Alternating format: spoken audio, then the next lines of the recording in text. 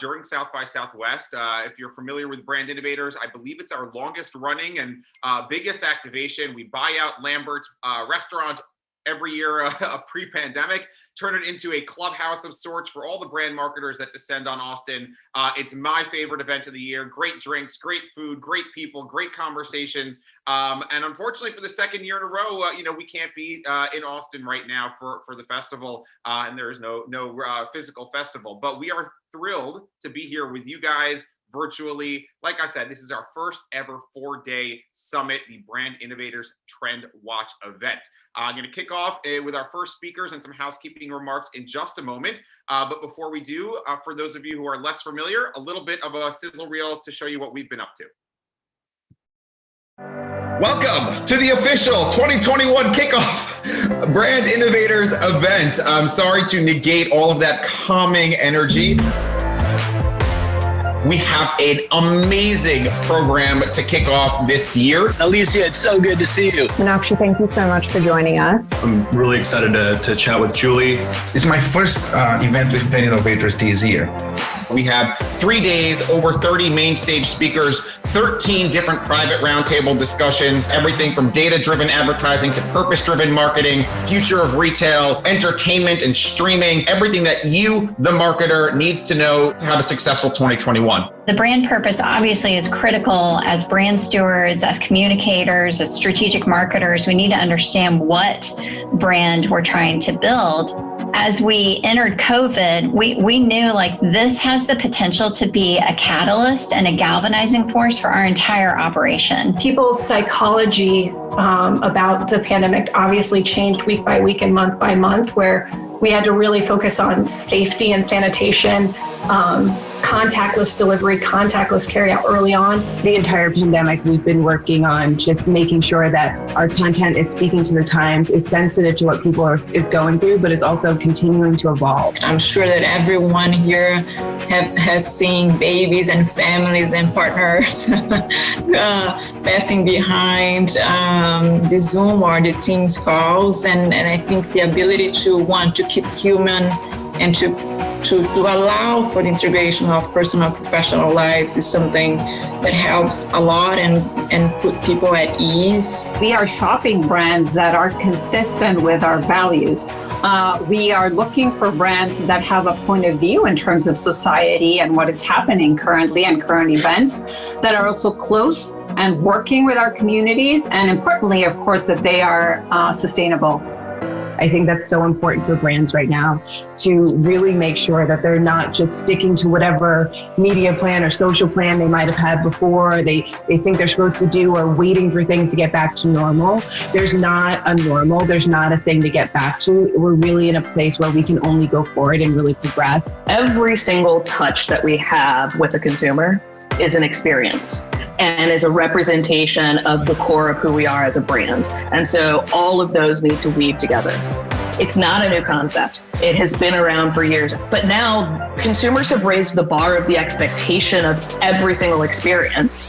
The number of experiences in our brand ecosystem has exploded astronomically. Think about your customers and try to see if you can map their unmet needs that kind of point you in the right direction for the kinds of things that you should be experimenting with. Obviously, testing and iterating kind of new things in a way that makes sense and that give you the confidence to really launch new things at scale. On my mind, it's just B2C. Like we are on the same side, like their B is my B. What is more important, the structure, the processes, or the culture? I've seen places that have no structure, no process, but it works because the people are a certain type of people and it fits well with what they're trying to accomplish. What is that story that any of us are telling, and how do we make sure that it's actually satisfying a need? Think about search, think about social advocacy, think about all of these other channels. Like, you need to be relevant and you need to be needed. Well, the worst thing you can be in our business, as you know better than I, is irrelevant. We certainly are out of that, and now we're starting to see embracement. People have a feeling towards Gillette that's positive. And when you are able to combine love and respect, I think you're able to secure business for a long time. We focus our PR only around March for Women's History Month and November for Women's Entrepreneurship Month. the closer you keep whatever area of purpose you explore and you dedicate yourself to what your brand stands for, the easier it is.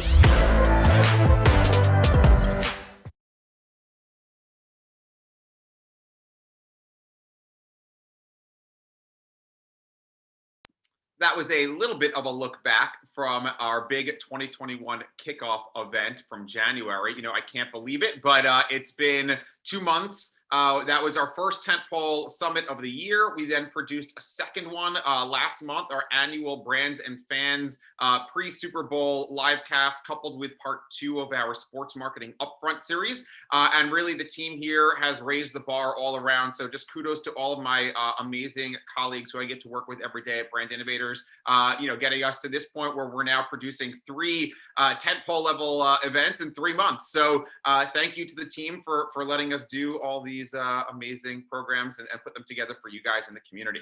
And with that, we're going to get started with today's content, a little bit of a preview.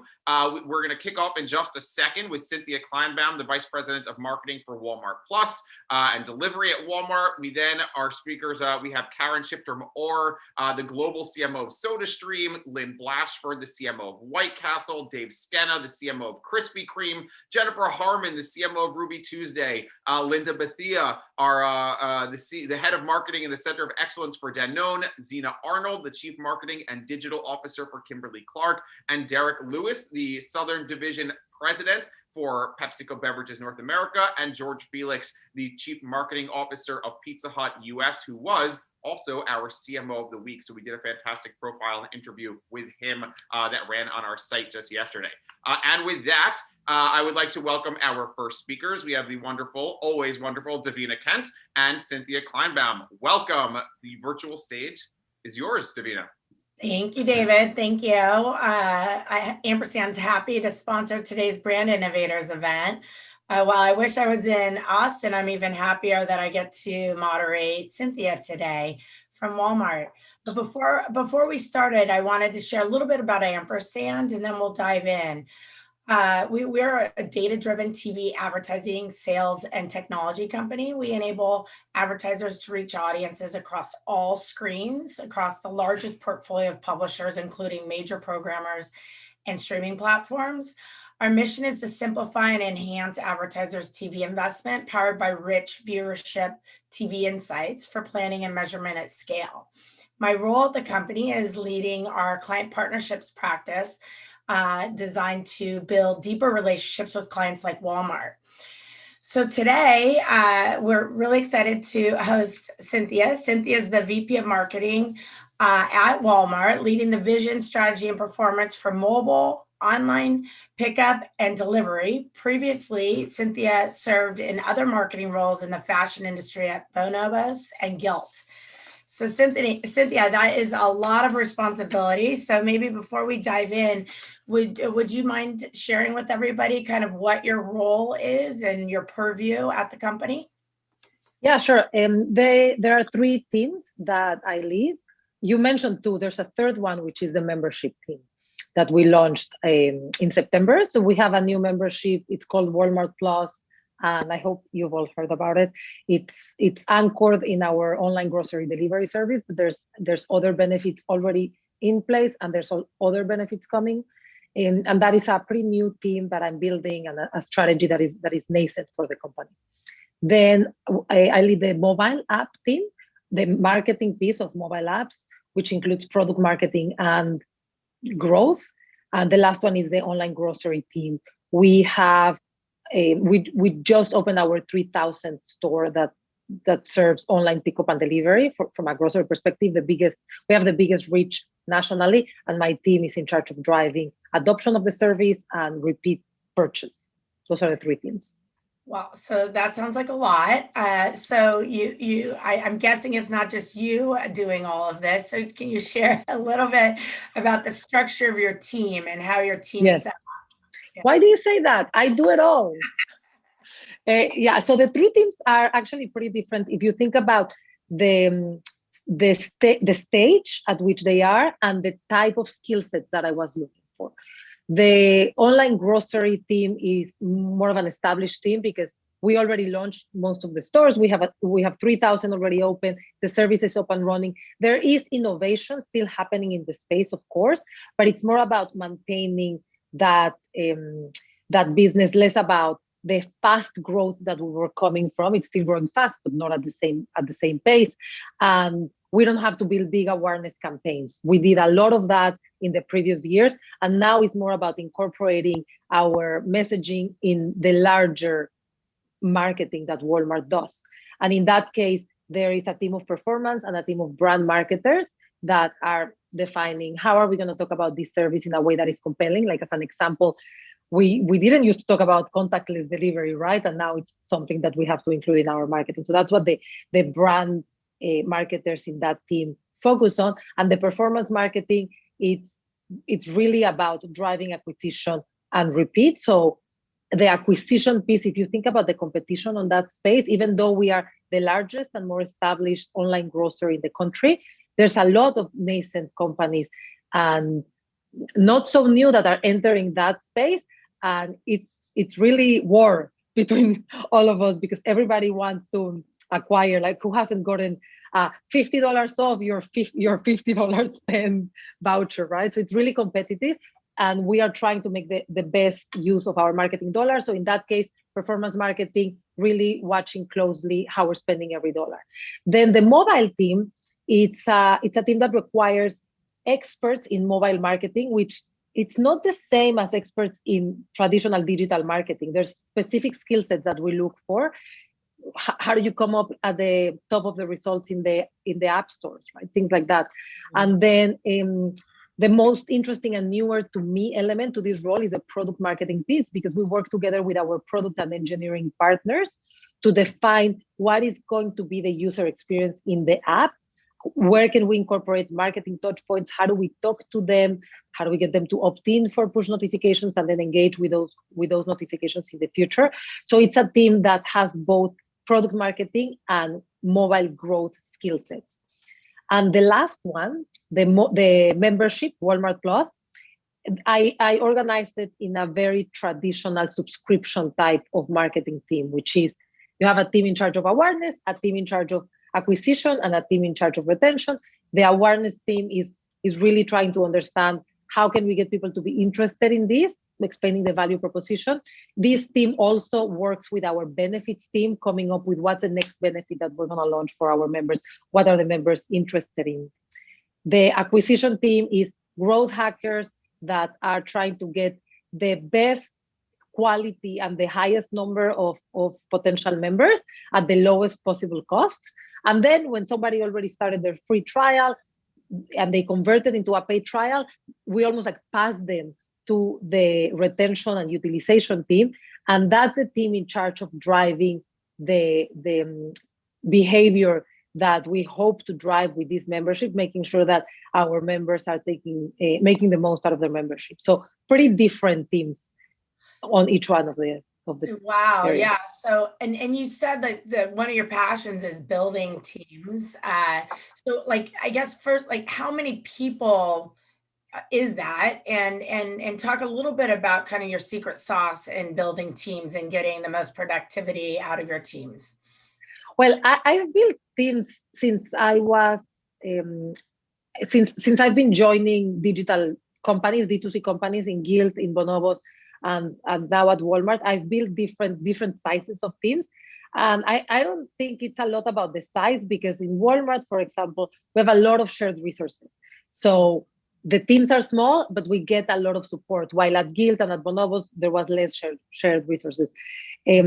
I've developed a methodology that has worked for me on how to build teams in these type of environments, which are startups. Even within Walmart, the 3 teams that I talked to you about, these are the startups within Walmart. So the first thing that I learned is you write a really good job description, and then you become really flexible with that job description. Because what I'm looking for in most cases is athletes, because what I know today may not be what's going to be the reality next year. An example is online pickup and delivery. We had a set of skill sets last year that are not entirely relevant to our strategy for this year. And if we had a team that was very rigid and were experts in one type of marketing, they would have a really hard time transitioning to what the role requires from them. So write very, very tight job descriptions and then throw them through the window and hire athletes that can do that, but that can also evolve with you. Then I mean, I don't know if this is too basic to say, but just in case people don't do it, make sure that you ask the same questions to all the candidates. Be very thoughtful on the questions that you're asking for to understand functional skills, but also to understand the cultural fit with the company. I have learned also to ask more examples from the past instead of hypotheticals. I don't ask them anymore, what would you do if? More like, what did you do last time that you encountered this? Because you get a little bit of a better answer that you can trust. And then once you make a decision on who to hire, also don't rush to hire. I've hired too fast because I felt like I needed to fill that role. And at the end of the day, if it's not the right person, having the wrong person in the role, it's a lot more costly than waiting a few months until you find the right person. So don't rush to hire. Once you have the person, be very intentional with onboarding.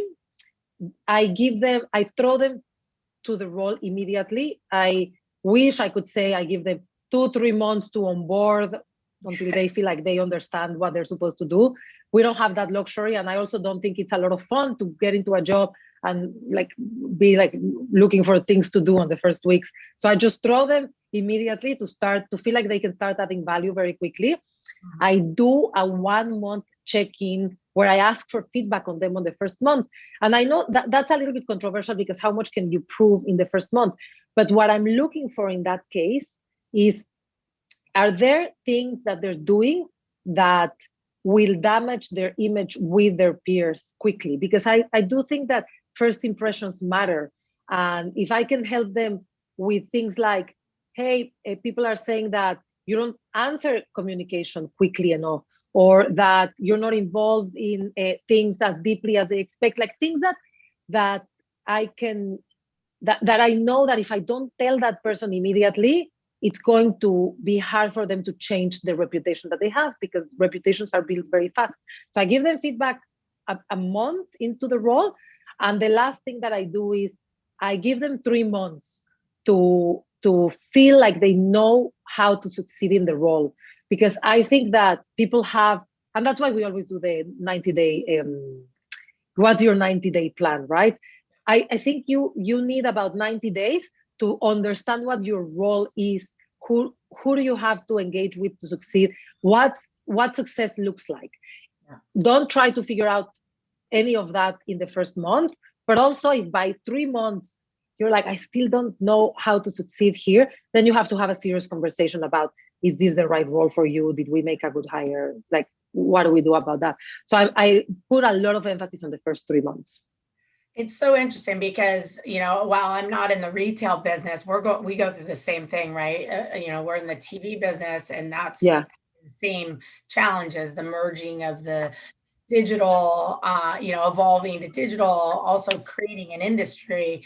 We call it, I like the term athletes, we call it unicorns because, trying to find, but the athlete, that I had a mentor and boss out of college, and all he did was hire athletes. That was actually a requirement on the resume, that they had to play sports. It's not because of them being a team player. I know the idea that they can kind of move into different roles, but is the athlete description that you use because of the requirement to be a team player? Or?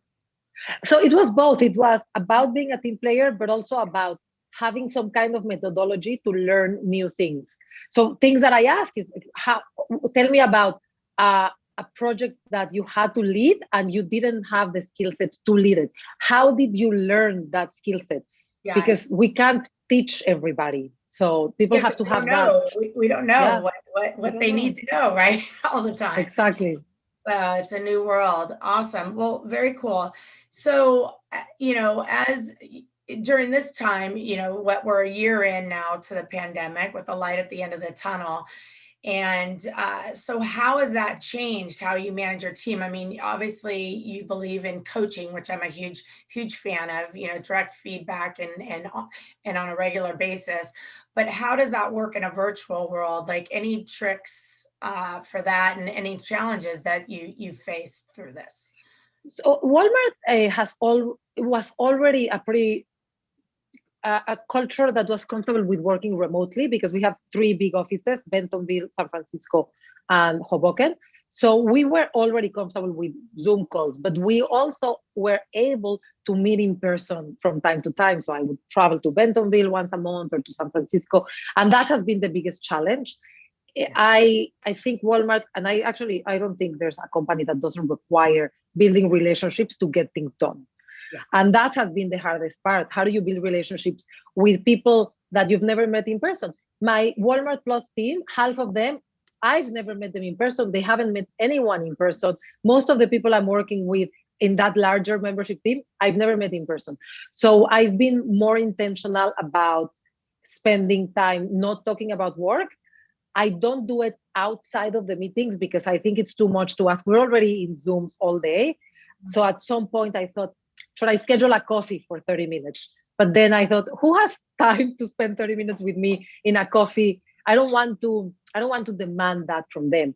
So I start my meetings always with 5 minutes of informal conversation. It's not like I've told them I'm gonna do this. It just comes pretty naturally. I ask them questions.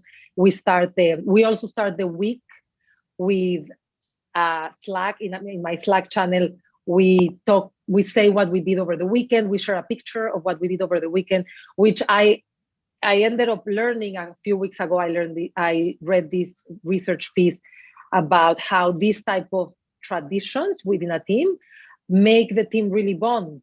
And I have noticed that my team knows each other in a way that I'm surprised. I mean, they've never met in person, and they can talk about their kids. And it is because we have that Monday Slack thread of what we did, and showing pictures and commenting on it. So those have been a couple of things that I've done. I do more what I call the barometer session, which is a session with my team in which we all talk about how we're feeling. And it's how we're feeling in terms of, are we adding value to the company? Are we adding value to our customers? How is our work-life balance? And if we are inspired. And along those 4 things, we all talk really openly about, I'm drowning, I have too much work. And together as a team, we try to solve it. So giving my team forums to express themselves and to know that they're being heard, I think has been useful, but we're all figuring it out. Yes, we are. Well, now that we look, the light at the end of the tunnel, what's the plan for Walmart? I mean, obviously you're an essential service, so it sounds like you've been able to be in person a little bit. But when, are you guiding and when you'll go back into the office, and what, because I believe that in order to compete now, you've got to be a flexible employer to allow for the work from home. A lot of people have moved to different places and stuff. So what's the plan for when you guys, when we come out of this a little bit more? I don't think it has been communicated, and I don't know if it's going to be the same plan for every part of the company. I do think that Walmart, because we have physical locations, we have stores, right? So being present and being able to go to stores and engage with our customers and engage with our associates in the stores is always going to be important. Are we going to have to go to the office every day? Are we going to have to be in one of the 3 big locations? It's not going to come, the decision is not going to be mine. Yeah. I can tell you that. I get it. Yeah, we're actually, our CEO just let us know that we're going to go back in after the goal is after Labor Day, and 3 days in the office and 2 days remote, and we'll see how that goes, right? Yeah, so, that's what I've heard from a lot of companies. Okay, that's interesting. So so let's talk a little bit about more on the product side. So, I find it interesting that while you have a lot of a lot of responsibility with different focuses, right, with the performance marketing, the membership, and the drive up, and the app, the customer's at the center of all of that, right? So I'm assuming that the customer experience is something that you own, and you've got to rely on a lot of technology and engineering and product people at the company to make that happen. Can you talk a little bit about how you get a seat at the table with the engineers and how you kind of influence what you need to get done? Of course. So marketing doesn't own the customer experience in any retail organization that I worked at, and not at Walmart. But we are more and more getting a seat at the table because we are the voice of the customer. The way that we see ourselves is we communicate the value proposition to the customer, and we communicate what the customer needs to the internal teams. So we are the layer between engineers and product and our customers. Walmart wasn't a company that had product marketing as a function, and it's still a nascent function for us. We don't impact everywhere. We don't have product marketing everywhere. But if you think about Google or Facebook or Uber, those are companies that have product marketing at a very evolved stage. They have sophisticated product marketing engines. So what we are doing is we are learning from them on how can we work together with product and engineering in a way that it doesn't feel like we are taking away anything from them, because of course the engineers and the product teams have been developing features and services for customers for many years without marketing as part of the strategic development. Marketing gets brought in at the end. They tell you, they would come and say, okay, here is a feature in the app. Here is there's these store maps. This is like an actual example. If you go to one of our stores, you can take your mobile app, you can open it, and you can type in a product, and it's going to guide you through the store to tell you exactly where to find it. That's not something that marketing was part of the development, and it was given to us as, can you market it? And it's not the same when they bring it to you fully baked than when you have a seat at the table, can even name it, can provide customer insights on who are the customers that will use it, when, in which type of shopping trips. So for us, it has been a journey of slowly proving the value that marketing can bring, and what does it look like when marketing has or doesn't have a seat at the table. And ultimately, it was the product and engineering partners that came to marketing to say, you know what? We need you to be part of this process because we think that we're going to have better outcomes. It's always better if your partners are asking for your support than if you're trying to elbow yourself in. And that's what has happened at Walmart. We have proven our value enough that they have asked us to develop this function on their marketing. So we're helping them with that. Yeah, engineers have a lot of kind of leadership at engineering-driven companies. I've worked for a few, and I know it's a careful balance, and also I think it's challenging too, because product marketing and the definition of it means something different at different organizations and by different people. Yes. Right? So defining that is important. The membership piece of what you do, that you said that's fairly new, right? Yes. The membership. I'm assuming that it's part of having a more kind of following the customer journey a little more, right? Like creating a relationship that's longer term. Can you talk a little bit about that? I come from a subscription business, so subscription TV business, so I understand the value of having subscribers. But if you could talk a little bit about that, I think that'd be interesting. Of course. So the way that we designed our membership was with first the customer in mind, and then our own company and our partners, because we have a big ad business with Walmart Connect. The customers, what they want is they want the zero cognitive load for when they're shopping. They don't want any friction. They want it to be as easy as possible. And there's different shopping journeys. Of course, it's not the same for if you're buying your groceries for every week than if you're buying something that you're going to buy once, like fashion. But the only way that a company can really remove that friction is if we know you well. And the only way we can know you well is if we can map all of the touch points that you have with us. And because we are a one-stop shop. We sell everything, and we are omni-channel. We are able to actually capture all of that. Most of our competitors can only capture a sliver of that. Like somebody that only sells pets will only know what pet you have, but they won't know what shampoo you like for yourself, or what fashion you like, or how often you buy groceries. Because we have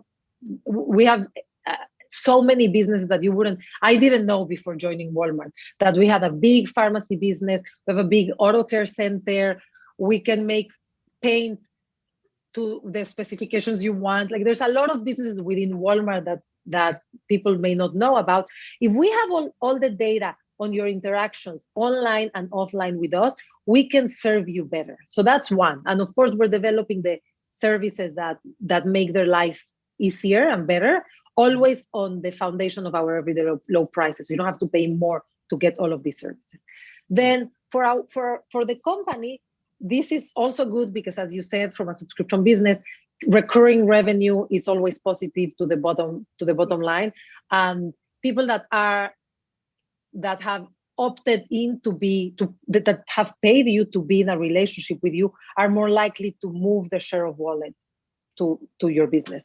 And then the third one is our partners. Our partners are super excited about Walmart Plus because of that rich data that we have and the access that we can provide to our best customers. So it was, there were three pillars when we were starting to develop it, and that's what we have in mind. How do we add more value to our customers, bring more value to the company, and provide better access to our partners? So can you, I'm super, and I know the, one of those pillars, the one about bringing more value to your partners, isn't really in your purview exactly, but can you talk a little bit about that? Because there's been a lot in the press about Walmart and other retailers for that matter, building their own kind of data and media businesses. So would you mind talking a little bit about at least what you're comfortable with? Yes, of course. So we have a lot of traffic, we have a lot of eyeballs, we know a lot about what our customers need, and that data and that understanding is something that our partners can leverage. So we develop touch points in our journey that give access to those partners. I don't think it's very different than, like, the purpose is not different than the purpose that we had when it was only retail, like physical retail, right? There was trade marketing and our partners would rent a shelf. Exactly. So this is just a lot more targeted, because with the data, we can avoid showing your product to somebody that is not interested in the category or that is very loyal to your competitor, and you're going to have a really hard time switching, and just focus your investment where it's going to give you the more value results. The more value. Very cool. Awesome. Well, how about media? So, under marketing, I know you have a heavy skew to the product marketing side, but, with the changing landscape, and this is kind of the viewpoint that we're coming from at Ampersand, right? We're in the heart of this whole changing landscape and the viewer fragmentation. It's harder to find people, right? Because people are viewing on different screens. How has Walmart evolved their media strategy? Can you talk a little bit about that? The foundation is the same. We use customer insights to understand what a day in a life looks like, and try to find the moments in which we can build awareness, or we can build more consideration, or when somebody could be ready to transact. So the fragmentation hasn't necessarily negatively impacted us. It has actually given us a lot more the ability to target. So of course we still do big TV advertising, but we have moved some of the budget to online video. We have leveraged the formats of online video that allow you to test creative. We do the one that you can skip, so we can know which creative is working. We track clicks.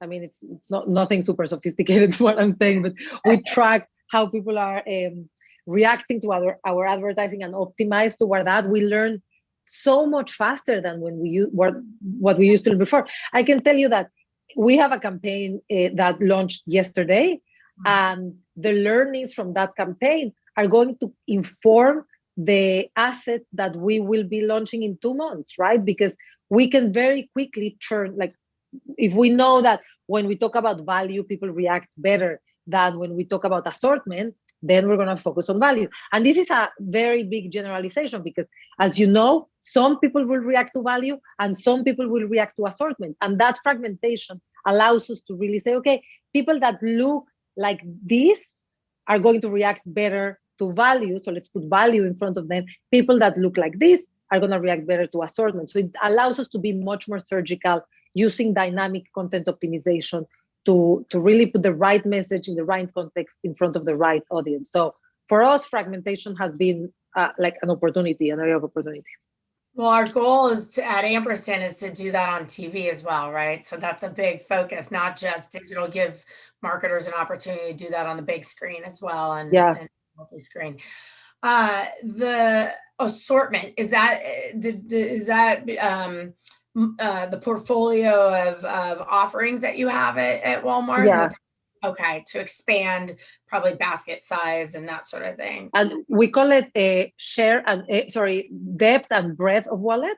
Like when you talk about share of wallet, you can sell more to somebody by selling them more of the same. I can sell you more food, or I can sell you food and fashion and office and get you to service your car with us.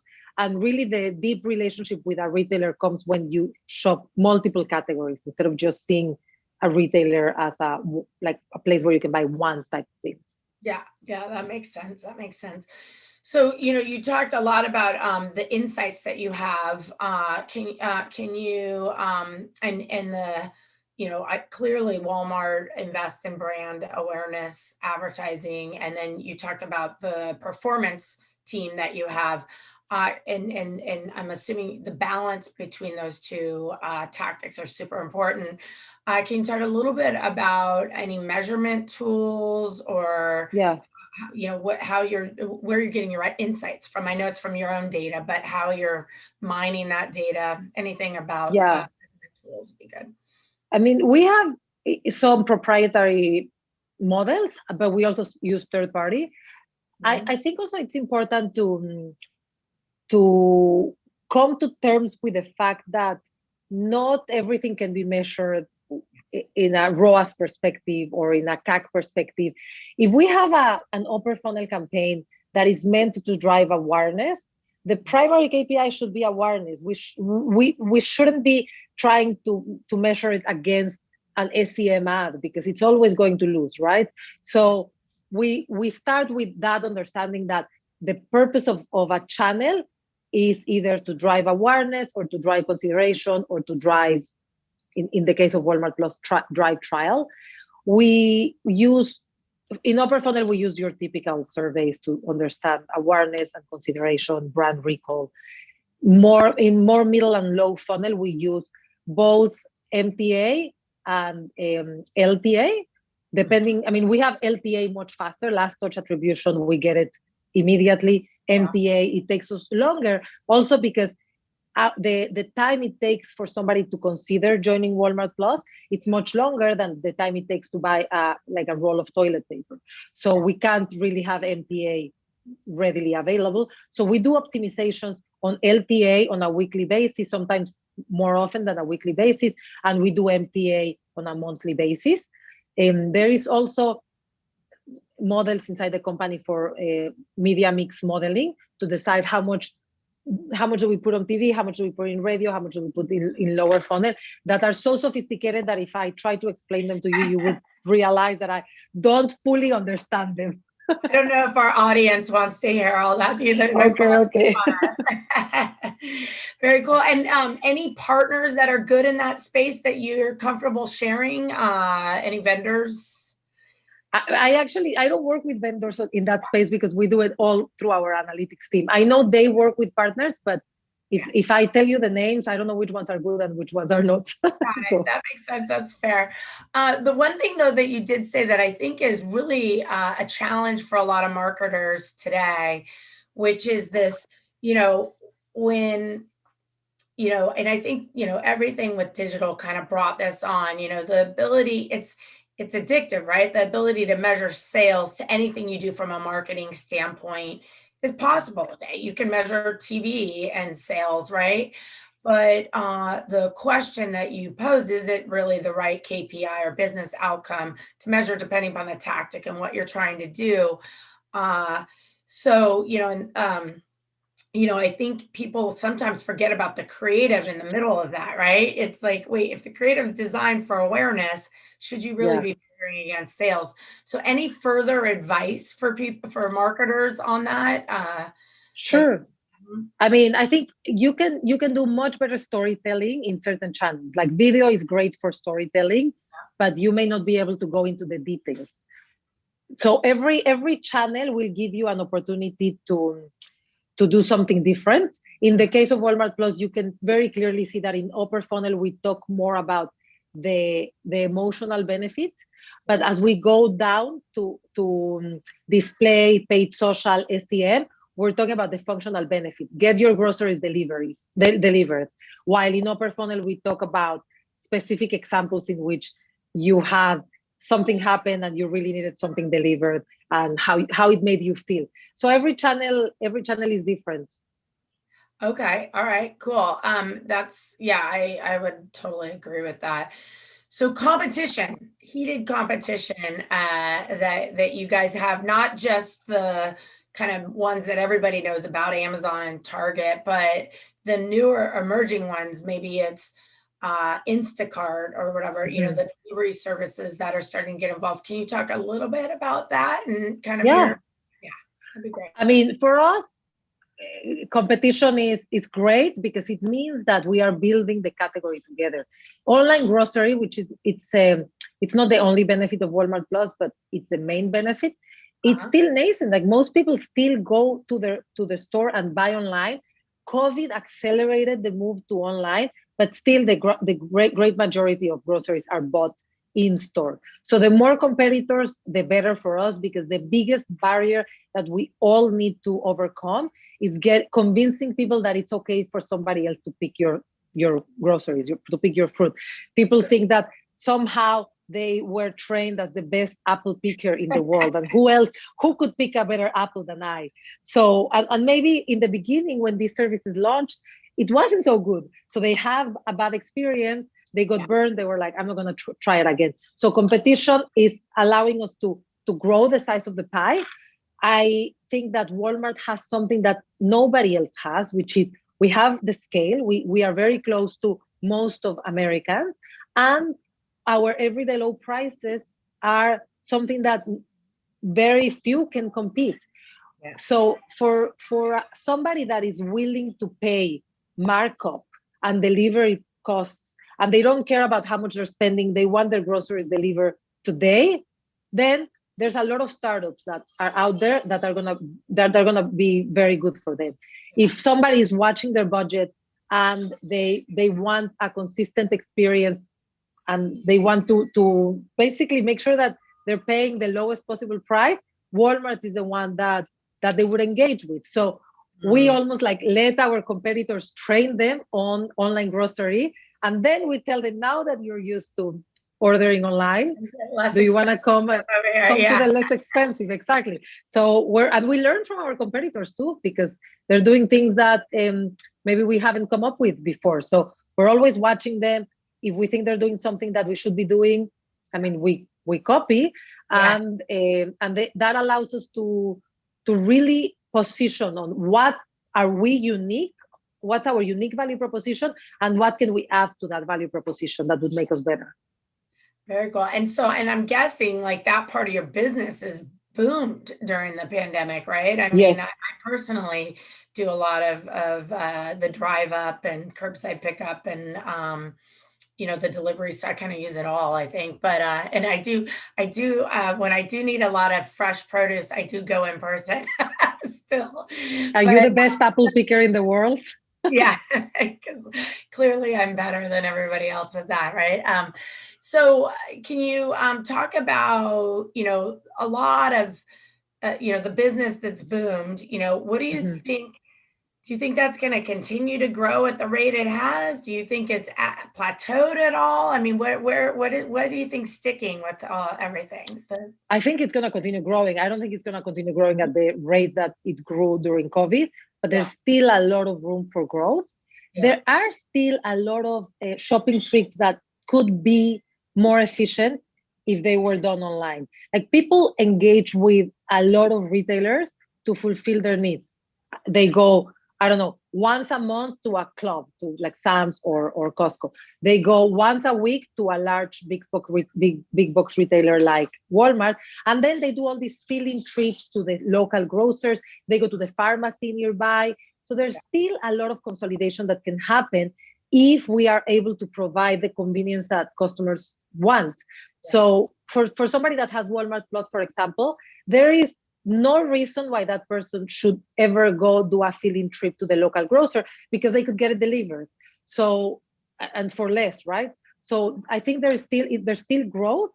There's still innovation happening, because it's not perfect. I mean, there's still some friction in the system, right? You have to be home. So we're developing innovation so you don't have to be home. So we can put things in your fridge. You don't have to be there to receive something. So there's a lot of innovation in the space. I think it's going to continue growing. Very cool. That's great. I think, look, the consumer wins, right? So yeah, if you're adding value to the consumer, it's probably going to stick. So great. Now, I think, many retailers out there are in different stages of commerce, right? I think Walmart, you guys were probably already had a platform even before the pandemic hit. And this is happening in the restaurant space too, right? They're all scrambling to kind of build commerce platforms. And, I think in the first step in a lot of that is really organizing your first party data. Can you share a little bit about any advice for anyone in that space, that's in the middle of it, trying to build the platforms? Any advice that you have for apps or anything, Yeah. I mean, I think the biggest advice that I wish somebody had given us before was make sure that all the data is in one place. If you have an app and you have a store and you have a site and you have 3 sets of data, it's going to be very hard to consolidate them. So if you're just starting, make sure they are in one place and make them self-serve, because people should be able to do their own analysis, and they shouldn't depend on an analyst pulling the data for them. And that bottleneck can really slow down innovation if you have a team that is the gatekeeper of the data. Everybody should have access to the data that they need to do their job. Yeah, no, that's a good, and I think that challenge is for even without commerce. I think a lot of marketers are trying to figure out how to organize. I mean, it's always the first step, right? You have to organize the data before you can actually use it. So any vendors that you work with in the app space, or anything that you in your world that that you have appreciated and want to share? I mean, we're bringing everything in-house, or not everything, but a lot of things in-house because of that, because we want to have the app data and the web data in the same place, and the store data. Yeah, that makes sense. Yes. And this doesn't mean that everybody should bring it in-house. I mean, Walmart has the scale to be able to build these tools in-house, but I think the smaller companies shouldn't be building this in-house. Yeah, makes sense. Well, David is on. So hi, David. Thank you, Cynthia. This was really great. I really appreciate the time, and sounds like you're doing really cool things over there. So I hope to thank you, Davina, in person at some point. Yeah. Really fantastic. I agree. I mean, normally we'd all be at Lambert's in Austin. We'd have it's a brand innovators tradition. We usually start at 9 a.m, and everybody on the stage, we'll kick off with like a big group panel, and everybody's got a Bloody Mary in their hands at 9 a.m, right? Because it's Austin, and the ribs are coming out in just a couple hours, so you got to get yourself ready, right? So, but no, this was fantastic. I know as you guys were talking, I was thinking back to the early days of the pandemic. and lockdown and delivery was everything. And I remember it almost felt like a lottery system where like you get a rush. Did I get a spot, right? And now like, even though it's a little bit easier, like I still get that same feeling. Like, did I get my time window, right?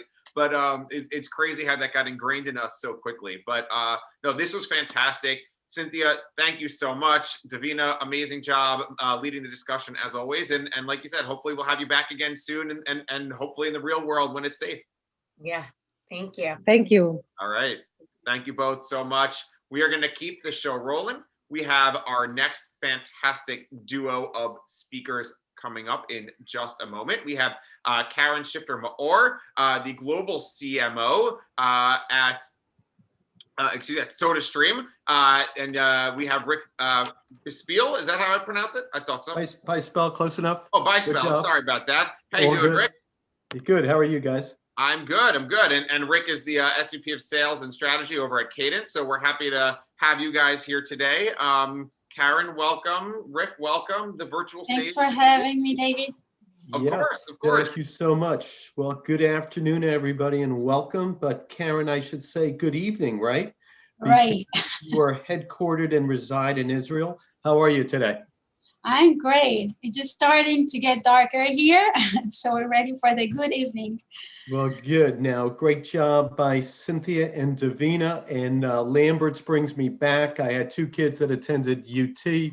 Awesome spot. Go Longhorns. And hopefully we can all be there next year in person. Waiting for you. Karen, I've been looking forward to our talk since this is a TrendWatch Summit. I did want to tell our audience that soon they will learn that you are a true trendsetter in your own right. And we're going to have some fun over the next half hour. We're going to learn more about your business. Maybe we're going to hear a story or two about Snoop Dogg, correct? Yep. And then we'll take some Q&A and hear from our audience as well. So before we jump in, Karen, why don't you tell us a little bit about yourself and your background, get to know you a little bit, and then we can start talking business a little bit. Great. So I'm in the great business of marketing more than 20 years now, starting from the advertising and then went to the kind of the consumer packaged goods companies, being through innovation and branding and communication and moving quite fast to global roles. I kind of fall in love with global marketing as it gives the opportunity really to learn and study cultures all over the world, to see what are the things that are similar in between cultures and to see what are the differences. And then the magic comes out when you combine these two. So this is something that I love in that term. And I've went through different industries. So from the food industry to the cinema industry, worked for Nestle, worked for Cineworld as the global head of marketing, and then to the toy industries with I was the VP global marketing for Tiny Lab, and joined SodaStream just a bit than 1 year ago, last February, as the global CMO, and kind of me and COVID came together, so we are good friends now, and that was a great start.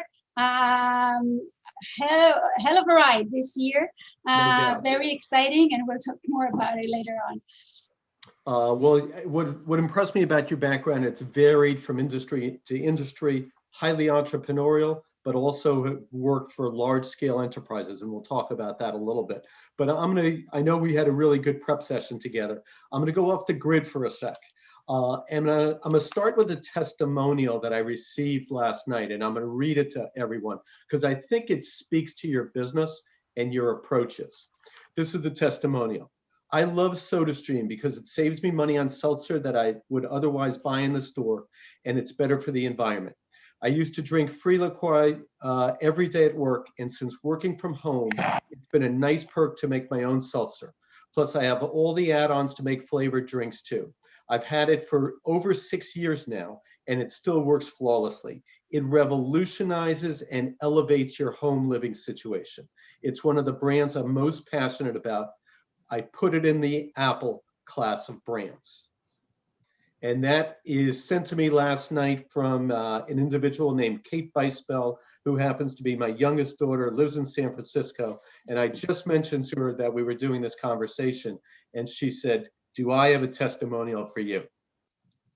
That's the best testimonial to start with. And I'm so happy to hear that. And I love the word revolution in the way that she talked about the brand and how excited she is about it. Because this is where we're at. We're here to revolutionize the way the world drinks, and on so many aspects that you've just mentioned. And I think that word symbolizes kind of the big thinking that you bring to the table. But let's stay on the word revolutionize, because not only does it speak to your marketing and your product, but it also speaks to Israel to some degree at the moment. Because if you read the Wall Street Journal over the weekend, and I think this is a very important, relevant topic on a very macro level, more than 55% of Israelis over 16 have been vaccinated. In a sense, that is a revolution. So what is the secret behind that success that speaks a little to the Israeli mindset, the sway of politicians, but also the power of the citizens? Right. And I will focus on the power of the citizen and the culture, the kind of Israeli culture of agile thinking, really thinking outside of the box. So yes, we had the inventory here to begin with. We cannot start without it. But then the willingness to do that, to get unvaccinated, to change, to just kill this virus as soon as possible, and to do whatever is needed to do that with kind of a sense of urgency on that. And all the clinics that provided it, they said, okay, we have the elderly people that will be the first one in the queue, obviously, and they will get the vaccine. But once you open the box of vaccine, there is the expiration hour, right? Mm-hmm. So they said to all the citizens, you are welcome to come, stay in the line. We're not promising anything, but if we have any leftovers, and obviously they had, then you can just go ahead and be vaccinated in the leftovers from this same hour. And this is how it works. So this was kind of not going by the rules, but kind of respecting them, and then thinking outside of the box to see how can we vaccinate more and more people as fast as possible. And this was part of this kind of secret sauce of the success here. Well, it's a great testimony, but I thought an interesting factor, and this speaks to data, is that the Israeli government did a deal with Pfizer, I believe, to get the supplies. They would give Pfizer access to the medical data behind the usage. So there was a quid quo pro in that. And I think, again, it speaks to data in today's world that we're going to get into today as well. So that is a great story. So with that as a backdrop, COVID, you started the job right at the beginning of the pandemic. And it's, as you documented to me, it was quite a journey. But what was the consumer behaviors that you learned during that time that influenced how the company acted, shifted marketing, and the nuances between the countries that you were marketing to? So, it was a perfect storm, right? Getting into that. But what was beautiful about that is my belief also always is that you have to act, not get into a survival mode when there is a crisis. So, and this is how we adopted things here, also at SodaStream, from all perspectives, from the factory to the markets to the marketing. And in marketing, it was actually kind of even leveraging this sense of urgency, the situation, to just accelerate the thing that we need to do as to be better marketers. So really understanding what is the consumer sentiment, what do they need, what do they feel, but do it very, very fast, so we can adapt the offers and the communication also very fast. And doing that within the kind of strategic guidelines. And this is something that I think will stay with us, all marketeers, in the long run. So it's kind of this thinking of when we have radical times and radical changes, this call for radical marketing. And that means that, yes, we need to build for the future. We have these strategic guidelines, but within these guidelines, we need always to adapt. The consumer will change very fast. And the window of adaptation is also getting shortened. So we need to adapt very fast. And this is also what we did here during this period. We tracked the trends that were kind of starting to evolve. And we did it. We were in a doing phase. And things that were successful, we just continued to do that. Things that were not, and we monitored it all the time, we said, okay, now we learned that this is not the time. So this is really kind of the base of what we did in terms of marketing during the COVID time. We need also to reskill. We did kind of reskilling and re-equipping the teams with this new kind of state of mind and new tools of data that we started to implement faster in order for us to really track the behavior of the consumers and their reaction to whatever we did in communication with them. And you see also the impact on the business on very, very fast during times like that. So we knew also how to adapt, how it impact the business differently from one market to the other as well. And that was very interesting because while COVID-19 was really global and is still a global thing where all of us experience the same situation, still there are some differences of what people need in different countries and how do they behave in the category, specifically with us in the beverage category, how do they react in different markets, and then also to think how to localize during this time the things that we're doing with the consumers. Well, that brings up an interesting point, and there's a lot there to unpack. But you are a global organization, and I'm sure you have global North Stars that guide your organization. But how do you think local, act global? How is that actually executed? Differences between Europe, the United States, a particular country in Europe versus the United States, et cetera. How do you deal with those nuances and subtleties that probably can make the difference between success and failure? Right. At the global level, we create the global branding. We're creating the vision. So we talk about revolutionizing the way the world drinks. This is what we are waking up for every morning at SodaStream. And this is our global vision that really is very much consistent all over the world. Also, the products that we create at the global level, but then we have the adaptation of product portfolio on the local level. And the platform, so the digital platform that we are building, there is the kind of advantage to scale and the expertise at the global level. So these are kind of the types of things that we do at the global level. So branding, global communication platforms, product, and then the adaptation is crucial on the local level. The adaptation to different cultures, to different type of beverage consumption. So if we look at Germany, for example, sparkling water is water for them. While when we look at the US, sparkling water is flavored. These are two different extremes of what does it mean, sparkling water, to people. So this is only one example. The retail space is so very different from one market to the other. So the adaptation there are extremely important for success. The media landscape is also very different. And also even the ratio between digital and TV is different from one market to the other. So if then you really adapt to all the things that I said globally to the local consumer needs and landscape, this is when the win-win comes, and this is how we actually succeed globally in all our markets. And as I said, COVID showed us few trends that were super consistent all around the world. So we all know that digitalization was super fast, everything accelerated. We saw the kind of the feeling of self-sufficiency, the resilience of people staying at home and kind of want to be in control. We saw the creativity in people when they stay at home and they want to do all kind of creative things, and also the kind of looking for bigger purpose in people's life.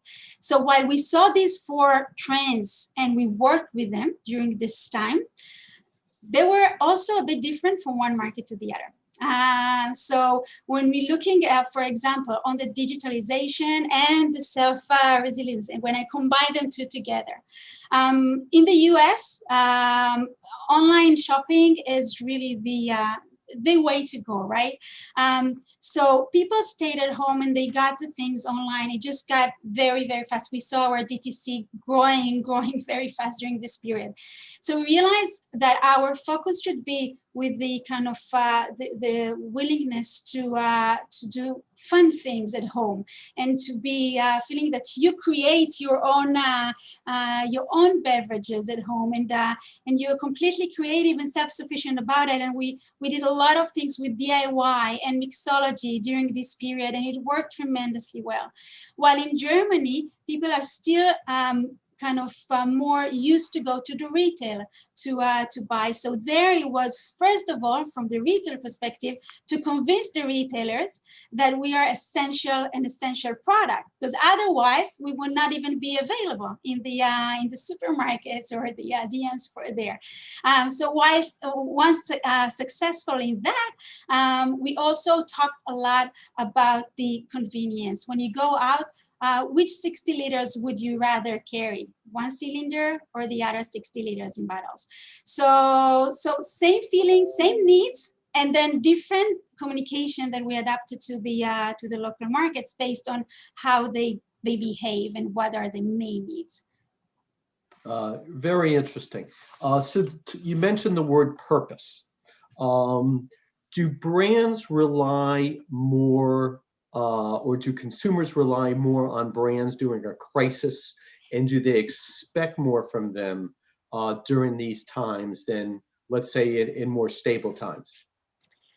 You know, when the pandemic started, we didn't know what the feeling about the purpose of environment, of sustainability will be like, because we were all in kind of a survival mode in the personal life of each one. And then we started to see some signs pretty early that people do care even more about the environment and about bigger causes than just how do I protect myself on the health perspective. And one of the interesting things was that for us, for SodaStream's Earth Day, which happens to be on April 22nd, is kind of our holiday where we really celebrate our cause. And in 2020, that was the peak of the first wave of the pandemic. Everything was ready. We had a huge campaign for Earth Day and activation and everything. And we were really debating whether we should go with our activation or not. And then we decided that we definitely need to deliver this message across the world of protecting the planet, but we just switched it. In 2 weeks, we changed the whole campaign. I can try to share with you the video that we aired in Earth Day that was completely different from what we were trying. So as the backdrop, you changed this whole campaign up in 2 weeks based on your consumer feedback, data, etc. So you came to the table decisive. Yes, definitely. And seeing that really all the communication at this time was stay home in order to be safe and also make sure that all the others are safe. So I will show how this campaign came through. All right, so let's go to the video, Karen.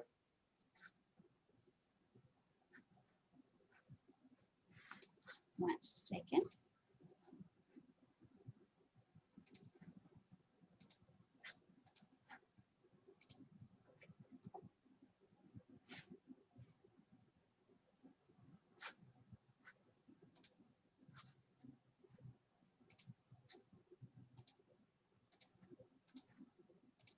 Here we go. I see trees of green, red roses too. I see them bloom for me and you, and I think to myself, what a wonderful world.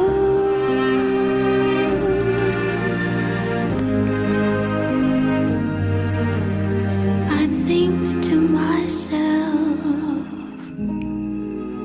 what a wonderful world. What a wonderful world.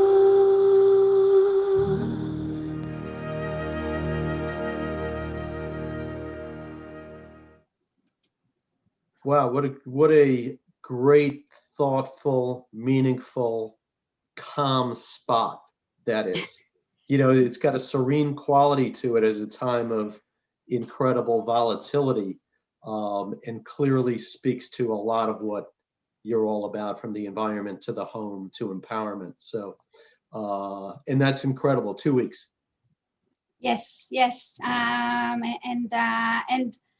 I know that when I came in the evening home, when we went live, I've showed it to my kids, and even in English, it's easy to see, and they were so touched by it, and they're young, 12 and 11 years old, and when I saw their faces, I knew that we did the right thing. In addition to all the feedback that we got. Yeah, and cinematically, it's beautifully executed.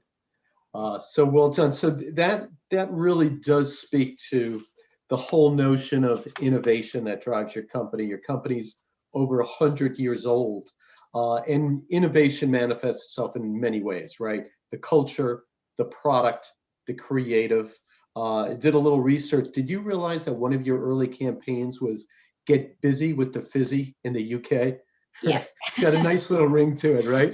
But it's fun. But it does speak to your heritage to some degree also, right? Talk about how innovation permeates the organization. And let's talk about it from product. And then we got another creative execution that we want to speak to, because I know the audience wants to hear about Snoop as well, because that brings a smile to people's faces. So let's talk about innovation. So as you said, innovation comes in so different ways. So obviously from the product, SodaStream created the category, and as such, you always need to see what the next phase is. So always to kind of innovate by yourself, not even wait for a competition to come in, but think what's the next things. And this is the way we think here all the time.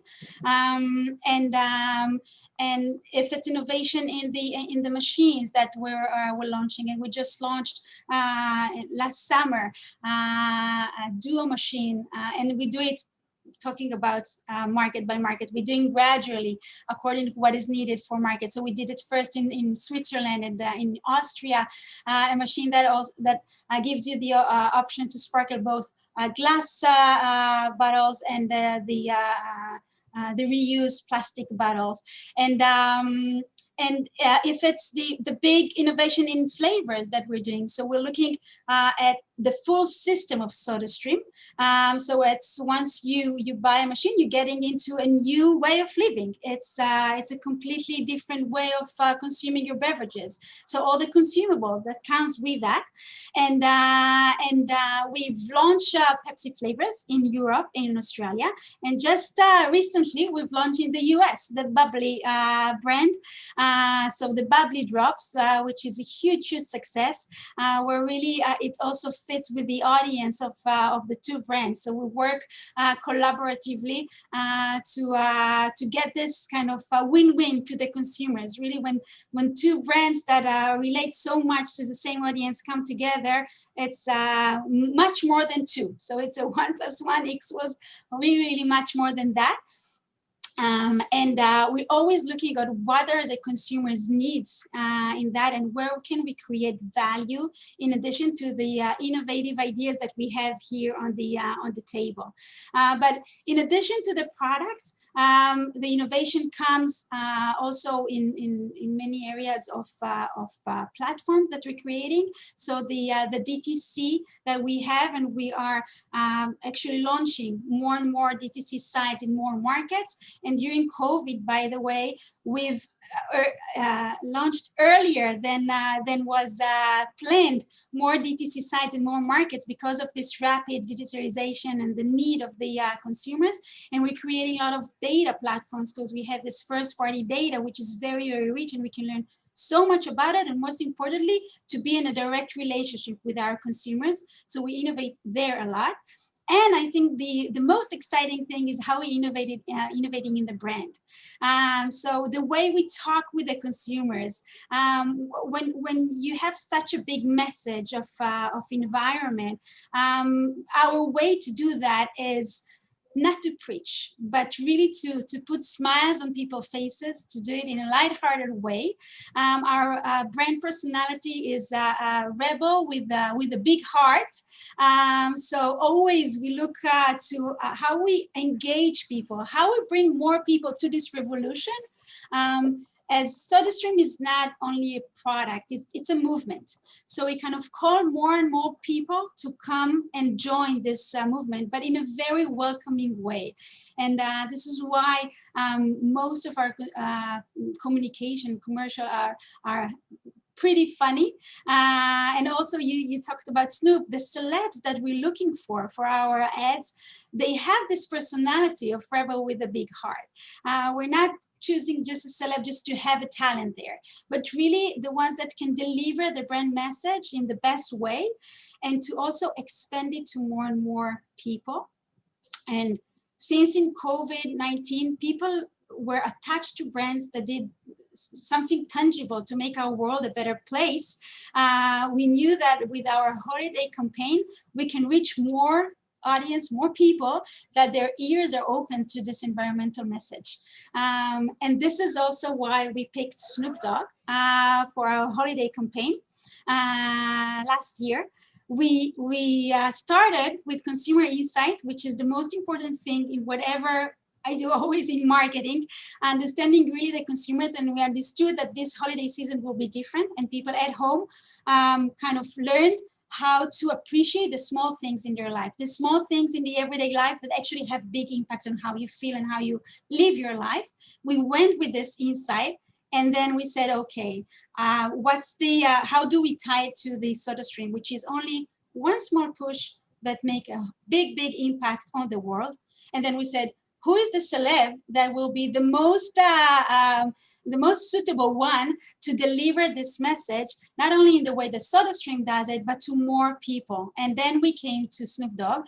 But first of all, nothing is small. He's bigger than life, right? So this is really the contradictive with Snoop, but also has really all the things that relate to SodaStream brand.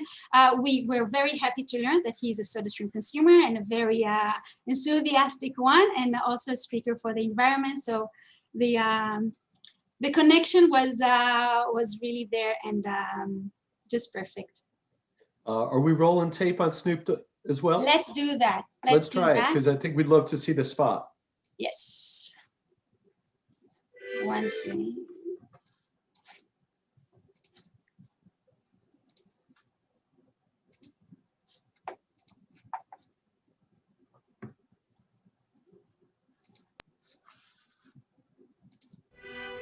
Many people ask me, Snoop Dogg, how come you always so happy? It's fairly simple. I believe the small things are the most meaningful. Yeah, the small things. So this year, instead of throwing a big holiday party, I enjoy a simple dinner with my family. Hey, no screens. I'm in school. I'm watching your old music videos. That's education right there. Yeah, think small. Since we had to cancel our culinary trip, I enjoy a little baking. Right here at home. Fresh. The small things. And I don't need to start a nature relief fund to help save the planet from plastic waste. I simply enjoy fresh, sparkling water with a nearly extinct friend. Think small, baby. Love you, brother. By the way, one SodaStream bottle can save... 1, 2, 3, 4, 5, 6, I don't know, thousands? Yeah, thousands of single-use plastic bottles. So who's thinking small now? Gotcha. I just saved the planet. Good stuff. And obviously, you know, that's a big spot representing the brand. Definitely. And we know that we reach more people that normally did not see environmental care or sustainability as part of their lifestyle. And suddenly it became so cool to adapt. So really kind of getting that into the life of more and more people. And on our chat line, I'm seeing comments like SodaStream rocks the world. That was so cool. Love it. So you can see you get some positive consumer feedback that I know you've already gotten in the past. Were you able to meet Snoop, or were you separated because of the pandemic at this time? So we shot the ad in LA. There was people from my team traveling from Israel to LA. I was with the other part of the team here in Israel watching live the shooting until 4 a.m. in the morning here in Israel. So it was virtually done in that way in a crazy COVID time. But I did get this, if we can see, the Snoop Dogg signature on a SodaStream bottle. So I have Nice. I have that with me, and A little souvenir. Yep, definitely. Right. So if anybody has questions, please feel free to shoot them our way on the Q&A line or on the chat line. We'd love to field them. We'll take a few more questions and then we can go to Q&A in a moment or so. But tell me what it's like. SodaStream is a very entrepreneurial organization. It was a very independent organization and then became part of PepsiCo. So how is the large enterprise organization influencing the entrepreneur and vice versa? It's really wonderful to see this mutual impact and influence. So on one hand, PepsiCo loves whatever we do. So we are launching more. We're launching more and more flavors on our system. So we provide another possibility to drink your beverage, your loved brands on a home environmental platform, and they love our kind of agile thinking and the disruptive way we're doing things. And on the other hand, we are also adapting bigger methodologies. One of the things that were very important when I entered into the role was really to implement the consumer centricity way of thinking. So it was maybe a bit more product centric and then moving to a consumer centric way. So during the COVID, while we're doing all these 2 weeks things and the fast adaptation, we also build for the future. So we implemented new platforms to get more data, to have segmentation abilities, and to be with marketing automation, also with us being able to communicate very fast in a very personalized way with our consumers. And also we invested a lot in our insights and analytics capabilities during this period. And PepsiCo loves the way also that we are evolving in that way. So while we're very agile, doing things very fast, and especially doing kind of really trying and doing and in a very disruptive way, we are very much building for the future and already enjoying from this new platform, new capabilities, a complete new skill set and talent set even, and mindset that we are now implementing here. And how important are your partnerships during this time, whether it's with creative organizations, media organizations? I sense you like to do a lot of efforts in-house, but how do you define those partnerships and make them work for you?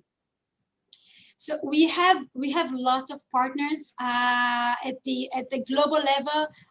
We work with the best talents in the industry, and my belief is that you really have to choose the most suitable talent for your project. So we were not working with one agency, but rather really with each project, tailoring to the one that is most suitable. But we have partners that are going with us since many years, and on the media aspect, in the markets level, because media is more execution through the markets. We're working with the media agency since long periods.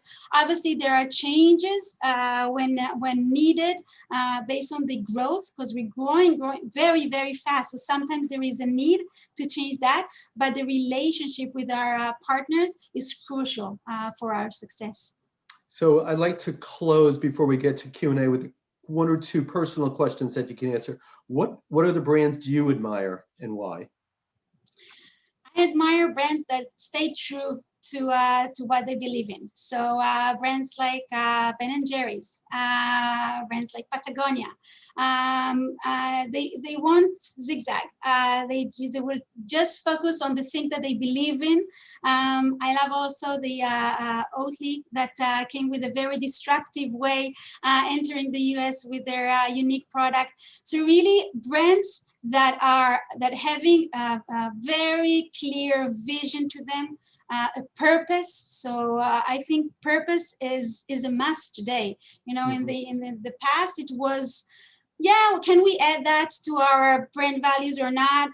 In SodaStream it was always there. Today it's a must. People are looking for that within brands, and I always admire the brands that had that, stayed true to that, communicated that, and wanted to spread their belief and their values to more consumers to adapt it. And for the young marketers in the audience, what advice would you give them on a career path, the right moves to make? What would be some of your career advice for those up and comers? So first of all, variety. So try different things. Life is very long, and you have all the time to really try different things and to work in different. If marketing, that's the thing, then within marketing, it's so big and magical. So try product innovation and communication and digital marketing and data scientists. So really try everything, because this is how you grow, and always be true to what you do. Feel that you are connected with the brand. When we market something, when you wake up in the morning and you say, "Wow, I'm so happy that people just buy what I've marketed," then the connection will take you even through challenging times. So these are kind of the two big things that I give as an advice. And always what I give to all the people that work with me is listen. Listen, first of all, to the consumers, because everything starts with them. Listen to your peers, because they always know much better when you talk with many. And listen to your managers and what their vision is. And listening will make you a better marketer, manager, professional in whatever you do. Great advice. And listening is a skill that can be applied to any business, role. Here's one question from our audience. Can you give us a little sense of where the product may have applications in other beverages? And are you thinking about anything specifically in the beer category? So obviously a beer lover reaching out to you and wants to know if there's ways that the product could be applied. There was a try in the past in SodaStream a few years ago, but today we're just not marketing alcohol. In the future, I don't know, but we're not marketing alcohol, and this is why we don't have beer today on our platform. And any other product innovations? One last question before we throw back to David. Any other product innovations or twists, more flavors that we can expect down the road? One more question from the audience that was just thrown at us. you'll definitely see more flavors in more markets, and you'll see more great innovation in terms of machines, and looks also for the special edition we have for Earth Day and also for the Pride Month later on this year. All right, great preview. Good to see David back. David, would you agree? And on behalf of Brand Innovators and Karen, I wanted to thank you very much. It's been a real pleasure. And David, would you agree? Karen, in her own right, is a rebel with a big heart. Absolutely. I love this session. This discussion was great. I love that ad. I mean, like you said, it was so calming and peaceful and like puts you in that mind frame, right? It was almost like a little meditation earlier that you played. No, but this was fantastic. I got to say, a couple years ago, I tried personally to make a carbonated cold brew coffee. So I brewed like overnight in the fridge cold brew, and I did it in seltzer, thinking like this is going to be great, like it's carbonated by itself, and it was the worst thing I've ever made. It like totally ruined the coffee. I don't know if it has to do with like the pH of the seltzer versus the acidity of the coffee, but I think from now on I'm going to leave it up to the pros. You guys do it a lot better than I do. But this was great, guys. Thank you so much. Karen, it's always fantastic. Rick, again, great job leading the discussion. Our pleasure. Thrilled to have you both here today. Thank you for having me in, and thank you, Rick, for a great conversation with you. Right back at you. Enjoy your evening. Yes, enjoy the evening. I always forget about the time zones. Part of the pandemic, after effect is, days of the week are gone, times are gone, like it just that blur. But the horizon is clear. We got the home stretch in front of us. And David, I'm feeling here in the States, it's lunchtime. What are you feeling like? White Castle? I think that, we could have White Castle, we could have Ruby Tuesday, we could have Popeyes. We got a veritable who's who, but I think you're on to something. Thank you, guys. We're going to keep this rolling. And like I said, we'll have you back again soon. So thank you both so much. Take care. Thank you, guys. All right. I love that allusion from Rick, hinting to our next speaker. We have Lynn Blashford, the CMO of White Castle, and Ken Harlan, the CEO of Mobile Fuse. So welcome, Lynn. Welcome, Ken. As we were saying, this could be, we could have reframed part of this as our QSR and fast casual summit between, we have White Castle, we have Ruby Tuesday, we have Popeyes, we've got Krispy Kreme. There's a what of yummy foods that we could all be enjoying. This is going to be difficult, I think, to talk about all these amazing brands and their wares while we're just sitting here. So hopefully we'll partner with Postmates or Grubhub next time and get some food sent to us. But Lynn, welcome. Ken, Hi, always David. great to see you on our stage. Hey, David. The virtual stage is yours, guys. Take it away. I'll be back in about 40 minutes. Thanks, David. Let us know what you order. Hopefully Yeah. it's White Castle. Whatever you crave, David. Hey, Lynn, how's it going? Hi, Ken. It's going good. All right. So let's start with why am I saying happy birthday? What's going on at White Castle? We're celebrating the big century, 100 years since our founding in 1921. We just had our birthday last week on March 10th. So it's kind of amazing to be on a Innovators summit, right? When you're talking about a brand that's 100, although I have to give Karen some kudos. I had no idea that their brand was over 100 years young too. But I did have to say, I love their think small. So anything that's small, slider size, they're big proponents of. I love it. Well, it looks like Rick is back. He wants to help for moderating. And now I'm out. Minor mistake. Sorry, guys. I just wanted to be part of the audience. I hit the wrong link, but carry on. Enjoy. No problem, Rick. Welcome back. Good to Take see care. you, man. Bye, Lynn. All right. Bye. So that's great, Lynn. So I think Rick was trying to get a birthday discount on White Castle. So you can't blame him, right? I'm sure we'll have lots of promotions. The party kind of just started for us. There ain't no party like a slider party. So we've just begun, and we're going to celebrate all the way through the rest of the year. I love it. That sounds like a perfect slogan. So now I think if I remember right, if we were playing trivia and someone asked what was the first fast food burger chain in the U.S., what would the answer be? That would be White Castle. First right. fast food hamburger chain. Yeah, Wichita, Kansas. It's kind of amazing that our founders, when you think about innovation, I mean, they pioneered an industry. At the time, the meatpacking industry and Sinclair's book, as far as that came out around, the jungle, that really made ground beef a very unpopular item. And so it was the element of creating this ability to bring ground beef kind of in hamburgers to the masses in a very clean, very systematic, very structured kind of way. And that is even why when we started, and we're still, actually our company name is White Castle Systems, Inc. So even back then, he was Billy Ingram was starting processes that we, even continue today.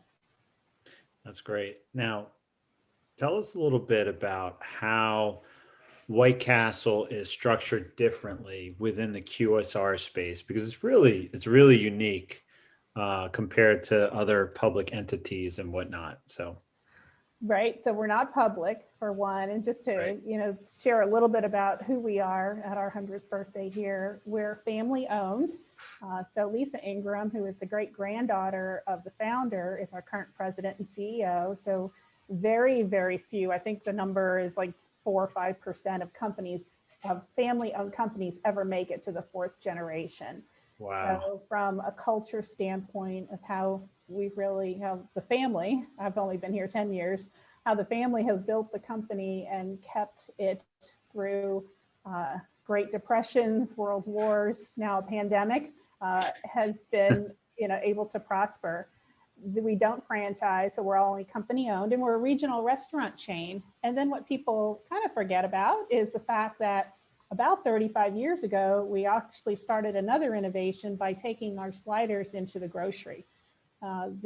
When you think about the fact that the microwave was just getting popular, our current president at the time, Bill Ingram, who's Lisa's father, went to several manufacturers to say, I think this idea of bringing a hamburger into grocery has some legs. And there's this little new invention called the microwave that we could warm up, because we were seeing, when you think about just watching, how consumers behave, we were seeing people come in and ordering, 100 sliders, and they were taking them across country to Arizona or California. Mm-hmm. So Bill Ingram understood that there was an audience, a consumer that was really dying to get our product across country, and we couldn't open restaurants that fast, which is why he thought grocery was the next place to go. He was turned down by several large manufacturers to say his idea was a little crazy. So he decided that we would open our own manufacturing. We make our own patties, we bake our own buns, and then we have currently 3 frozen foods facilities where we bring the product together, cook it just like we do in the castles, freeze it and send it out to grocery. So when the large manufacturers would not take him up on his idea of innovation, he said, we'll do it ourselves. So that was about 35 years ago that we built our first manufacturing plant for our frozen sliders. And now we're coast to coast. I mean, we're almost in every single grocery store, dollar store, superstore, drug, C-store. Right, exactly. So you're not only in the fast food category, you're in the grocery category. You're in the grocery category in a big way, and I'm sure a lot of people were buying in the grocery store or ordering from the grocery store, over the last year or so. That's the pandemic surge in grocery allowed us to really weather what was happening in the downturn in restaurants simultaneously. So that diversification within our own organization has really allowed us to, again, to weather this past year very well. We almost can't keep up with the demand that's happening in the grocery at the moment. And we're about to add another wing onto one of our manufacturing facilities. So the business is good. That's amazing. Unfortunately, the restaurants have bounced back quite a bit for the whole industry, right? There's so many people working in our category that, your hearts go out to, and we want to see everybody be successful. So the good thing is restaurants are starting to bounce back. Restaurants found great ways to innovate and change, their business model and how they can serve customers all of last year. So we're happy it's all working well. Yep. So let's fast forward. So White Castle was founded 100 years ago on the fourth generation. And recently, I saw an award, one of the top 10 innovators in the space. And can you tell us a little bit about that? Because I found it fascinating. That's, you know me a little bit in that I'm a tech geek when it comes to that stuff. So let's talk a little bit about that. Sure. Just last week on March 9th, Fast Company announced their innovation awards, and we were 10 out of the top 10 in the dining sector. And I know a lot of people don't usually think about White Castle from that standpoint. You know, the fast casual brands, the up and comers usually get a lot of the love from those kinds of publications. So we were very excited when they picked us, but we also thought it was very worthy because we've been doing, well, we might not be as public facing. We've been doing a lot of innovation of our own, working with robotics. We've got some robotics in our castles that we're using at the fryer. Some people may be familiar with the Miso Robotics Flippy, which was, I think, at CES a couple of years ago. But because we don't flip our hamburgers, our sliders on the griddle, they're steamed. So we do need, though, some innovation at the fryer section.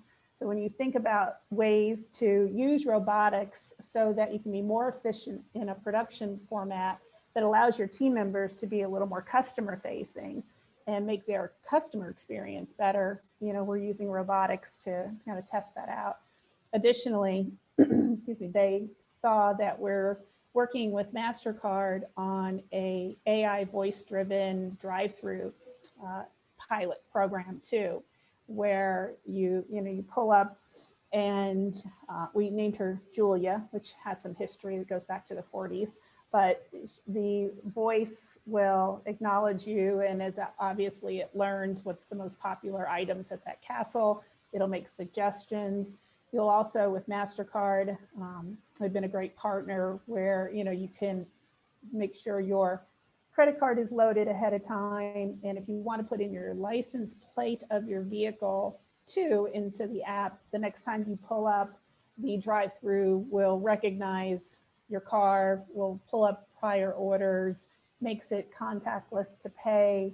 So we're just looking for ways that we can streamline the customer experience in the drive-through. When you think about the drive-through, having been out there for decades, it's probably one of the least innovative areas. Think about it, it looks the same like it did 30 years ago. So, we're not the only ones looking for ways to make the drive-through a little more fun, a little more innovative, but we're very excited about this pilot test. We have it going on in Chicago, as well as we're going to add it to our Orlando restaurant that's about to open, which will be the world's biggest White Castle in Orlando, opening up in early May. That's great. So you have robots that will be cooking the food. You've got AI that will be taking the orders. So the whole future of, this category, it just boggles my mind of what is possible and where things are going. I mean, that's really cool to be at the forefront. Like, tell me about the robots. I mean, are they literally like what you see on TV, like with the hands and the whole, like you could have a conversation with them and ask them to take out the garbage, or is it just literally just right at the, at the fryer? I'd say if there was anything, you're right, taking out the trash and maybe cleaning the restrooms is the one task that our team members would like to have the robotics do, but this is more robotics versus a robot. So it's a system at the fryer. As a matter of fact, we call it ROC. It's robotics of crave, so that it's satisfying the crave. But again, it's at the fryer section. So, that's a place where team members have their back to the customers usually. And you've got a lot of mechanics going on where you're, might be making fries, you may be making chicken rings, you may be making multiple kinds of products. So in this instance, it's more about the mechanics of the robotics than it is a person. All of a sudden, a lot of White Castle employees. That's a great idea that you spoke about. So I apologize in advance for those requests. So you just mentioned some products, and I know that also, White Castle has been made some changes to products. And one example is the Impossible Slider, right? I mean, honestly, when it comes to your category, sliders, White Castle, like they go hand in hand, right? Like, and there's all different kinds of sliders, and you continue to innovate there. So could you share a little bit about your sliders and innovation? Yeah. The menu has to continue to innovate too. So from a new product innovation for the last, couple of decades, we've been really watching how consumers, eating patterns, and we recognize that, not everybody is going to eat beef. We're never going to walk away from our, core product, the slider, the 100% beef original slider. But we understand that we actually, some of even our older customers, for health reasons, would say, "Oh, I'm cutting back, so I'm coming in less," and or my doctor told me I should, start adding more plant-based, more vegetables to our diet. So about 6 years ago, we launched a veggie slider working with Dr. Prager, Patty, and that went over very well. We actually had our CMO at the time, about 4 years ago, committed to eating only vegetarian in fast food, just to see what kind of a gap there was for vegetarians or vegans being able to find options. And it was like a side salad and French fries, really, when you think about the QSR world. So we knew that there was an opportunity to provide a more expansive menu for people who were eating plant-based foods. We started talking to Impossible Foods about 4 years ago. And because we are all company owned, family owned, and don't franchise, we knew we could move fast. And that's another piece about being an innovator sometimes. So if you don't have the funds, if you don't have the kind of dollars some of the bigger brands do, being first to market can be a real benefit in innovation. So we worked with Impossible to launch the Impossible Slider in 2018. Well ahead of our fast food competitors. Now, there's plant-based options, certainly, that just abound everywhere. But what was great about working with Impossible Foods is their mission, in order to, make the planet a better place, they needed to bring Impossible Foods to the masses. So at that time, you'd find an Impossible Burger on a $10 menu, a $15 menu somewhere. Well, that's not bringing it out to the everyday consumer. So the slider size made it extremely approachable, affordable, and it allowed them to move to some reached consumers in urban areas, unlike some of the very high-end fast casuals or casual dining restaurants that were the only place you could find the veggie kind of burgers before. So that innovation in menu, and we worked with Impossible Foods and Wu-Tang Clan to do a launch for the product, and it's been very successful ever since. Wow, that's great. Now, we've been talking a lot about products, birthdays, innovation, but I almost forgot that we're actually on a advertising, brand innovators, right? Summit. And so I have to ask it, maybe it might be my only question, but around advertising, just curious to where you were having a lot of success with your advertising model before, where have you moved it to, where do you see it going? Because there's obviously so many options when it comes to advertising, right? So in general, how did you used to find your audience and targeted customers, and where are you working with them now or targeting them now and trying to reach them and going forward? Right. There's not many places a QSR brand hasn't tried. So I think the one thing about our industry, our segment, is the fact that we're really very much first adopters in a lot of new media that become introduced, whether it be through social, digital, mobile, you name it, and we probably tried it.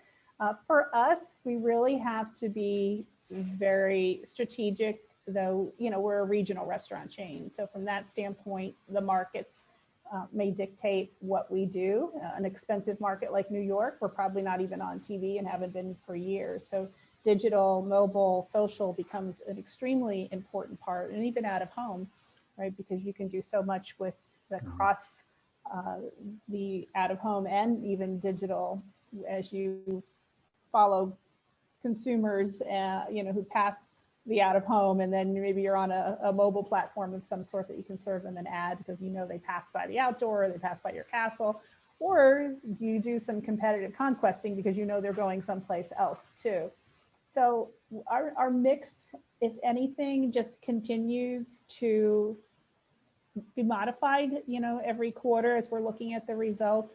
We've been in social and digital for years.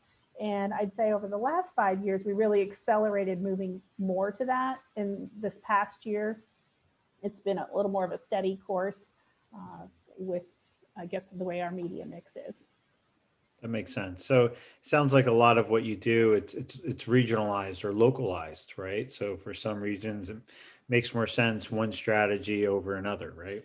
Yes, for the restaurants, we're in like 13 different markets for the restaurant chain. And we've done some national advertising for the CPG brand, but given where we were last year and currently this year, we've really dialed that back. We want to stay kind of current. So we have a lot of social and digital that might be out there for the retail products, but we've not really done like broadcast or put a lot of emphasis on driving demand. What we're trying to do is drive more loyalty this year and just kind of remain somewhat, top of mind for consumers.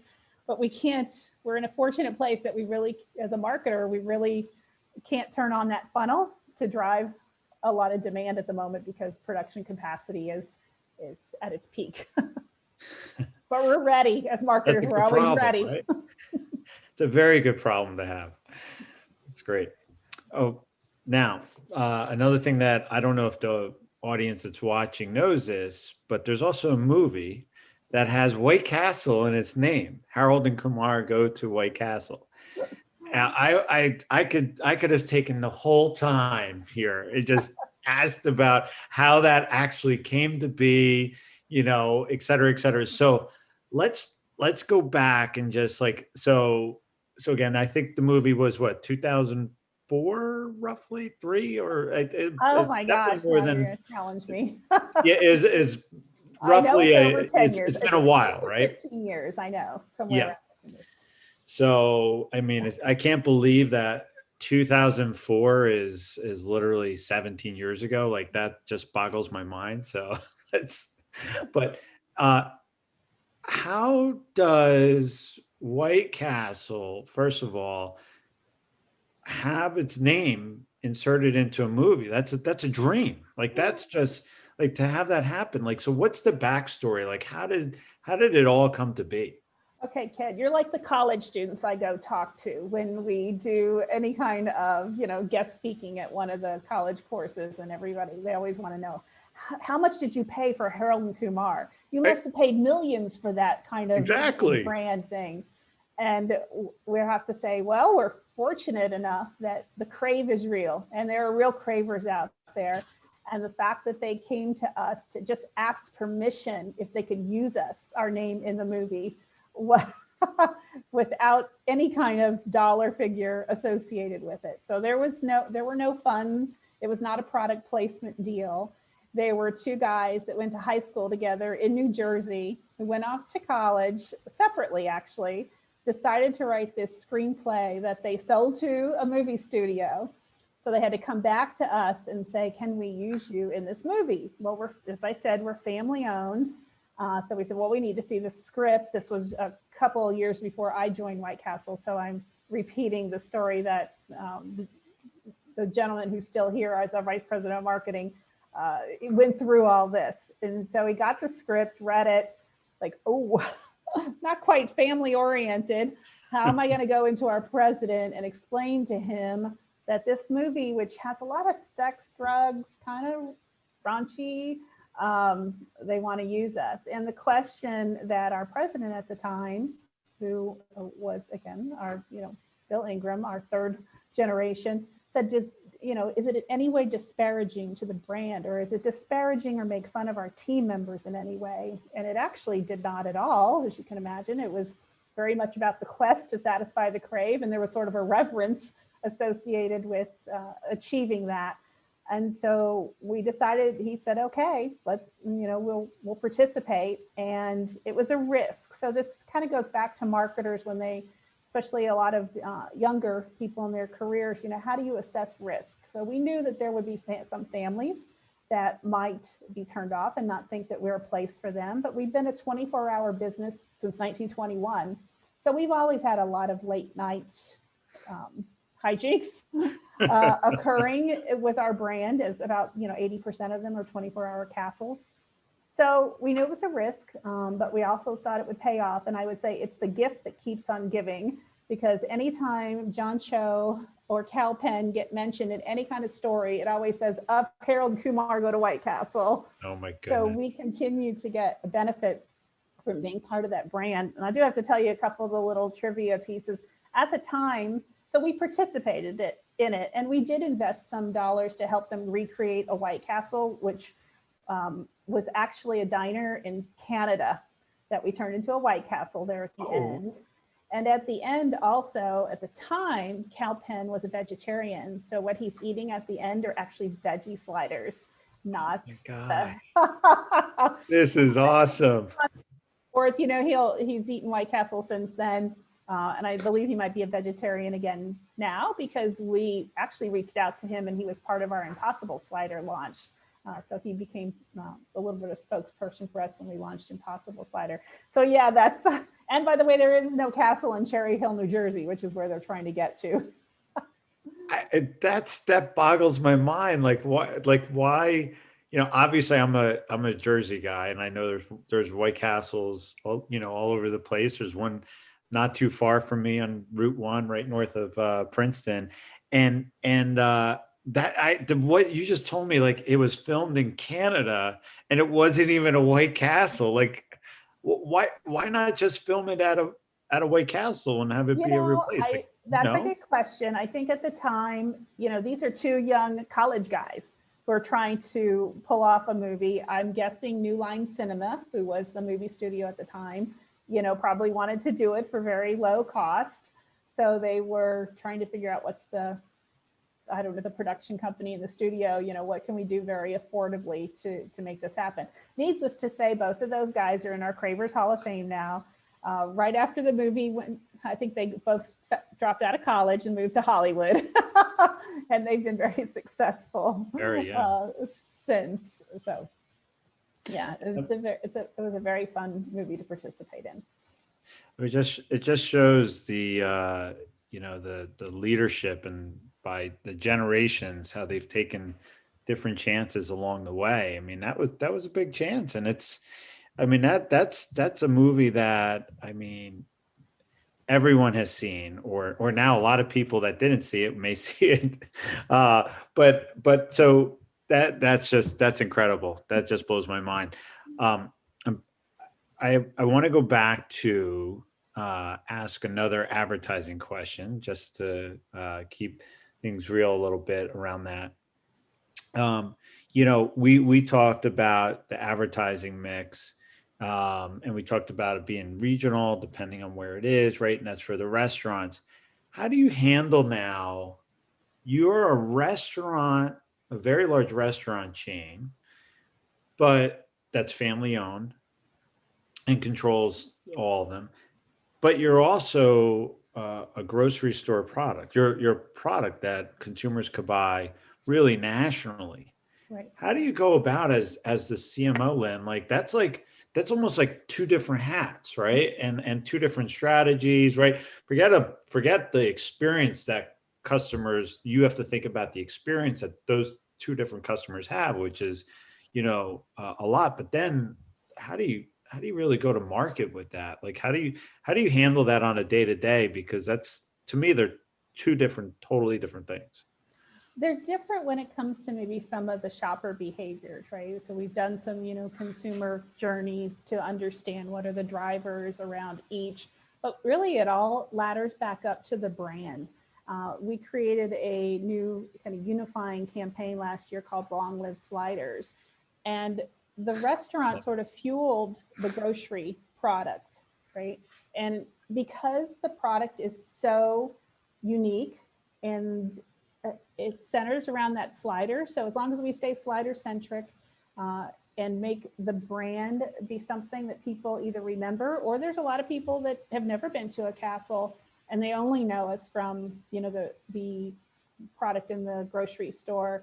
But because there's a real authentic brand connected to it, you try to look at what are the attributes you can leverage. So that actually gives us a unique identifying way to differentiate ourselves in the grocery category, because when you go down that freezer aisle, most everything else in there, you know, is from a manufacturer. And the fact that we're a real restaurant chain, there's something that actually gives it a more premium quality in the grocery store than something that might just be developed through manufacturing.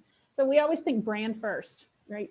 What is it about White Castle that is so distinct and different? How do we look at ways that unify? Because we also have a lot of crossover. You know, some of the consumers are very much crossover. They might go to a Castle and then they might stock their freezer, depending on what the occasion is. And then there's components that are specific to each of the divisions. You know, what we might do tactically to drive, you know, a purchase in grocery versus a drive to the Castle can be a little bit different. But we think we'll never let go of what is that brand story, because it's always going to really be beneficial for the CPG side of the business. And even when you think about innovation too, going back to that for just a moment, when you have a product that's not replicated, it again gives you a real distinguishing sort of factor, because you can't just buy something else. And we've recently, through the pandemic, you know, had done some things. We saw a lot of customers, a lot of shoppers try the product for the first time in grocery, had never tried it. And you look to see, well, will they become loyal customers? And or if it's out of stock, so right, there was a lot of out of stocks going on back in April and May, and asking customers, so if you're not going to buy White Castle, what are you going to buy? And we're fortunate that, you know, there's about a third of the people that say nothing else, right? There's nothing else that replicates that taste. So I think sometimes innovation can be around, you know, that uniqueness thing that you do that somebody else can't imitate. That's great. I mean, I've heard a lot of our clients and prospective clients, they've been grappling with, you know, brand equity versus performance, right? Where does it go? And what you're more or less saying with White Castle, it really starts with brand equity, and then how it gets pushed out to those different audiences. You know, there's different strategies, but as long as the most important thing is to get the brand messaging, that it's genuine, it's on point, then everything else is pretty straightforward. Yeah, and you're right, Ken, there's a lot of blending of brand and performance now too, you know, especially in the last year with so much e-commerce and, you know, social commerce, and a lot of it now is where it used to feel separate and very much the funnel and the more traditional disciplines of, you know, awareness drive down to a performance. It really is this kind of very complicated ball of convergence there. So everything we look at in a way is multifaceted. It needs to do multiple things for us. So it might not just be about brand, but if it's in a digital space, it better have a link to something. You know, maybe it's a click to card if it's a shopper program, or, you know, sending them over to hear about new product news in the restaurant, or to a coupon that's going to drive traffic. So we're always looking at ways to make sure that you leverage across all those platforms. That's the other element. You know, when you don't have a lot of dollars to spend, better make sure that you're leveraging every single owned and earned platform that you have, that they're cross-pollinating each other. And that's been a big, something we've really been addressing on our team in the last few years. Makes a lot of sense. Let me see. I think we've gotten some questions in from Q&A, and I could keep going and going, but let's see what we have here. Okay. So first question here has to do with, you know, how did you handle the you know, with the pandemic, and, you know, things were a lot was shut down, but your restaurants weren't shut down, and obviously your products were, in the stores, but obviously you have a team, and you work out of the headquarters, right? So can you give a little bit of background around that? Well, the team, you're right, we're all here in Columbus, Ohio, and working remotely. We just adapted very quickly to that.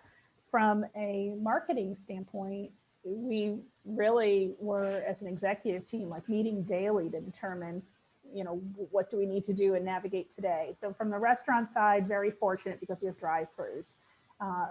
First and foremost, we had to make sure our team members were safe in our manufacturing plants as well as in our restaurants, and that was paramount. Then we figured out, we saw immediately how customers who were coming through the drive-through, of course, less frequently, but ordering more.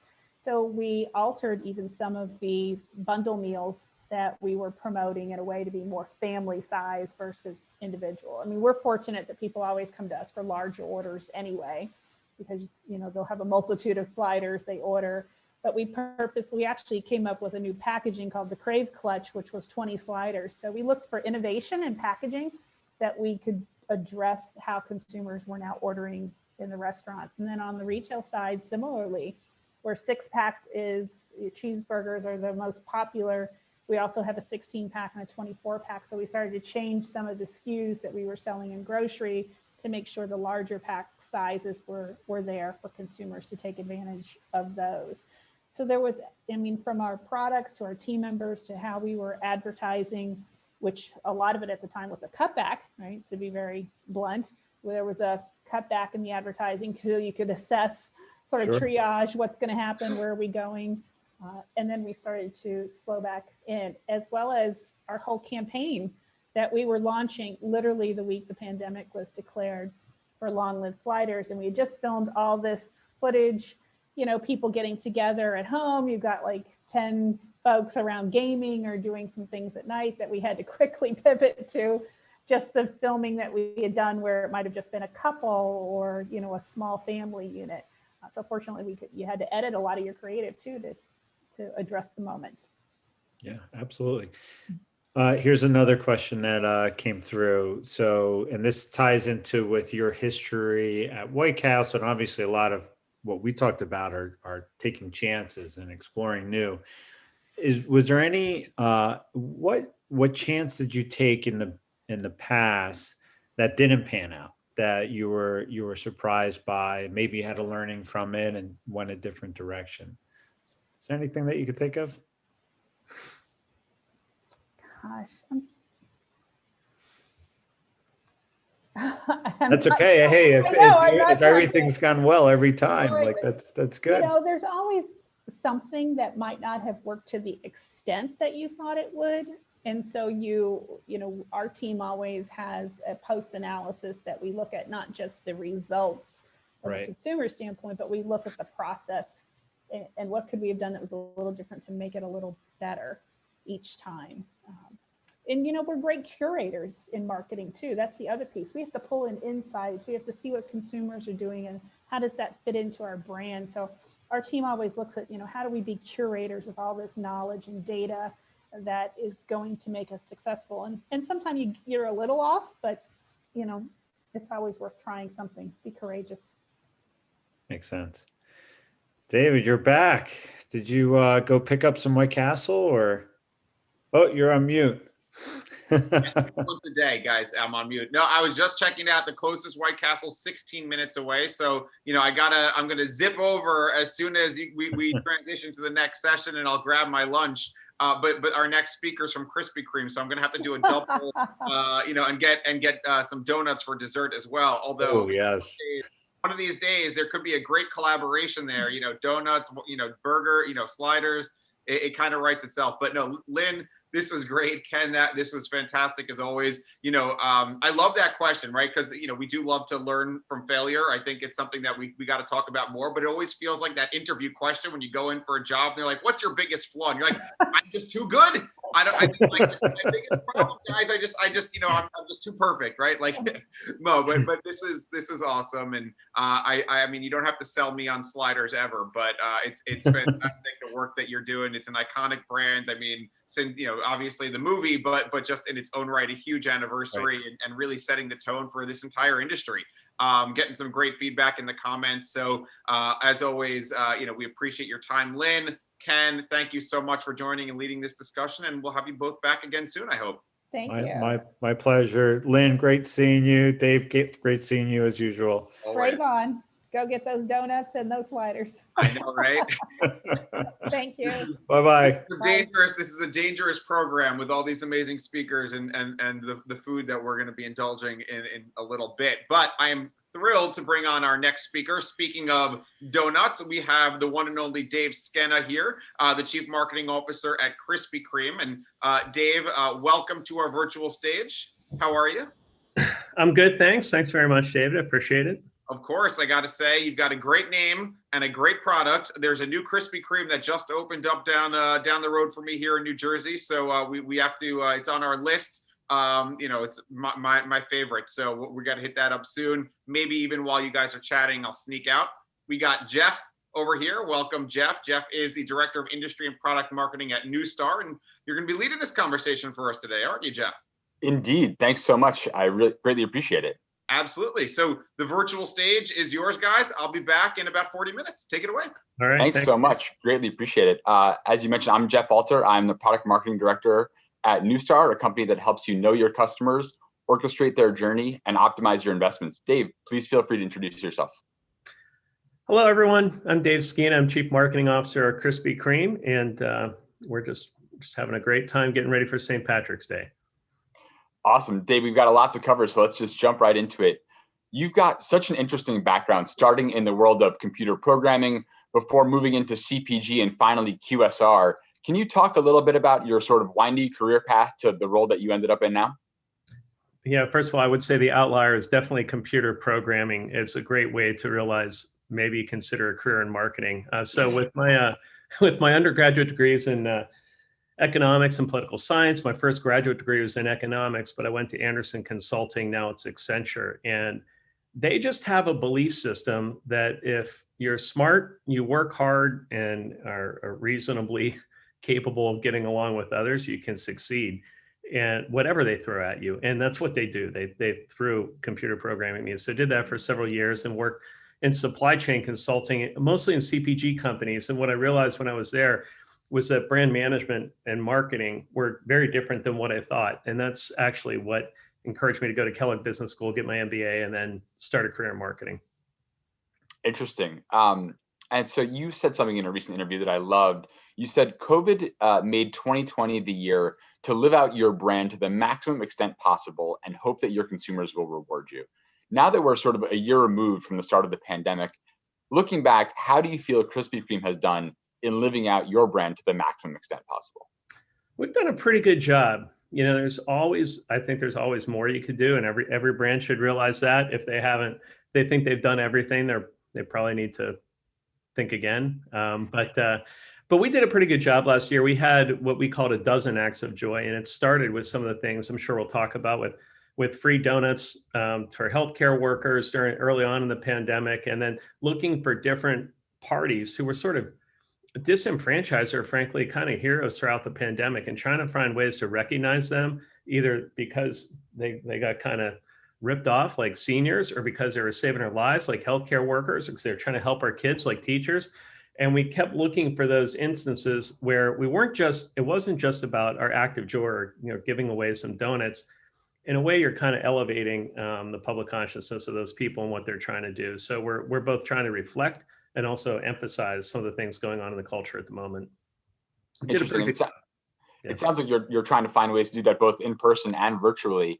As it relates to the in-person, you said recently that retail locations, in order to remain relevant, really need to give people something they can't get anywhere else. I think Krispy Kreme has done a fantastic job of creating a very unique customer experience in your new location in Times Square with the tallest waterfall of glaze in the world and a massive hot sign. But how do you achieve that same meaningful consumer experience in one of your standard locations, especially in the midst of COVID? Well, first of all, it's hard for me not to plug the Times Square location. Yes. Go there. Amazing. It's kind of everything we do turned up to 11, but it is still everything we do in every shop for the most part. So we may have a bigger glazer in Times Square, but there's a glazer in every shop. And that's really part of the experience. I mean, you talk about multiple generations coming through, and there's that big glass window. And one of the things about our brand is we're authentic. Consumers perceive us as being very authentic. And I think that's because we show them our entire manufacturing process. We're happy for people to see if from the time it's a bit of dough on one end to a completed donut and going through that glazer on the other. And the smells, the taste, obviously, the sights all make it into something that's hard to get. And one of the challenges in the pandemic was, of course, so much of our business came through the drive-through.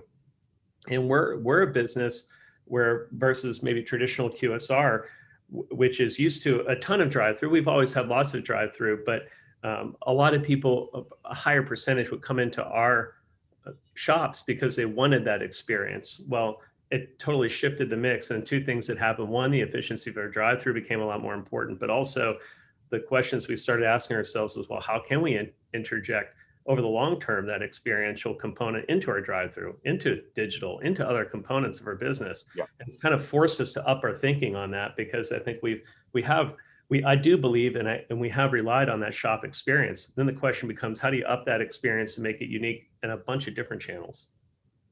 That's interesting. Speaking of retail locations, there was one retail location I wanted to ask you about specifically as it relates to one of my favorite NBA players, Shaquille O'Neal, who I know recently purchased one of your famous flagship locations in Atlanta. From a marketing perspective, how do you leverage a personality as gigantic as Shaquille O'Neal for marketing purposes, and why is he a good fit for the Krispy Kreme brand? Well, I think you said it. The first thing is any celebrity endorser needs to be a good fit for the brand. Otherwise, it feels inauthentic, which of course is the exact opposite of what you're trying to achieve. A lot of Krispy Kreme is about being warm and fun. And Shaquille, he has a wide variety of endorsements. Everybody knows that, but he's certainly warm and he's certainly fun. And that really comes across. You know, he's been not just an endorser for us, but also an owner with that pawn shop for some time. And that makes a difference too. I mean, he's a guy who likes to get skin in the game with the different places, different types of brands he works with. He likes to make sure that he's contributing to the success of that brand and that he can benefit from the success of that brand as well, which I think makes him a more authentic endorser as well. It's not as much of a transaction. And that's what you like to see in any celebrity spokesperson for any brand, that they look at it as a bit more than a transaction and they really care about the brands they represent. Yeah, and speaking of that specific location, my understanding is that it recently burned down just a few weeks ago. How are you working with Shaq and the local community to build back that iconic location? Well, we're gonna build it back in a way that honors its history and also makes it as convenient and new as possible. So I think that's the twin challenge confronting us. When we get to rebuilding that, it's still a little bit early in the story there, so we're not quite sure how it's going to turn out yet. But Shaquille and his team, we've been involved in talking with them and making sure they're part of it as we come back. It's got a very significant role in that community, and we want to make sure we do right by them. Got my in-laws are from Atlanta. I'm there all the time, so I'm excited to visit that shop when it's back in business. My guess is one of the secrets to your success in getting that shop back on its feet is going to be free donut giveaways, because my goodness, Krispy Kreme is famous for their free donut giveaways, whether it's teachers, healthcare workers, graduating seniors, even leap year babies recently were able to get their hands on some free Krispy Kreme donuts. So Dave, when you're working with your team, trying to figure out how do we plan the next great donut giveaway, how do you know when you're onto something that might have some legs and a good idea? Well, we've been calling them acts of joy, not giveaways. And I think it's important that they're free when we do those things, because that's a gift. You see folks, a lot of different companies, even when they do offer something free, there's usually a catch. You've got to join the rewards program, and you've got to do something, or there's a purchase required, in which case it's not really free. We like to do them just as gifts. And so when we're on the right path, we're a little uncomfortable and a little excited. And if we're not both uncomfortable and excited, we're probably not on the right path. So, last year when we talked about just recognizing everything the healthcare workers do and recognizing we know who we are. We're a donut brand. We're not going to be able to make the vaccine. We didn't have the respirators, all those things. So what small thing can we contribute? Well, maybe we can put a smile on the face of the folks who are there and doing what they can. And we understand our role is just to share joy in that environment. That's what we can do. So we start thinking about that. What's definitely true to the brand, what's true to the purpose, which is to touch and enhance lives through joy. And can we contribute? Because there's lots of things that'll go on in the pop culture where it's not appropriate for our brand. I mean, we just don't fit. So you're not going to be relevant for everything. So it's definitely picking and choosing where it feels like a good brand fit, where it's risky enough to make you slightly uncomfortable or a lot uncomfortable. The healthcare worker giveaway made us extremely uncomfortable. When you say you can have unlimited amounts of our product for free with no strings attached, just show your healthcare badge, that can make a lot of people a little bit uncomfortable. But we felt like that was a time to live out our brand in a super extraordinary way, in a way that would catch people's attention. And we really did find, as I've mentioned before, consumers rewarded us for that. Not on the day of the Healthcare Mondays, it was just the healthcare workers, but the rest of the week we had a lot of other people come by who I think recognize, it's cool that a brand does that, and they deserve my business. Absolutely, spreading joy throughout, for sure. And so when you talk about these offers that you're making, how do you really get the word out? Because I believe Krispy Kreme doesn't really rely on traditional media channels for marketing, and instead you are heavily reliant on PR and earned media, as well as paid social. So as you're sort of dreaming up these acts of joy, how do you evaluate the ROI for these PR initiatives and the media outreach that you're doing? Well, we very carefully evaluate the ROI of every component. We do it in a couple of ways. First of all, we have annually, we do it properly through a decision sciences group that we have look at each variable in this regression model, right? And figure out exactly the lift from every different type of media we use, and PR as well. And wherever we can, we actually distinguish types of PR as well, broadcast versus, digital media. During the year where we don't have the luxury of, being able to spend that much money or do that quickly, we tend to look at base weeks and try to find base weeks with non-promoted activity. And then we look at the impact on sales. So when we say ROI, it's a true ROI. It's not just return on revenue. We do look at, of course, all the revenue we get versus what we would have expected in the absence of those promotions. But then we also put all the variable costs associated with the promotion in there, and their share of fixed costs as well. So labor and the cost of the product, freight, everything we can find. If we can tag a cost to it, we put it in there and net them out against each other. As far as, what's PR and what's social, it's very easy at the end of the year, looking back over a substantial period of time. From promotion to promotion, it's a little harder. You can get the total ROI relatively easily on the whole promotion, but figuring out what did what is a little trickier. So you just tend to look at the weight of what you had of each. And in the case of social media, it's obviously, you've got a lot of things to help you on that quest. I mean, you can look at your engagements, you can look at your CPMs, you have a lot of the traditional metrics that you would have in standard traditional media, but you also have some additional metrics that are helpful in defining just how well it went. The balance where you get this unexpected boost that you are having difficulty explaining with anything you look at. You look at the earned media and you'll start to see, oh, well, it got 1.5 billion impressions, and it fills the gap pretty quickly. And so it sounds like there are so many moving pieces as you're trying to put all these things together, I'm sure in rapid fashion. What are some of the biggest challenges you've faced in launching some of these initiatives, and how do you sort of overcome them quickly and still be able to deliver for your customers? Yeah, obviously one of the biggest wins during COVID was making sure anything we do can be done in a way that keeps our team members safe. And so we didn't want to do anything that increased activity, interactions with the consumers. As in a non-COVID world, we might be able to do so, but we didn't want to do that here.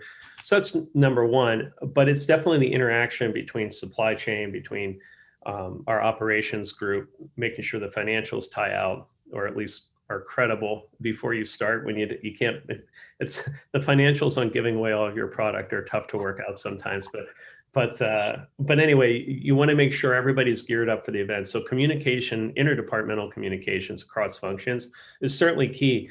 Without our operations partners and our franchisees being on board with all of this, none of it would work. So they're really the linchpin to making it happen. What you just touched on, coordination across multiple departments, sort of touching on the next question I was going to ask you about, because you recently came out with a new Mars-themed donut in conjunction with the rover landing. Can you give us a little bit of a look behind the curtain? How did that idea come about? How long did it take to execute? And to the point you just mentioned, how do you coordinate a massive effort like that across so many different departments? You know, I'm really glad we have the opportunity to talk about this one, because to me, how this came up is very typical of how like a good creative process should work. It didn't start with Mars, honestly. We had another limited time only innovation coming up, and we were looking for, well, what's going on at that time that we could, you know, kind of attach this to, and is there a credible attachment to it? And this is really how it came. Well, there's this Mars landing. It's going to be a big news story. And this was probably back in December. And it was so far away. Really, is that going to be that big a story? We're not sure. Anyway, we played around with it for a month or so and decided, you know, this deserves its own space. So we actually moved what was originally intended to another place in the calendar, and then we said we need something specific for this Mars lander. And so we came up with the Mars donut. So at that point, you know, it was all hands on deck, right? And we had to, in order to make this work with only at that point a couple months of notice, you know, we had to make sure we're using ingredients that were in the shops. We had to make sure that the processing of them was fairly straightforward, and we had to make sure that if we called it wrong and we barely sold any, that they weren't products that went obsolete that we had to throw away. So there's a lot of, you know, nuts and bolts that go along with this. When you decide to do a one-day event, you always have to make sure those things are checked, because there's just no time to recover if you guess wrong on the one side. And of course, as what happened with Mars, where you had extraordinary success with the program, no matter how well you forecast, you're going to be short, because when something catches fire, you know, you can run out of even ingredients that are pretty basic in your portfolio, which is what happened for us on Mars. But it definitely hit a chord. And so when we got there, we were astonished to find a lot of shops running out relatively early in the day. And that's obviously not what we want. We wish we could have sold more, but we did our best to do that. So if you have a lot of coordination, that one took a lot of coordination between, again, supply chain operations, marketing, but you can pull it off. And it's something that I think it's a tribute to our culture, that we're willing to do things like that require a lot of nimble movement for a day event. I mean, those are pretty atypical to have a one-day event, but when the stars align, so to speak, you go for it. Yeah, it sounds like there's a lot of teams that need to be coordinated, a lot of number crunching involved, and a lot of data. What role does data play at Krispy Kreme, and how do you use data to create experiences that consumers love? Yeah, so there's all kinds of data coming in all the time. Of course, we tend to think about data as the big data coming in from transactions, and what do we know from behaviors, and what's trending in Europe. But there's also all kinds of information we pull in from external sources to understand what trends are becoming more popular, or what we're seeing in other categories, other industries. And you're trying to take all that data and information and glob it together into something that you can make sense of and act against. I think we do a pretty decent job of understanding what our consumers prefer the most based on their own behavior, but we don't. But I still think we have a ways to go to get it to true one-to-one marketing, where we understand what individuals are doing and what offers we could serve up to that individual, or what menu we could serve up to that individual. I think what we have is good aggregate information, but getting down to the holy grail of one-to-one marketing is still something that's a bit more to go for us on that. And so as you sort of look forward and try to reach that holy grail, what are the steps that you feel like you need to take in the next, sort of year or two to continue down that path? A lot of, there's capability. first of all. So we're upgrading our CRM platform, we're upgrading our e-commerce platform to allow us to get more information, to allow us to do more A/B testing. And we have done that now. So this year, I'm looking forward to a lot of new A/B testing and in our CRM platform. And then on e-commerce, you have all kinds of functionality you'd like to add that will enable you to gather that information more easily. So just by allowing people, and plenty of other QSRs have some of this, but for us, e-commerce is relatively new relative to a lot of folks. And so we're still gathering information, adding functionality that's going to let us understand with more discretion what each consumer's order history is and what they prefer, if there are any trends we have based on day of week in the aggregate or during the day itself, different day parts. We're going to start using that information to structure offers and structure what shows up when, both in our email and also on our app and site. Sure. I want to pivot a little bit into TrendWatch here because we are in fact at a TrendWatch event here, Dave. So what are some brands that you look to as sort of best in class examples for delivering cultural relevance? Yeah, a lot of, it's interesting. A lot of these brands, I guess, that come to mind are in different categories than us, and they're sort of different communication strategies than us. But certainly Nike comes to mind, where they're not afraid to lean into their equity, whatever it is, and hop onto something that's culturally relevant that fits for them. I think of, I think Patagonia and REI are interesting ones in the sense that. And I struggle with the culturally relevant part because I feel, take Patagonia, they've been who they are forever, and they've waited for the cultural moment to catch them, and now it's there. I think they've done a nice job taking advantage of it. I think of REI when they sensed that consumers were a bit over Black Friday and what they did several years ago when they started closing on Black Friday, right? Say, no, you need to spend time doing it and thinking about what is in their consumer's mind. And what do they think of that event and how can they respond appropriately? Because that's what we try to do. I touched a little bit on it before, but I don't believe being culturally relevant means you try to fit into everything going on out there. It means you try to be aware of what's going on there and find out the things where your consumers, people who love you, what will resonate best with them and participate when appropriate in the appropriate way. And to me, that's what it is. For sure. You talk about getting into a consumer's mind, which is critically important, but also a challenge. What do you feel like are the biggest challenges that marketers should be planning for as we look towards 2021 and beyond? Well, you've got this. In 2020, we all had to live through, we all hope, a once in a generation, hopefully once in 50 generations event. And now we're going to live through the rebound from it. And what's that look like? And, there's every cliche around new normal you can think of, right? But yes, what will stay the same and what will change? For example, an obvious one is a lot of people think that delivery and, e-commerce is something that accelerated. It was a trend that was already in motion a long time before COVID. It accelerated through COVID, and there's no reason to go back. And that's pretty interesting. And I believe that as well. So that's something where, everyone's going to have to adapt to that. But how much will people stick with drive-through versus going inside? Will that be something that changes forever?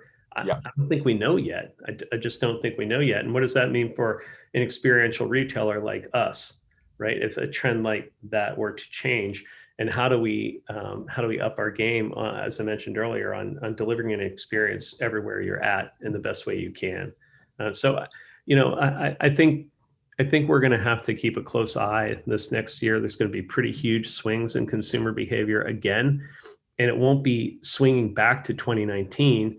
It'll be swinging back to sort of a best of what people learned how to be taking care of themselves in a challenge time in 2020 with the best of what they enjoyed back in 2019. So I think anyone who thinks they've got it figured out doesn't. We're trying. They're going to be very surprised very shortly. Yeah. So to that point, you mentioned a couple of trends along the delivery front. What other trends are you excited about in the year ahead? Consumers certainly continue to be excited about innovations of any type, and customization is a trend that we're seeing, a trend towards wanting things for special moments. I think we'll see a trend.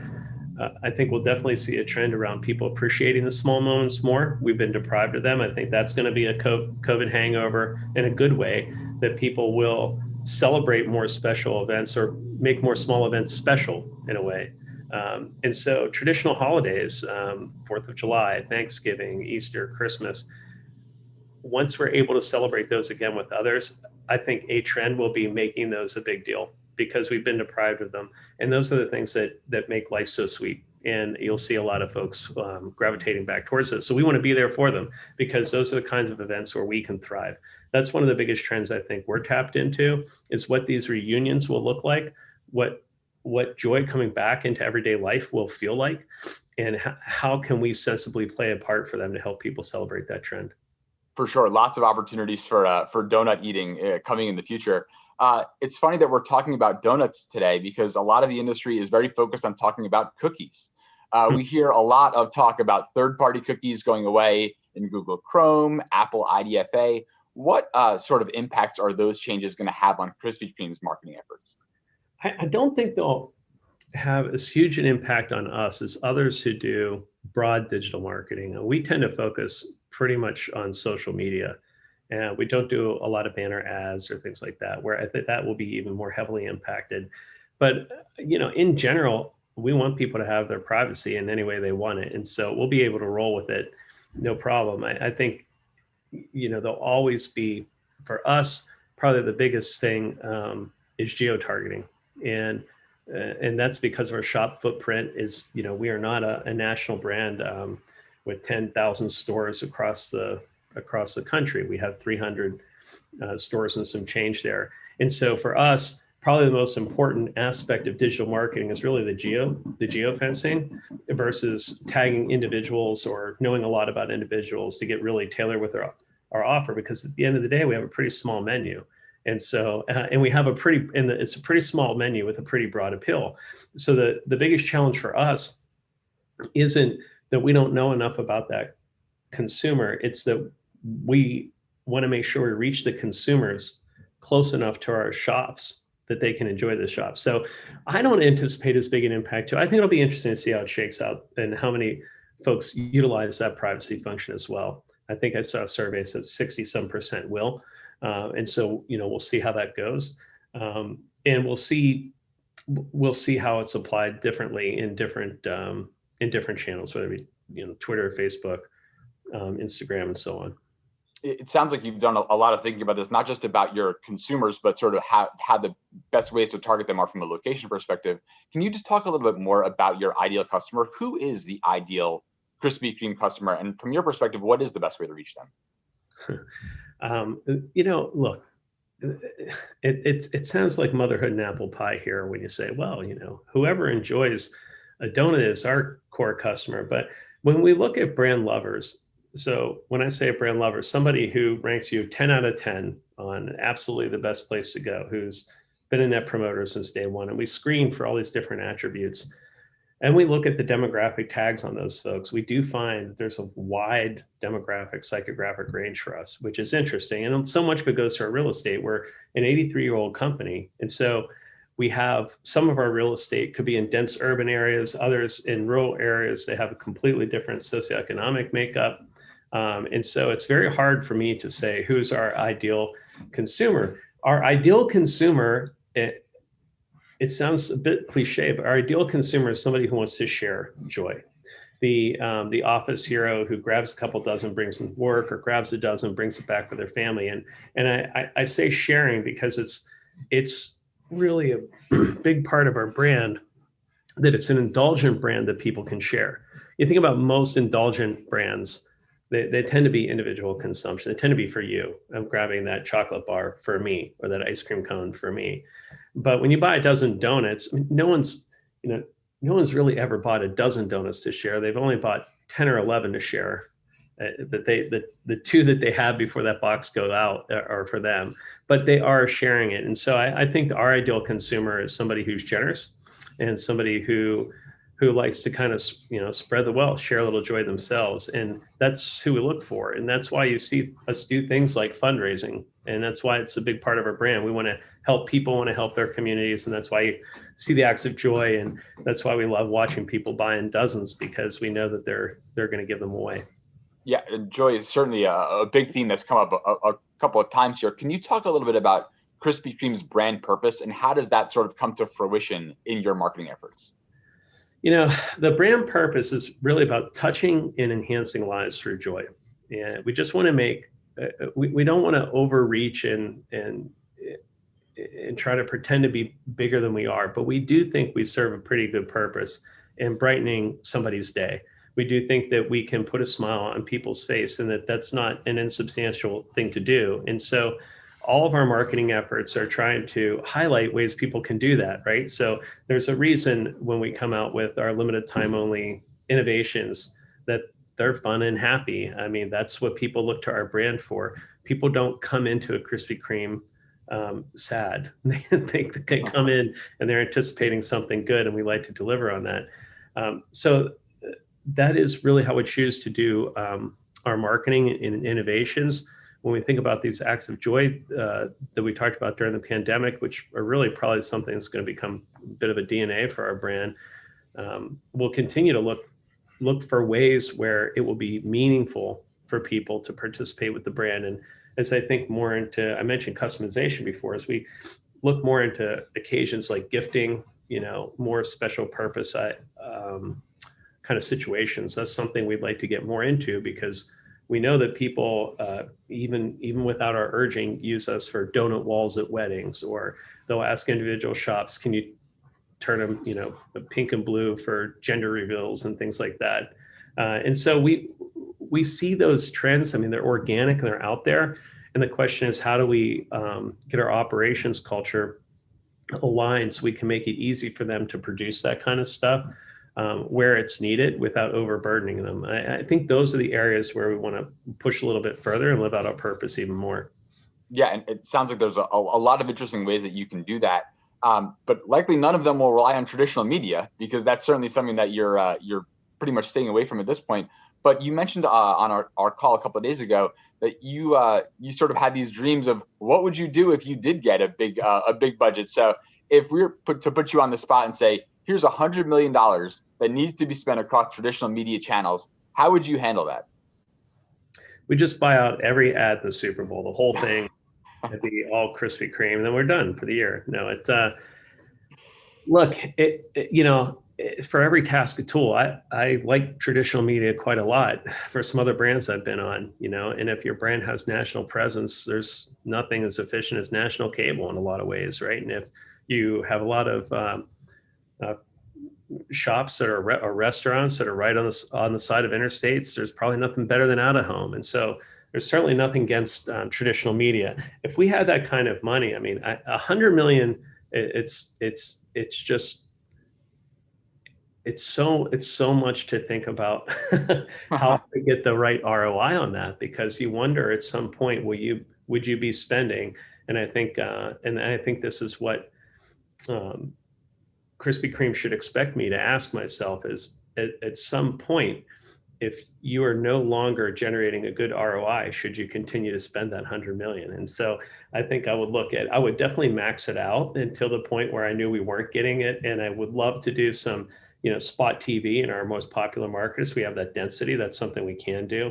I'd also love to do more to get our CPG business, which is national and Walmart's nationwide and showing up in lots of other grocers now as well. I think we could pour some energy behind on that, and it really accelerate our path to becoming a brand that has national access for the first time in 83 years through our consumer packaged goods.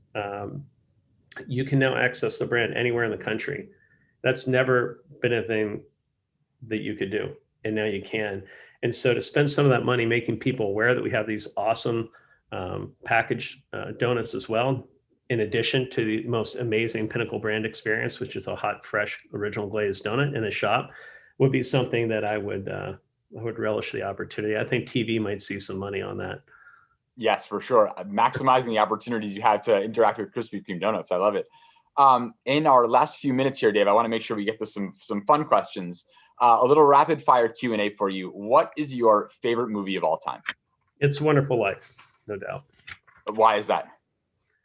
How can you not root for, George Bailey? I mean, local boy does good kind of thing, and does all these things all his life, and not sure if it's going to pay out for him, but it all does. He gets to see that, so it's a great movie. Plus, every Christmas, come on. All right, what's your favorite non-Krispy Kreme food of all time? Pizza. Yeah, that one's pretty easy. Any particular toppings? Well, yeah, I've tried to stay away from lately, but pepperoni, yes, absolutely. All right. What are you dreaming about doing post-lockdown? Just live music. Absolutely 100% live music. It's something my wife and I love to go listen to live music on a Friday night, have a couple drinks, and that's all been missing. So I just can't wait to go out and listen to some bad cover bands. All right. Well, that leads me into my next question. What's your favorite song of all time? That is a pretty tough one. There's a lot of 80s songs probably competing for that one, but man, I'm gonna go with Breathe by Pearl Jam on that one. Oh, okay. I like it. And then last one, what's an app that you can't live without? I'll go with mozzarella sticks. Nice. All right. No, I'm kidding. No, I guess you didn't mean appetizer. You probably meant app. No, I really, I use Lime of all things an awful lot. Those little scooters to and from work. I have an apartment, and going back and forth to work, I use that quite a bit. You ever feel dangerous at all on those things, or is it relatively safe? No, it's pretty safe. It's okay. Pretty, yeah. A couple of final questions for you here. Going back to your roots, what did you learn in the world of CPG that has helped you in your role at Krispy Kreme today? I loved everything that, and I haven't had the experience of growing up in restaurants. So I'm not saying restaurants don't have this, but the really sound, measured, strategic marketing thought that goes into the innovation process within consumer packaged goods, where you have slotting, where you have a big ad budget to launch it, where you have to get everything right in every detail. I think what that does in the world that I'm in now, in the retail side of it, not CPG side of where all that still exists, I love that discipline exists and that mindset exists, because in a way it tells you what corners you can cut when you have to go a lot faster. I mean, the world I'm in now is so much faster, and you just don't have time to sweat out every detail, but you get a good sense of what's going to matter for this promotion and what won't. You just have that sort of sixth sense about you, having gone through all those things before, that makes you able to go faster when you're in an environment where one of the coolest things about an environment like QSR or when I'm in at Krispy Kreme is that you do have to make lots of decisions with a lot less information than you probably wish you had. And your ability to have good judgment, make those quickly and move on is absolutely one of the more fun parts of the job. Yeah, it sounds like you've really been able to take a lot from your previous experience. If you could go back and tell yourself one thing when you were first entering the workforce, some advice for your current self, what would it be? Risks, take more risks. I really feel like most risks people take, they don't seem like that big in retrospect. And so I think, I'm certainly happy with the way things have gone for me, but I think leaning in and taking some risks, especially where, your gut, which is really all your gut is pattern recognition, tells you go for it. You're going to be right more than you're wrong. And I absolutely think taking risks is good advice for anybody. Yes, it looks like our audience friends agree as well. As you're sort of making that transition from CPG to QSR, what was most surprising for you in terms of, for example, you mentioned that, not moving at as fast a pace theoretically. What other things really surprised you during that transition? Well, I think the calendar, the denseness of the calendar in a restaurant or QSR world of how many promotions are stacked one on top of the other and how necessary those are to beat prior year are very different for a marketer than they are in CPG. Because in CPG, that's all there, but that's very much driven by your trade calendar. right? So a lot of it is with your trade calendar going boom, boom, boom, boom, boom. Well, in marketing, in restaurants, it's the marketer both responsible for building the brand, but also building that business every day, where a lot of the heavy lifting was carried with trade and CPG. For sure. It seems like we are almost out of time here. I'll ask you any final thoughts, recommendations, or words of wisdom for our virtual audience. No, I do like your question about what to do differently. Keep trying. I should have mentioned also, I think keep trying to learn. I mean, I've learned a lot during the pandemic, and learning agility is something that I think is probably more valuable than experience in a lot of ways, because what you knew yesterday can be useless tomorrow. And so you got to keep trying to up your game. Indeed. Great advice. Are we good to go here, David? Thanks a lot, Jeff. Yeah, no, I love that. I was just waiting. I didn't want to jump in too early. No, but I love it. I mean, look, you guys know it better than I do. This industry changes, so quickly, right? I mean, whether, you were talking about cookies and the data angle. I mean, look, you never know what's going to happen tomorrow. So, I love that mentality, David. So this is fantastic. Dave, thank you. Jeff, thank you. Hopefully we'll have you guys again soon. Yep.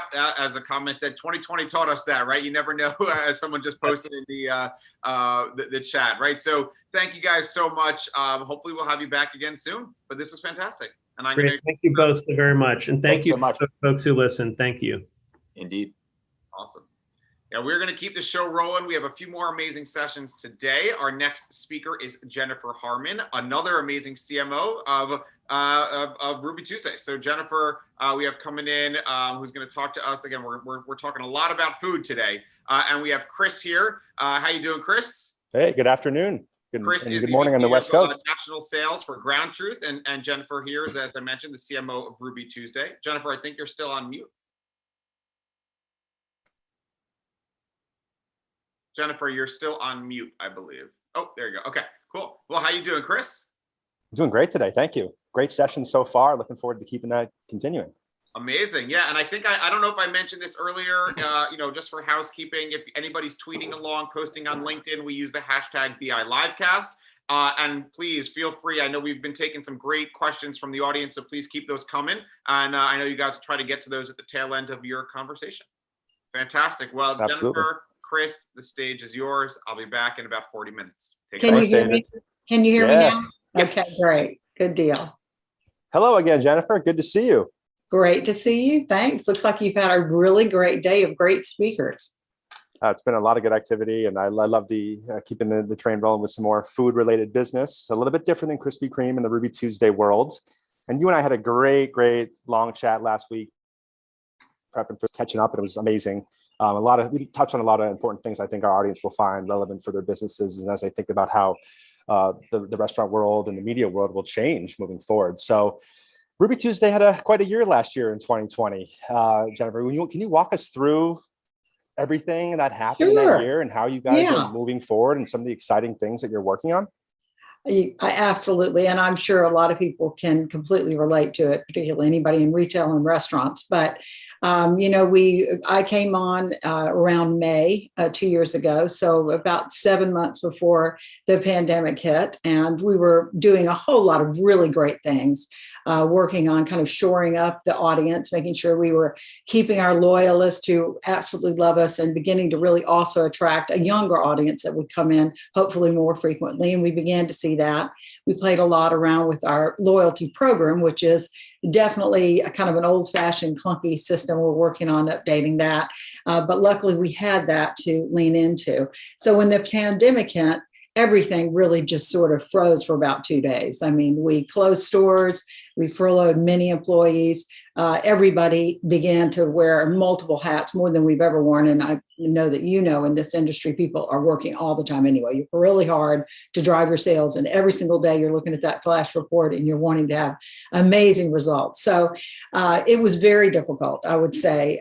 Immediately, we had to go to kind of a everyday, I would say almost a daily strategy to drive both delivery products and to-go products. We had leaned into third-party delivery very successfully about 8 weeks really prior to getting into the pandemic world. So we had 4 different platforms, delivery platforms that we were able to immediately tap into. We all of our messaging, of course, was around off premise. So we're fortunate that we have a great catering program. So we talked a lot about catering for small groups, certainly not for large groups.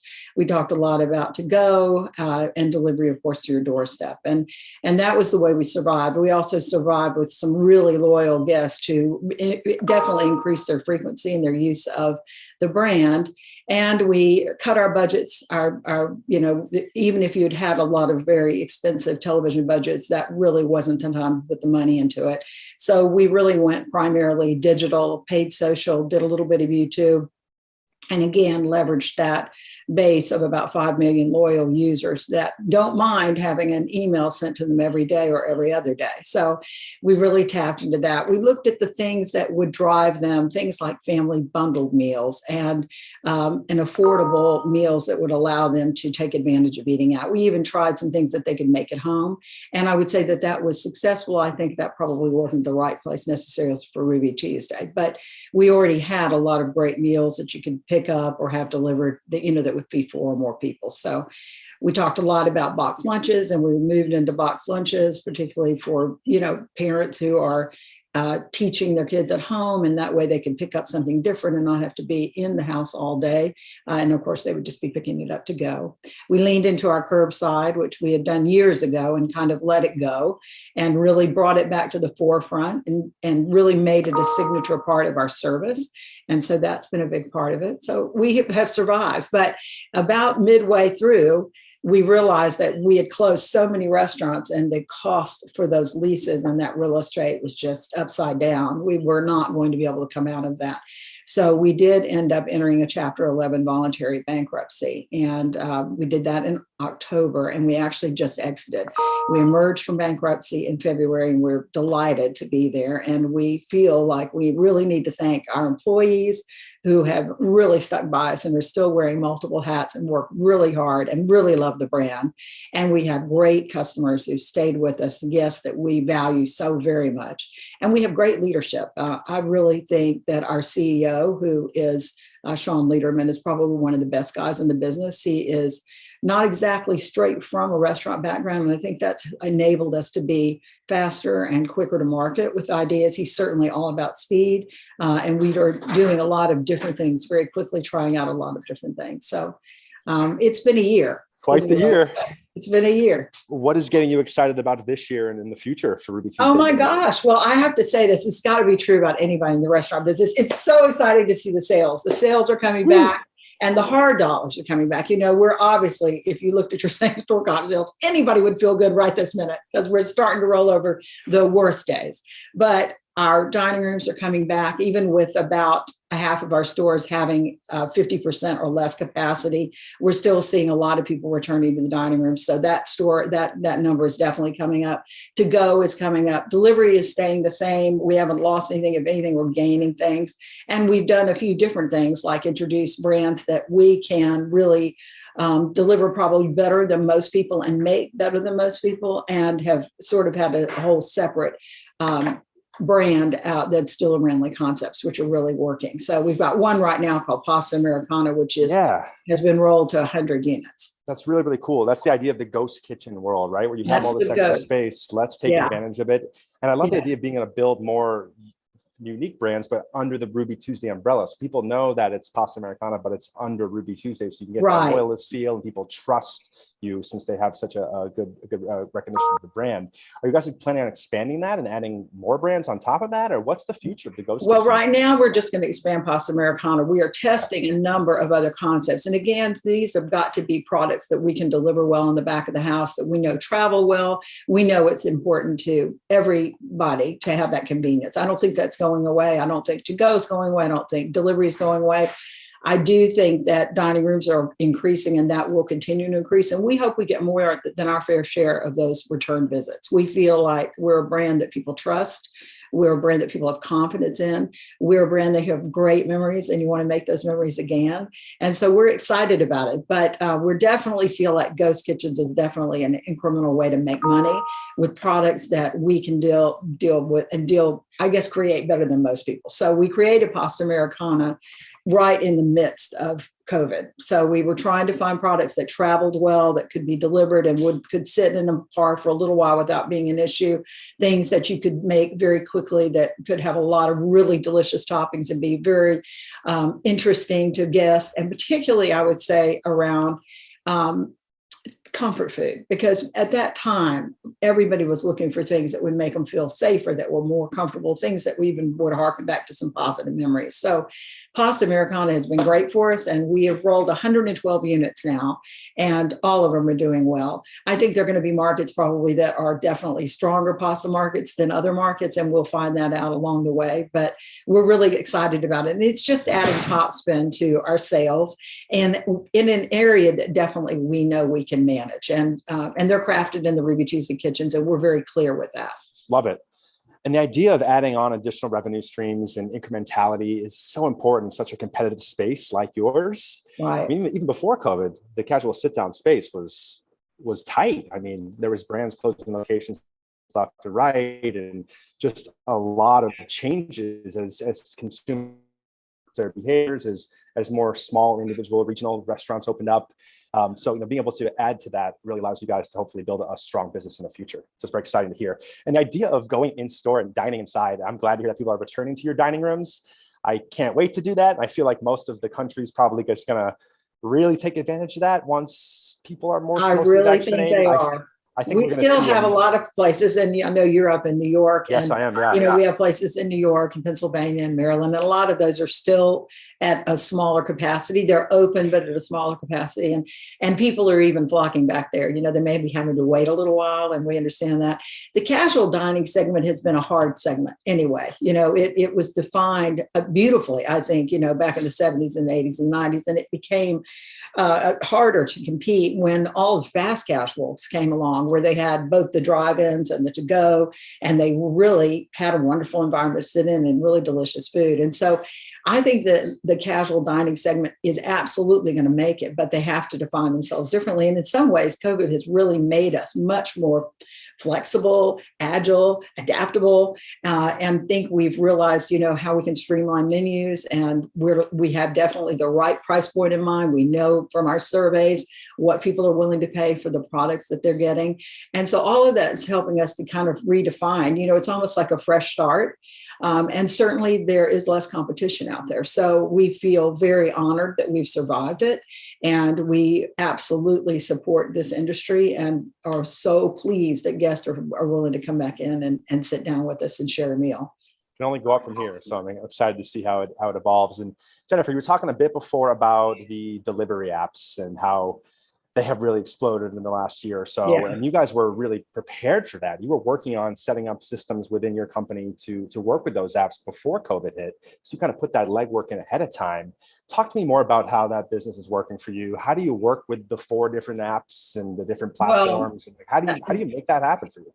I would say we were ahead of ourselves because we had put so much pressure on aligning with 4 delivery platform partners. So that literally, we had been doing that in January, February, and March, and wrapped up that with Postmates, Uber Eats, DoorDash, and Grubhub. But where we are struggling right now and having to work to adapt is that in some restaurants, we've got 4 different tablets sitting there. So 1 for each of the platforms. So we are building an integrator to integrate all of our tablets so that we'll just have one system that feeds everything into it, and that'll make it much better. And I would say, I don't think we were behind it or ahead of it. That's something that a lot of systems are offering out there. And if this internally doesn't work for us, then we'll consider one of those that are out there. But right now, it seems like it's working.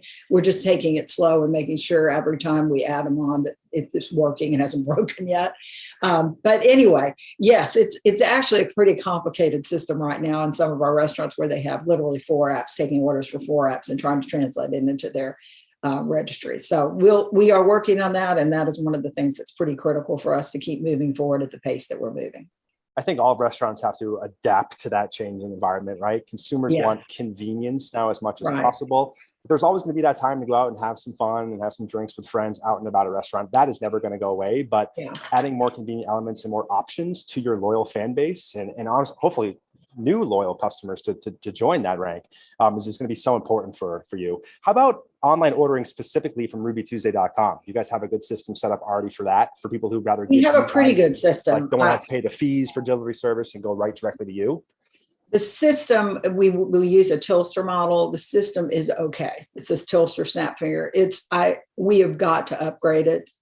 It is limitations in the sense that we can't discount certain items, we have to discount everything or discount nothing. We have trouble taking coupons and things like that. So we are working with some additional providers to look at a solution for that. And we may actually just continue with Tilster. We haven't made that final decision, but we're going to have to upgrade.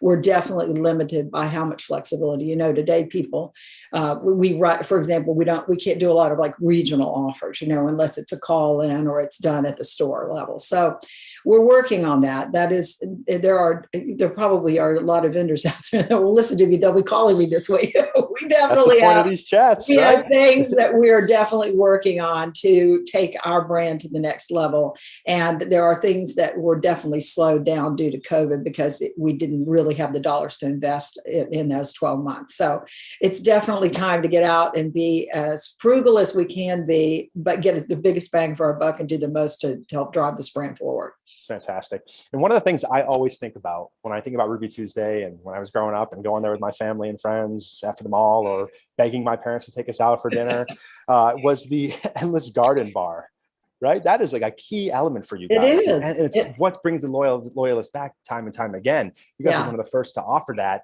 How has that changed pre-COVID, post-COVID, like during COVID? How are you capitalizing on that differentiator? Yeah, well, you know, we did a lot of research while COVID was going on. And in May, I surveyed all of our loyal users and a lot of users of our brand and a lot of other casual diners to kind of see how they felt. And 80% of them said, we want the garden bar exactly like the garden bar was when we come out of this, exactly the same way. Now, it can't be exactly the same way because every state has different protocols. Obviously, none of us will change our clean standards. You know, we went into COVID with having outstanding standards in excellence and in cleanliness. But now, I think more than ever, you know, we're not going to be able to back off of those things. So the bar is served based on the protocols of the state. You know, we now have the bar, you know, a self-service bar, but you have to wear gloves, or you have a self-service bar, but an attendant is sitting there making it for you while you stand with them and tell them exactly how much you want. Or we do it in the back of the house and they have a little order form and they fill it out. And so it just depends on the state. We're not letting it go because our guests absolutely don't want to let it go. We're looking at upgrading a lot of the products that we offer, adding a lot more seasonal specials, maintaining its quality and its safety entirely without any issue, and we have done that for years. So I think these just a little extra steps of safety and protocol will actually just continue to ensure people's comfort and taking advantage of it. So they absolutely want it. They are ready for it to be back. Fantastic. Of course, rolling out slowly. It depends on the states. Yeah, and so speaking of that, depending on the state, how do you handle the different policies and practices set up by each individual state? Like, is the individual restaurant chain managing that, or how do you guys from a corporate level communicate that down to your individual locations? Well, it's managed definitely through the training and safety system, and they monitor all of that and communicate all of that directly to the states and to the stores in the states. We have, a great team of operators who are absolutely adhering to every single standard and, wouldn't even begin to want to risk that. So that is not, I would say that's been the least of the problems. We've had to work a little bit on getting the right communication out, Sure. Because we have materials that we created, safety kit materials that allow for signage in all the stores. And so there are a number of variations on those safety materials and have changed month by month. We opened some dining rooms back in like October and then closed them again in November and then opened them again in December. And so, it's been a ride, and every time all of that changes, then new communication goes out, new materials go out, and the stores have to get on the phone and we all talk about what has to happen. And HR has done a lot with that and ensuring that they've done the right thing and that they know what we need to do, both legally as well as those extra steps that Ruby Tuesday takes because we feel that they're right. Great. Yeah. Safety is going to be just a very important piece of your industry Right. and really all of our industries moving forward, right? Making sure that we're making sure every single customer feels safe and comfortable and wants to go back to some sort of normal life after we get through this. But really great to hear that you guys have already had that foundation in place. And now that you're just enhancing it and making it better, depending on each state's protocols. So exciting. I think the one of the things anybody is going to come out that's in retail or restaurants is their guest, their customer is going to want what they get from that brand the way they want it. So that isn't going to change much. You're going to need to be meeting them halfway, at least halfway, if not further, in the way that they want to be served, in the way they want to be greeted, in the way that they want to pay, in the way they want to pick it up, and the way they want it delivered. So I think that's true well beyond restaurants. Definitely. I think that a lot of things have changed. There is going to be a new normal, and I think the new normal is going to be a lot easier for everybody and more comfortable for everybody. But you're right. I think a lot of things are just going to stay because that's probably the best way to manage it. Absolutely. So the 5 million loyalists that you have Ruby Tuesday, you said you email message them a lot. They're responsive to that. You send them a lot. Surprisingly, more than I would think they would. I would think they would be opting off. We're going to quit.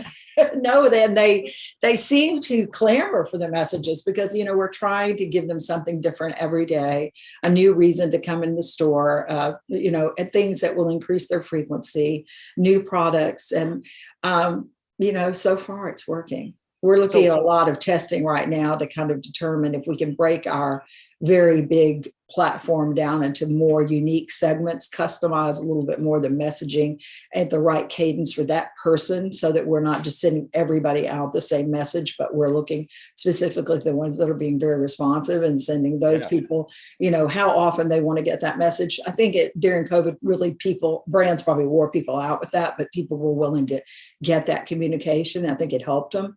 But I think it's going to go back to, less is more and making it really meaningful so that it's a salient message that drives them at that moment.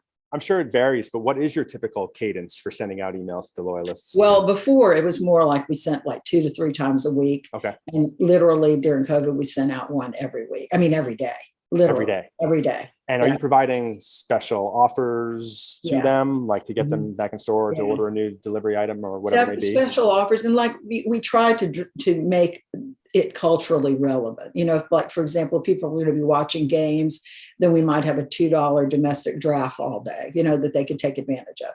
If people are going to be having trouble feeding their families on a Wednesday night, midweek, we might talk about family bundles on Wednesday night. So we really sort of thought of the path of the journey of their lives and where could Ruby Tuesday intersect and make a difference for them, and less about just trying to give them a deal. But we also, watched the sort of the spend and the amount people were willing to spend. And I think when they were at home, they saved a lot more money, right? They didn't go out to eat as much. So they wanted to have a really good value and they wanted to have good quality. And Ruby Tuesday has always had great quality food, great products. I mean, well beyond the salad bar.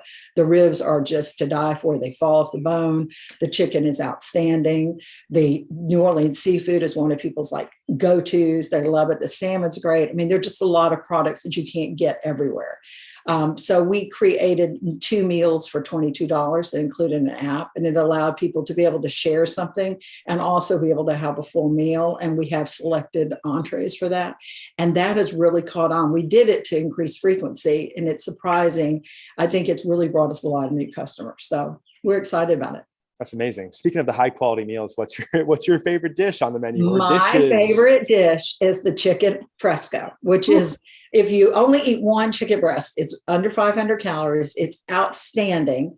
And I now get the new cauliflower au gratin that we have, which is outstanding. I mean, really, it is amazing. It has these little crispy fried onions on the top, and it's got cheese sauce. And so it kind of blows my plan on the chicken fresco, but it's so good. And so we do have great food. I have to say, it's great food. And, it's also simple food. You can get world famous, in my opinion, sandwiches, amazing burgers. Right now we have the mini me burger, which is a big smokehouse burger with a little tiny smokehouse burger sitting on top of it. Ooh. So it's a big appetite. Yeah. Do you have a test kitchen at the corporate office that you get to try a lot of the new items? Yeah, we have a test kitchen, and we are, working that test kitchen hard. And we're working on everything, including those additional third-party platform delivery only concepts. Nice. Amazing. Yeah. So the emails, major way for you to talk to loyalists. You said you were doing a little bit of search advertising, a little bit of YouTube advertising, really like tightening your marketing budget. Yes. What are you going to expand on back half of this year, next year, as there's some sort of spend renaissance, you'd want to call it, out in the world? Like, yeah. what channels are you going to dip your feet in a bit more? Well, we definitely need to have an online app that is a much better tool for online purchase. So, we've got to move into a mobile app that is faultless. It's just Absolutely manages beautifully, and it is intuitive, and it allows people to modify their orders and things that we just really struggle with right now. So we're definitely looking at a mobile app, and having a component of that mobile app be a loyalty program that's more managed through the app. I don't think we'll ever get away completely from our loyalists who love emails. And I think that, almost all brands are seeing that. A lot of, J. Crew even has a great app, but it has a very loyal following that prefers email. So I don't think we're going to eliminate by any means the email approach, but we're definitely going to enhance the program, maybe build it a little bit more around rewards, and allow people to kind of have a mindset of, if I do this and I spend this and I go there this many times, I'm going to get this. Right now, we reward them on kind of a regular basis for just really their loyalty, and which we're still probably will continue for a long time, because they really do appreciate it and they're very responsive to it. But we definitely want to also attract new audiences. So I think that we've got to get digitally much more sound and up to speed quickly. Yeah, having a really clean, easy to use mobile app is so important right now. Right. QSR, casual sit down. Like I ordered off an app for the first time a while ago, and I couldn't believe how easy it was to pick my various options and just put it through. It was really a good experience. Didn't have to talk to anybody, and then I was able to get a curbside pickup, and it was quite the experience. So I think for you guys, that'd be a huge way to capitalize on that new audience of people who are more comfortable ordering like that, more technically savvy on their cell phones, maybe not so email oriented. So that could be a great way for you guys to add to that loyalist base in a different age range or just overall audience set. I agree completely. And I think, I think that modifier thing is so important, because you really still want your food customized the way you want it customized, but you've got to be able to build all that in, and it's got to be pretty flawless so that you don't make mistakes when you're, in the kitchen trying to pull it together. So we're working on that and looking at a lot of different possibilities, and we'll probably move very quickly. I think we will be hopefully on board with all of that by the summer. Well, I can't wait to download it and check it out. Yeah. So in terms of your media planning, Jennifer, yes. Last year we saw a lot of, just in terms of Ground Truth specifically, right? Like, we're a location-based company that drives people in store and actual locations. So, budgets were shifting and goals were changing, and we had to be really reactive to building new products that could be oriented to a new COVID world. Yeah. In terms of like your media planning for Ruby Tuesday, how reactive are you versus proactive? Like, a lot of times media plans are planned a year plus out. It seems like last year was going quarter by quarter, or just like LTO, promotion specific events. Like, how reactive versus proactive can you be with your media planning now? We are trying to get back into being a little longer range. I mean, we definitely lost that during COVID. I mean, it immediately went out the window. We were constantly working towards where did we want to be when we came out of COVID. But, again, you wouldn't know exactly where that was going to be until you actually came out of COVID. And I would say, even though we're not in post-COVID, I feel like we're exiting COVID. I feel like things are getting better. And I feel like we've got to have a plan now. So right now we can look down through the end of this calendar year. So we're planned through December of this year. We are trying to be planned through the whole following, 6 months, if not whole year. We're on a fiscal from June to May. So we actually start our new fiscal in June. We're 6 months into our planning for that fiscal, but I do believe our plan is to be completely planned with 12 months by the end of May. So as far as media goes, I bet we don't spend as much media dollars as we spent in the past, even if we end up growing. We found so many great ways to drive the brand with real-time messaging, with paid social, certainly. We've done a lot with connected television. We've done some fun things around programs that even tapped into like Cartalytics, where it was working with a certain known group of customers that are recognized to be your kind of customer. We do a lot with lookalike audiences. digital is, for us, it's pretty much what we can afford. And not to say it's inexpensive, but it gives you a lot more of a chance to actually get the exact customer you want and be able to track whether they walked back in your store or picked up the phone or ordered online. So, it's interesting because most of my career has been in television, in the sense that was the main driver, whether it was spot television or it was cable or it was network. It just depended on the geography of the brand you were supporting. Our brand now is at, just a little over 200 units. It's in still a lot of states. So about the whole, right third of the United States. So, if I had money to spend in television, I don't think I would spend it in television unless it was like connected TV, more non-traditional television, which I think is really the way people are going anyway. I do think cable is particularly excellent for delivery if you cover the United States or 70% of the United States, because they're definitely cable television channels that drive your audience. And I wouldn't say there are that many of them, but there's probably 6 or 7. And if your audience fits in those, it's a great way to get that value. But given our dollars and our locations and where we are, we will probably lean completely into digital, a lot around social, and we may try some other things that are kind of have been let go or not done. We don't do a lot of, for example, out of home right now. We had to let most of that go. We'll probably do a little more of that. So I would say right now it's digital, it's paid social, it might be connected television, and we're moving at a really fast pace. I plan right now on a quarterly basis for new news, so something new every quarter. And then we have sort of daily messaging, whether it goes to only 3 or 4 days in a week versus 7.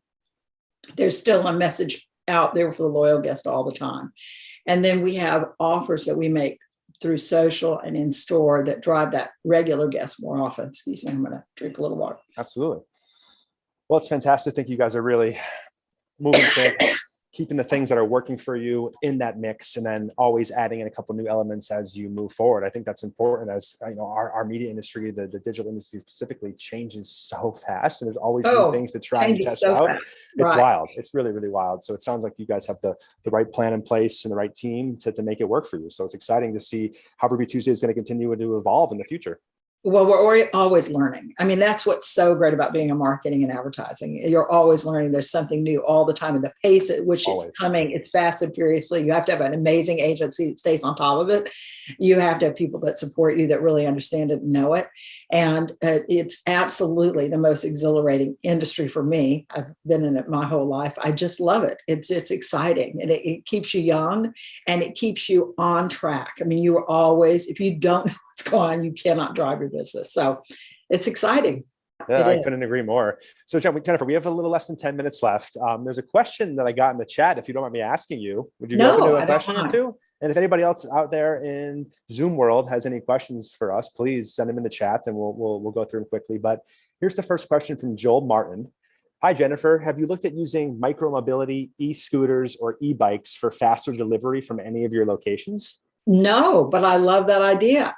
I was in New York. That's all I see around me are people scooting around on bikes. I love that. I think that's great. I have used scooters before for non-traditional advertising, running them around with signs on them, and it worked out really great. But no, I haven't. But I love that idea, and particularly if you're really in an urban area, where you're not having to go very far, but you've got a lot of dense traffic and you're trying to move through it. Love it, and certainly reach out to me on LinkedIn and tell me about your product.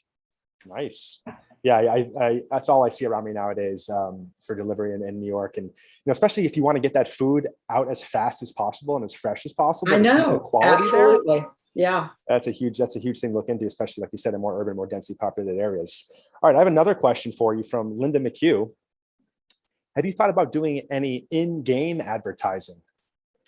I've done in-game advertising before. I did it with Zaxby's for a number of years, and I really liked it. We have looked at a little bit of that. We put some just typical kind of logo placements in a few games about a year ago, I guess. Haven't done much more with it. I have trouble tracking that and I was just going to ask you that. a value to it, but I think it's a cool way it's a great Lucky Strike extra if you can get that, but I don't know that easy to put much in the way of spend against it. But it's, there are a million great games out there and people are, absolutely devoted to them. So, I would definitely look at that. And as far as if you're talking about even just online games, not like big, Call of Duty games, I think that's probably a great way to advertise. It's quick, it's short messaging. I do know that I use some of that right now. So I don't know which way you're talking about when you talk about in game, but definitely interested. Well, Linda says she has a solution for you, so I'm sure she'll be reaching out to All you right. to connect and great, discuss in more detail. Good. If you have any other questions, please send them our way.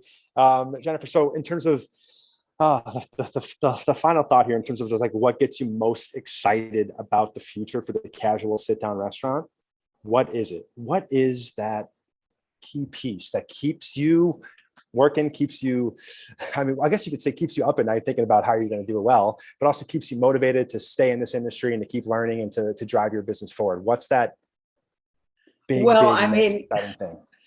This is going to sound really crass, but I love to make money. I love to make money for brands. I love to be successful and have a sense that, all of the people that are hardworking, that are a part of the team that you work with at any one time, that you are successful and that you're making money for your brand.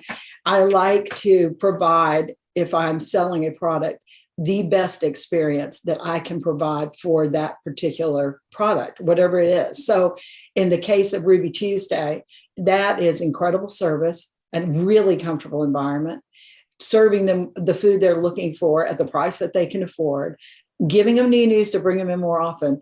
And I think for us, the most exciting thing, because Ruby Tuesday is definitely a little behind the eight ball on this, is to deliver that in a way that is incredibly convenient for them and very adaptable on their phone. And I think rewarding them for that loyalty in a way that's a little different than we reward them now, I think, and seeing them come back in. I think that's really exciting.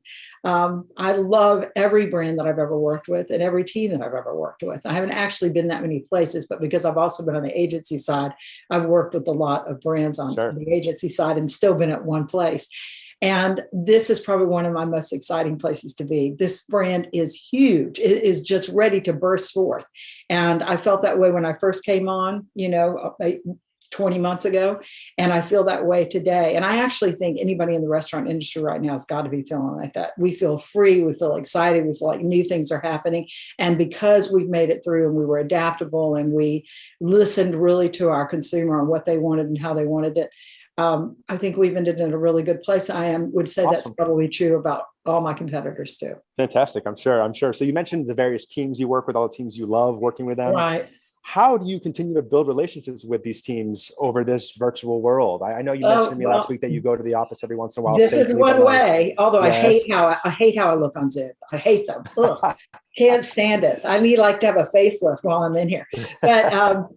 But this is a great way to meet. We do a lot of calls through Teams, Google Teams. We do a lot through, all kinds of different sources and apps. And, I don't think we've lost touch. I do think that it's important for human beings to be with human beings, sometimes in person, particularly when you have a planning session. I think it's difficult to have everybody feel that they're a part of it, because one of the most important things of planning is to get everybody to speak, to really hear every opportunity, to get it on the wall, whatever program you use, whether it's Agile or something different, to get everybody to really be buying in and be participating. And I think some of that suffers when you're not in person.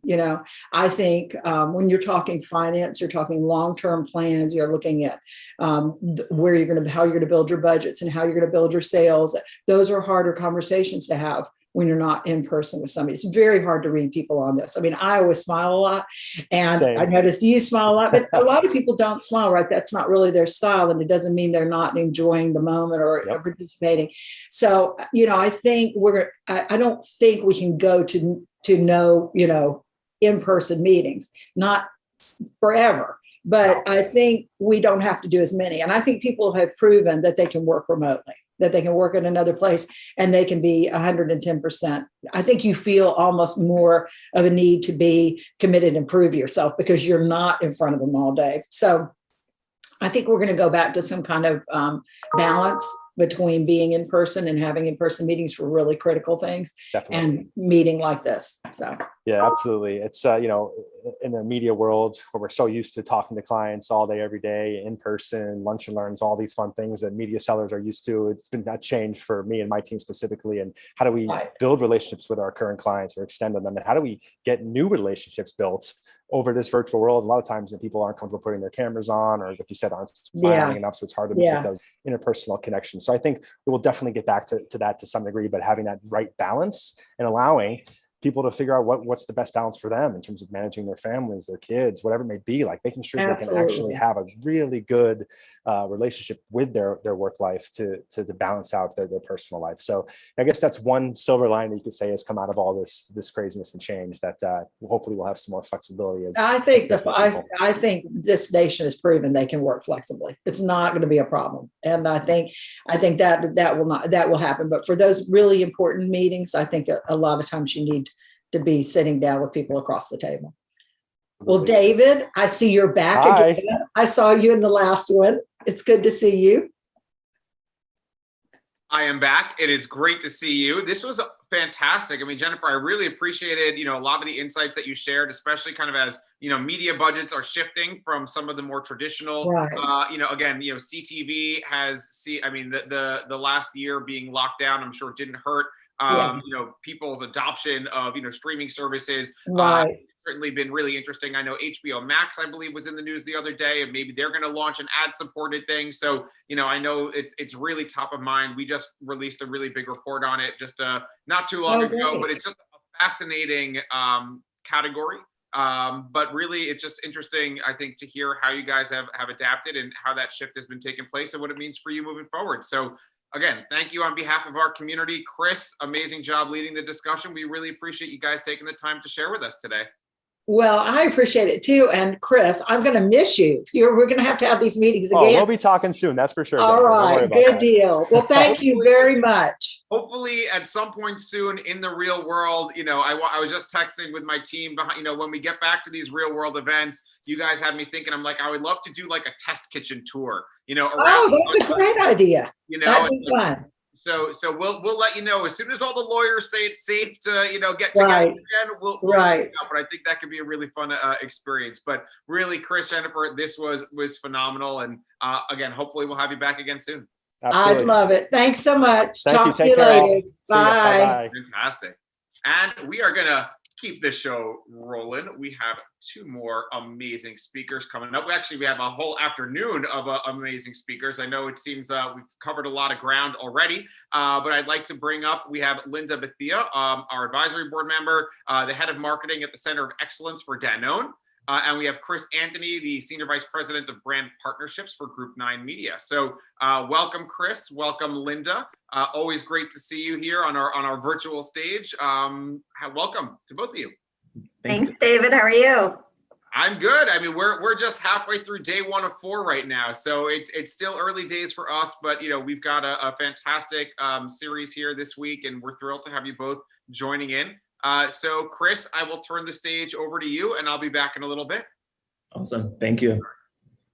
Fantastic. It's all yours. Awesome. Hi, Linda. Good to see you. Hey, Chris. Good to see you again. How's the week starting off? Busy, as always. Excited to take a break and talk to folks today. I know, right? It's like only Tuesday, but I feel like the week will fly by as per usual. Yes, COVID time. Yeah. I'll jump right in. I know that we have a lot of stuff to kind of talk through, talking about just overall marketing for the brand, as well as sort of what leadership from a marketing standpoint have looked like throughout this wild last year that we're still living in. So lots of fun, interesting things that we'll go back and forth on. So I think David already introduced us, but would love for you to kind of kick off and just talk about your role at the brand before we jump into some questions, if that's helpful. Sure. So I am currently head of marketing at Danone North America. I joined about 20 months ago, so right before COVID hit. So it's definitely been an interesting, year and a half in this role, but leading marketing across our North American business. We have a number of great brands in the portfolio across yogurt, across plant-based beverages and ice cream, premium dairy, coffee creamers, ready-to-drink cold brew. And so it's just been a really fun ride. Awesome. I start my day with yogurt, so I'm a big fan. Hopefully one of our brands. Absolutely. So yeah, jumping right in, I think, one of the things that is really fascinating to me about, the younger consumers that everyone is talking about these days, from millennial to Gen Z, I think just being curious about what companies stand for in the corporate structure, things like that. Talk a little bit about a B Corp, because that obviously is what Danone is. And I think that's really fascinating to kind of kick things off, and how that sort of influences, the community and sort of influences the brand overall. Yeah, it's a great question. And it's actually one of the things that drew me to Danone and makes me so proud to work here. Danone's actually the largest certified B Corp in the world. And for those that don't know what a B Corp is, essentially it means that we are committed as a business to using business as a force for good. So we're balancing our financial interests and commitments with the benefits that we want to make for the planet, for people, and for the world that we live in. And so we believe in that. That's why we go to work every day. And it's something that all of our brands are committed to as well, but doing so in a way that's very relevant and authentic to the individual brand and to the individual brand purpose, right? So you mentioned, younger consumers especially, although I would say, most consumers today want to invest in brands that are doing good in the world. And so I'll just use one of our examples. So our Too Good yogurt brand really believes in our B Corp mission, but brings it to life through their own brand purpose. And so they believe that you can do more good with less. And so what that means for them on a product level is, first and foremost, they're committed to using all natural, non-GMO ingredients in the product itself, but then they're also committed to reducing food waste throughout the entire supply chain. And so that comes to life through how we make our product, but also how we market our product. So one recent example of that is a campaign that we just did called One Cup Less Hunger, where we partnered with food waste organizations and City Harvest and other food banks in the local communities. And so for every purchase of our Too Good yogurt, we actually rescued and donated an equal amount of food to those in underprivileged communities. So reducing food waste in the environment, which is great for the environment, but also helping the people in our local communities. So that's just one brand example of how we're bringing our B Corp mission to life. So great. And I think especially now, to your point, consumers today, I think, want authenticity, and the fact that, there's so many brands that have the credentials to be playing in this different space, but the fact that you guys were founded on those principles that are now marketing trends, I think is just so important that, you guys have been doing that from the inception of the brand. So that's found that really fascinating. Given obviously that last year changed the landscape for many different categories from COVID, CPG was a category that was helped sort of survive and navigate the times in a different way, and saw probably consumption on the rise. How did that play into sort of your role in the marketing mix overall of success, but sort of just consumption really changing? Talk to me about that, of how you guys were able to navigate through that. Yeah, it was really challenging. I mean, we saw a huge surge in consumption for our categories, and so had to really double down, increase our consumption tracking. I managed the analytics team here, and so we had a weekly consumption tracker in place to really try to get ahead of what we were seeing, work really closely with our supply chain partners to make sure that we, weren't out of stock at our key retailers during the height of the pandemic, because it really was affecting our categories. If you look at where we play, right? So first I'll start, I guess, with our coffee creamer and ready to drink coffee business. People were no longer commuting or going to school or work. They weren't, making their daily Starbucks runs, but they were still looking to have that barista experience at home. And so they were stocking up on ready to drink coffee or coffee creamers. And so we were able to tap into that from a marketing standpoint by putting together an entire content series on how to have that barista experience at home with International Delight creamers or Silk plant-based creamers, and giving people, the tips and tools they needed to still have that great first cup of coffee in the morning.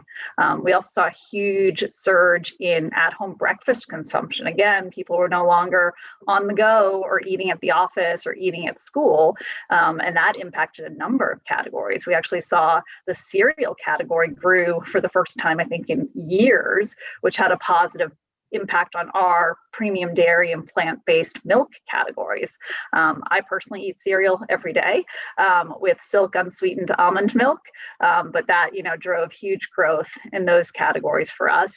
And then yogurt as well. Again, that's a great healthier breakfast option. So we saw an increase in that. But I think the interesting thing there is because people were no longer eating our yogurt on the go, right? It used to be a great on the go breakfast option, or you could just throw one of the single serve cups in your bag, bring it to work for a snack later. But because they were now eating it at home, they shifted how they were buying the product. And so instead of buying the single serve option, they were buying the multi-serve tubs.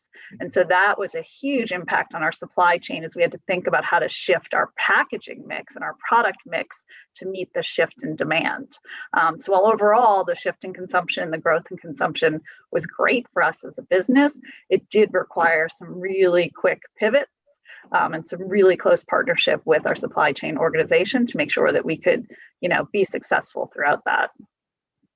So fascinating. I was going to ask about that just because obviously everyone talks about being agile, and that to say that is probably lightly to what you were going through in terms of managing the supply chain and just people's consumption patterns being different. And you mentioned analytics, and at that time probably there was like not that much data because there was no precedent of what happened last year or what began last year.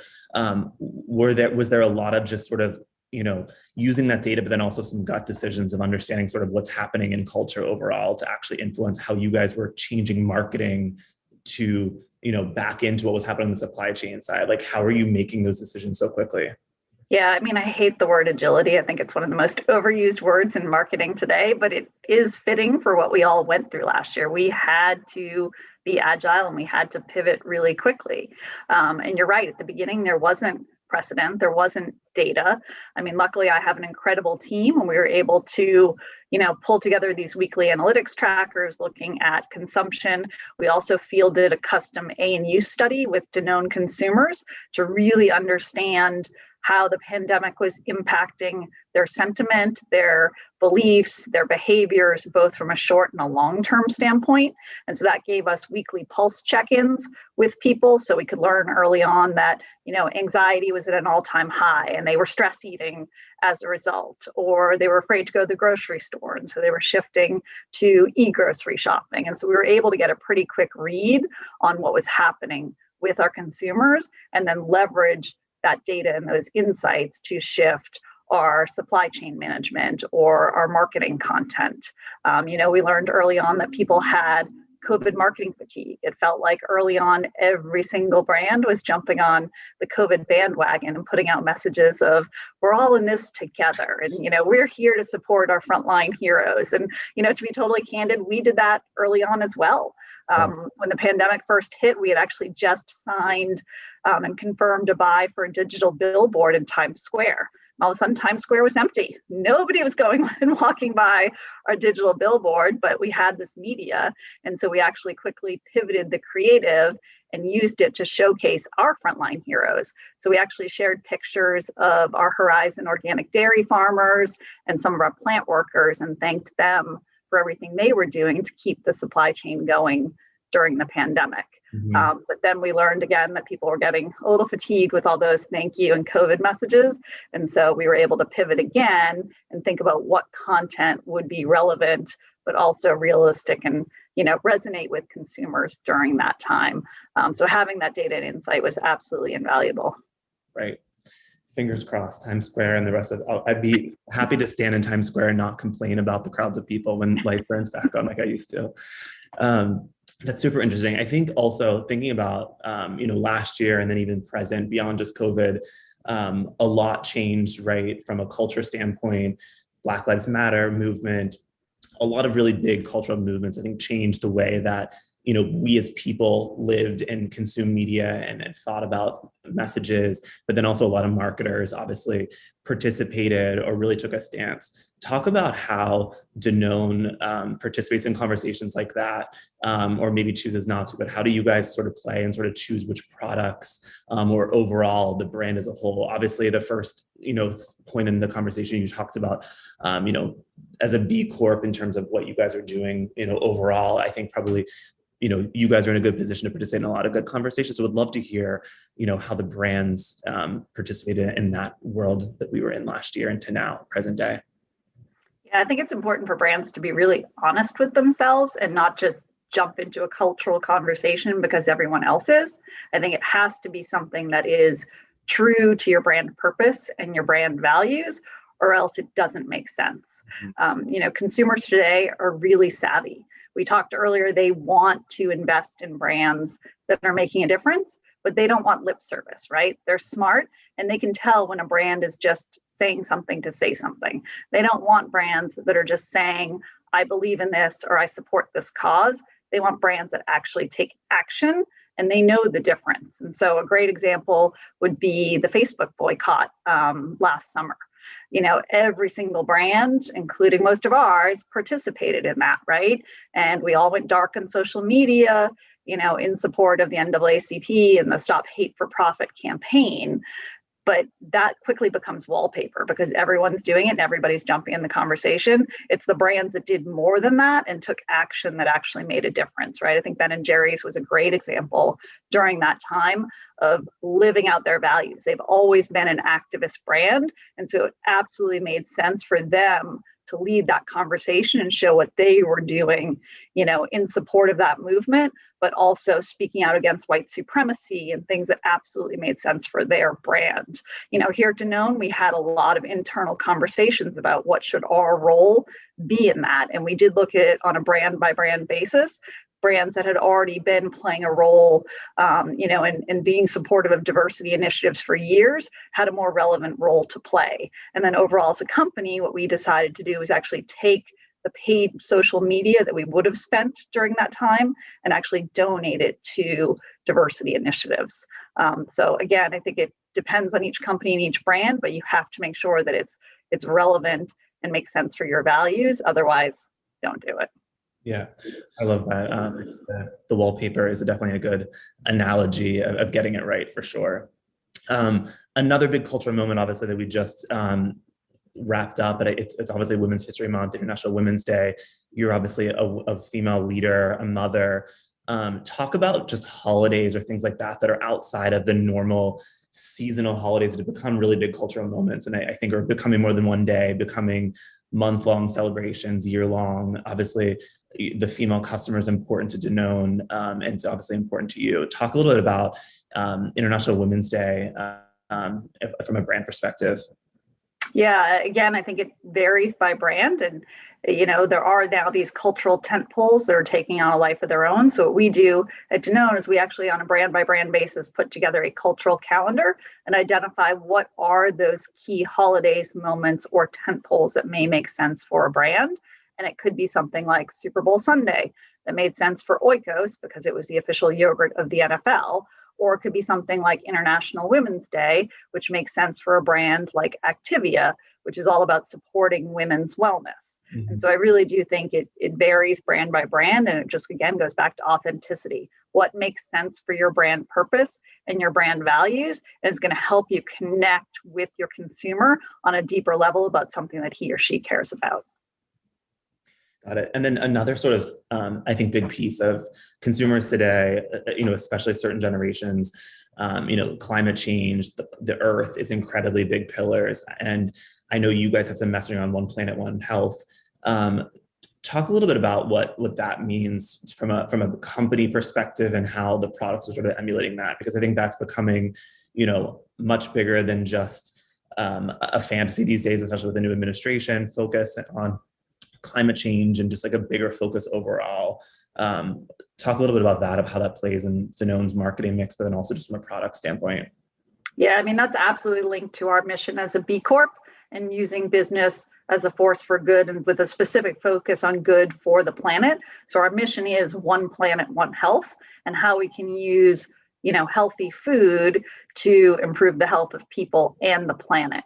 And so we look at that across everything we do at a corporate level, but also at the brand level as well. So one example would be our Horizon organic dairy brand. We actually announced last year that we're on a mission to become carbon positive by 2025, right? Which is a huge undertaking and something that we're not just doing at a brand level, it impacts the entire company, right? We have to work with our Horizon Organic dairy farmers on how they're actually, raising the cows and, farming all of that. We have to work through our supply chain to make sure everything we're doing, is carbon positive. And so it's a huge undertaking for us, but it's something we as a company believe in and something we want our brands to live as well. Because at the end of the day, we do think, one, it's the right thing to do, but we also believe that consumers believe it's the right thing to do and want to support brands that are taking those steps to drive a healthier planet and a healthier environment. Yeah, that's so great. It's crazy that, so many people, I feel like more than ever want to know about those types of things and find that just as fascinating as a celebrity endorsing their product, which is really great. So it's fascinating that that's such an important story that you guys are able to sort of tell and have been putting so much work into it. So congrats on that. Yeah, I think storytelling's key, right? I mean, you hit the nail on the head. Is people don't want to just buy products, they want to buy brands and they want to buy stories, right? I mean, since the dawn of time, that's how humans have connected with each other, is through storytelling. And so I think the brands that can tell their story, their authentic story in a compelling way, are the ones that are going to be the most successful and build that emotional connection with consumers. Mm-hmm. To that point, storytelling obviously, can be told in so many different formats these days, right? You mentioned Facebook, there's Instagram, there's Snapchat, TikTok, Clubhouse phenomenon. The last couple of weeks has blown up. Talk a little bit about just your perspective on, there's so many different platforms. How do you choose the right platform? You also have a whole portfolio of products that, will probably make sense for specific platforms, have different customers. And then I guess the second question, is there one that you're really bullish on for the future out of all of the, platforms that are in the ether today? I'm sure there'll be another one by the end of the week that we'll have to be learning about. Yeah, I mean, I think that's one of the most exciting things as a marketer, is the landscape's constantly changing, and it's incumbent upon us to stay on top of the trends and emerging technology, emerging platforms, and figuring out, where to play and how to play with our brands. Luckily, I have a fantastic team here at Danone who puts together really great content strategies and channel strategies and helps figure out which are the right ones for our brands. One obviously that rose to the top this year was TikTok.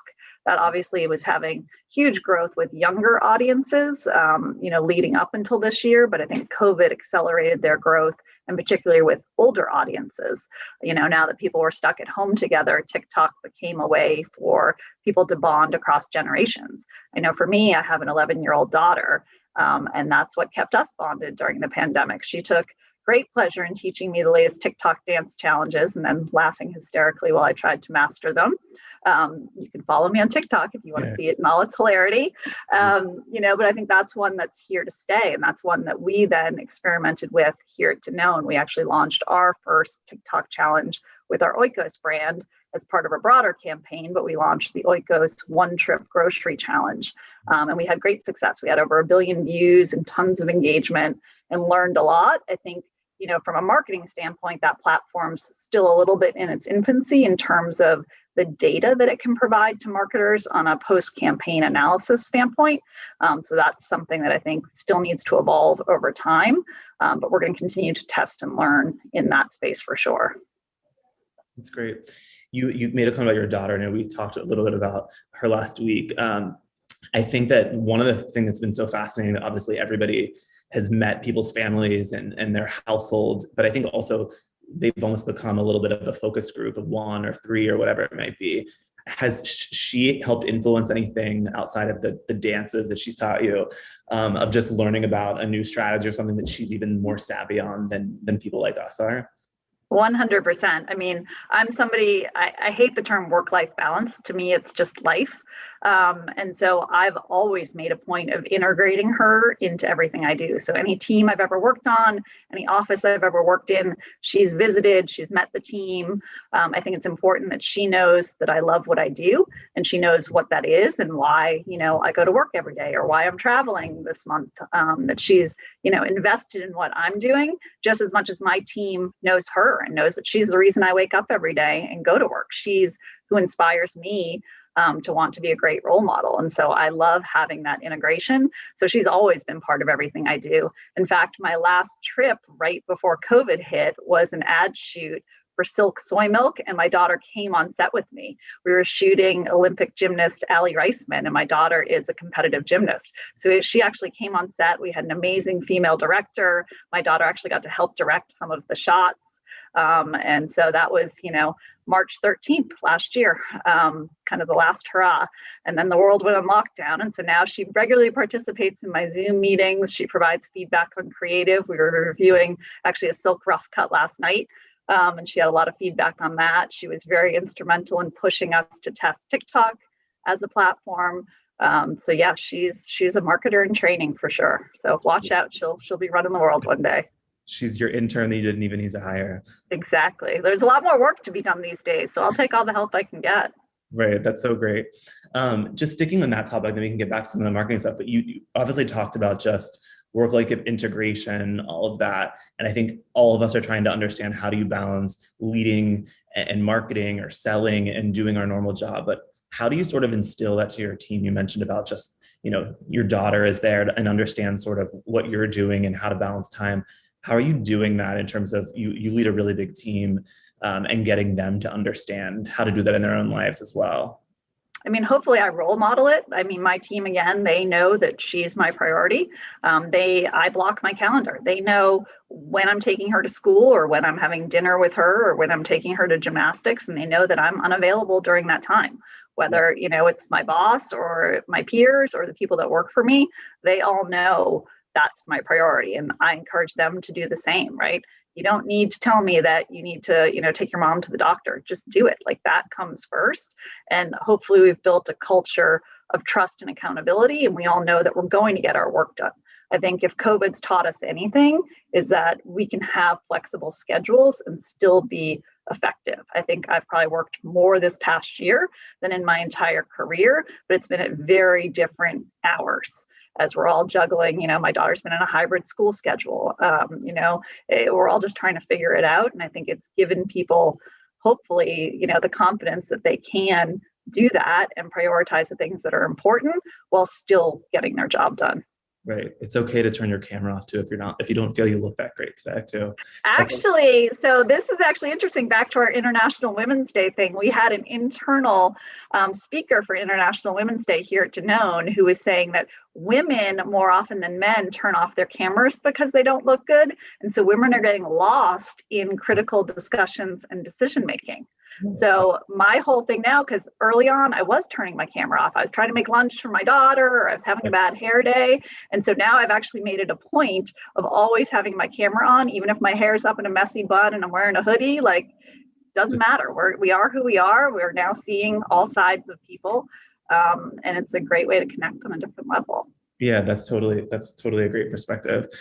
It's fascinating, right? Like, of what the future will look like. But I think to your point, we definitely have learned a lot of things to stay and things that will, hopefully some of the bad will go away.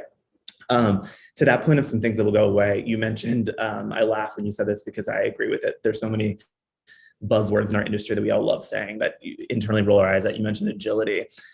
Are there things just in the landscape, even this last year, that we did, or in general, in your time, that you almost hope disappear, that you're tired of talking about, and we can retire any of those sayings or trends? That's a good question. I'll say Zoom fatigue is real, right? Like, I'm really sick of happy hours virtually. And, I can't wait to go back to actually having a conference or, going on a trend trek and getting out in the world. We've tried to shift as much of that virtually as possible, and I think we've done a great job.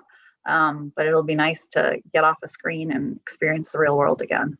Yeah, I feel like most of the little things that we used to complain about, like business travel, all that stuff, I'm like, I'll welcome being a delayed flight in an airport that's not amazing. Yes. if a return to normalcy means that. Exactly. Switching gears a little back to the product and just overall marketing, you talked about a lot of different trends that sort of changed from consumption patterns, the supply issues.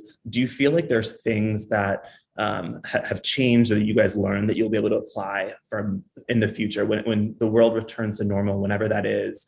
of some things that are here to stay from some of the consumption patterns or things that you can really keep in your toolbox that are just going to help the brand propel for the future? Yeah, I think two things. One, the way that we produce content has changed drastically, right? So as I mentioned, right before lockdown, I was on set shooting a big campaign, right? Then we went on lockdown and we could no longer do that to produce content. And so we had to get really scrappy about the way that we developed and produced campaigns. And I think we've learned that you don't necessarily need to be flying across the world and producing, a huge 60-second, anthem in order to be effective at reaching your consumers. And so I think you're going to see a lot more internally produced content, things that are scrappier, more authentic, more candid, because it's also what consumers want, right? It's more effective and efficient from a marketing and spend standpoint, but it's also the type of content that's resonating in today's environment with our consumers. And so I think you're going to see a significant shift in the agency model, as well as more internally produced stuff going forward.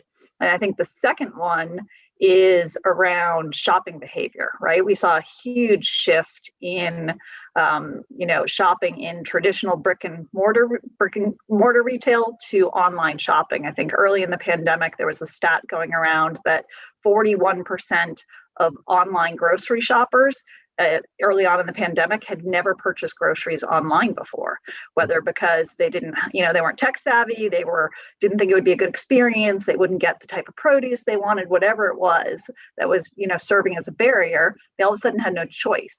And then once they had a great experience, now they know that it's easy, it's convenient, the quality is good. I don't think they're going to go back. I think we're going to see a lasting shift to e-retail and e-grocery shopping, and that significantly shifts how we think about building brands as marketers, right? If your first experience with a brand is online, that's a significantly different experience than experiencing it in store and being able to touch and feel the product. And so we have to think differently about the packaging, about the marketing, about the messages. We have to make sure that we're allocating the right amount of our budget to optimizing the digital shelf, to e-retail search, to being that first product in the online basket, because we know that the majority of shoppers don't browse. Once they make a purchase on their second trip to Amazon Fresh or Instacart, they reorder from a previous order. So getting in that first basket is critical to winning, the heart, mind, and stomach of that shopper. So I think that's going to have a lasting impact on marketing. That totally makes sense. I was definitely part of the 41% that never shopped online, but I'm now. That's definitely real. It's interesting you talk about just like the in-store experience, could be much different, right? Because that behavior has shifted. And I know from a brand perspective, you guys have done, experiential events in the past, whether that be on your own or with publisher partners. I think on our end, we're thinking about what does that look like? So do you feel like there's a greater focus for the future of how do you build experiential moments around the brands, potentially if people aren't exploring and touching the brand in its own environment? Is that something you're thinking about for the future? Yeah, I think, the way we think about experiential needs to broaden. I think there will always be a need for in-person experiences, and there'll probably be even more of a need for those post-COVID. I think we're all hungering for that. So there'll probably be, the boomerang effect, and then we'll come back to, more of a normalcy. But I do think, how we build brands online, how people experience brands online, we absolutely need to shift our thinking and figure out how you deliver as good, if not better, an experience in that environment. And I think, obviously here we are with Brand Innovators, so they've figured out how to do that, for their product and service, and we have to do the same now for ours. Mm-hmm. No, it's super, definitely a whole fascinating puzzle for everyone to figure out. You mentioned just kind of toggling back a little bit and forth in terms of just the leadership piece of things. You mentioned in the beginning that you started at Danone in the beginning of last year. What's that been like? Rewind, speed ahead. We're over a year into this. What did that look like in terms of just, you obviously had to figure out how to learn the customer was rapidly changing, becoming a new customer of someone when you took the role, and then internally, your team was changing as well. How as a leader do you think, did you balance sort of managing a new team, but then also dealing with all of the craziness that we've talked about today in terms of just marketing challenges and opportunities? I won't lie, it's been a crazy year. So I joined at the beginning of 2020, spent the first 5 of 8 weeks on the road, meeting members of my team, meeting key stakeholders, et cetera. And then the world went on lockdown. And at that point, I hadn't actually met all members of my team. I hadn't necessarily built the relationships you need to be successful in a new role. And so I had to figure out how to do that virtually. And I think as leaders, back to the agility, we all had to pivot and learn how to lead a team virtually. And I think there were some commonalities that everyone did where, all of a sudden our town halls became virtual. We kept to a regular cadence, but they became virtual, and we had to figure out other ways to connect with people. So some of the things that I did personally was, one, I blocked off key hours in my calendar for coffee chats. And I invited anyone on my team, from a direct report to a direct report of a direct report, to just schedule a 15 or 30-minute conversation with me over coffee or over wine, depending on the hour of the day, and just to get to know each other. There didn't need to be a topic. There didn't need to be a business conversation. It was just a way to get to know each other better. But it also enabled me as a leader to listen to their concerns and what challenges they were facing during the pandemic, right? They were learning to work virtually. They were juggling, kids at home, or some people didn't have families and they were just dealing with loneliness. And so as a leader, I think it made me more empathetic, and more in tune with the needs of my team so that we could change the way that we were working and the way that we were doing things. I think the other challenge as a leader of a marketing team in particular was, how do you maintain the inspiration? You're not out in the world being inspired by different things every day. And so I started a weekly creative inspiration newsletter that I sent out to the team of, new packages I'd seen or marketing campaigns that had inspired me over the course of the week. And we started a Slack channel where we could have some discourse around that and kind of recreate that water cooler chat where you could bounce ideas off of each other and have more of those impromptu brainstorms. So those have been some of the ways we've been trying to get through this. But I do welcome being back in the real world, going on some, trend treks and doing things like that in the future. Yes, hopefully soon. I love that inspiration newsletter. And you mentioned earlier in the talk about Ben and Jerry's. Is there another brand, even outside of the CPG category, or could be within it, that you feel like is inspiring you right now as you're thinking about 2021 and just the future overall? Oh, there's so many.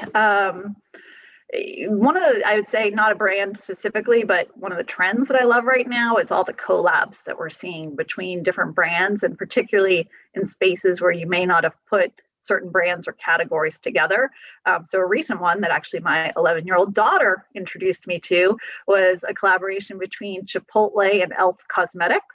Yes. Where they actually put together a makeup palette inspired by Chipotle food, right? So an avocado green eyeshadow or something like that.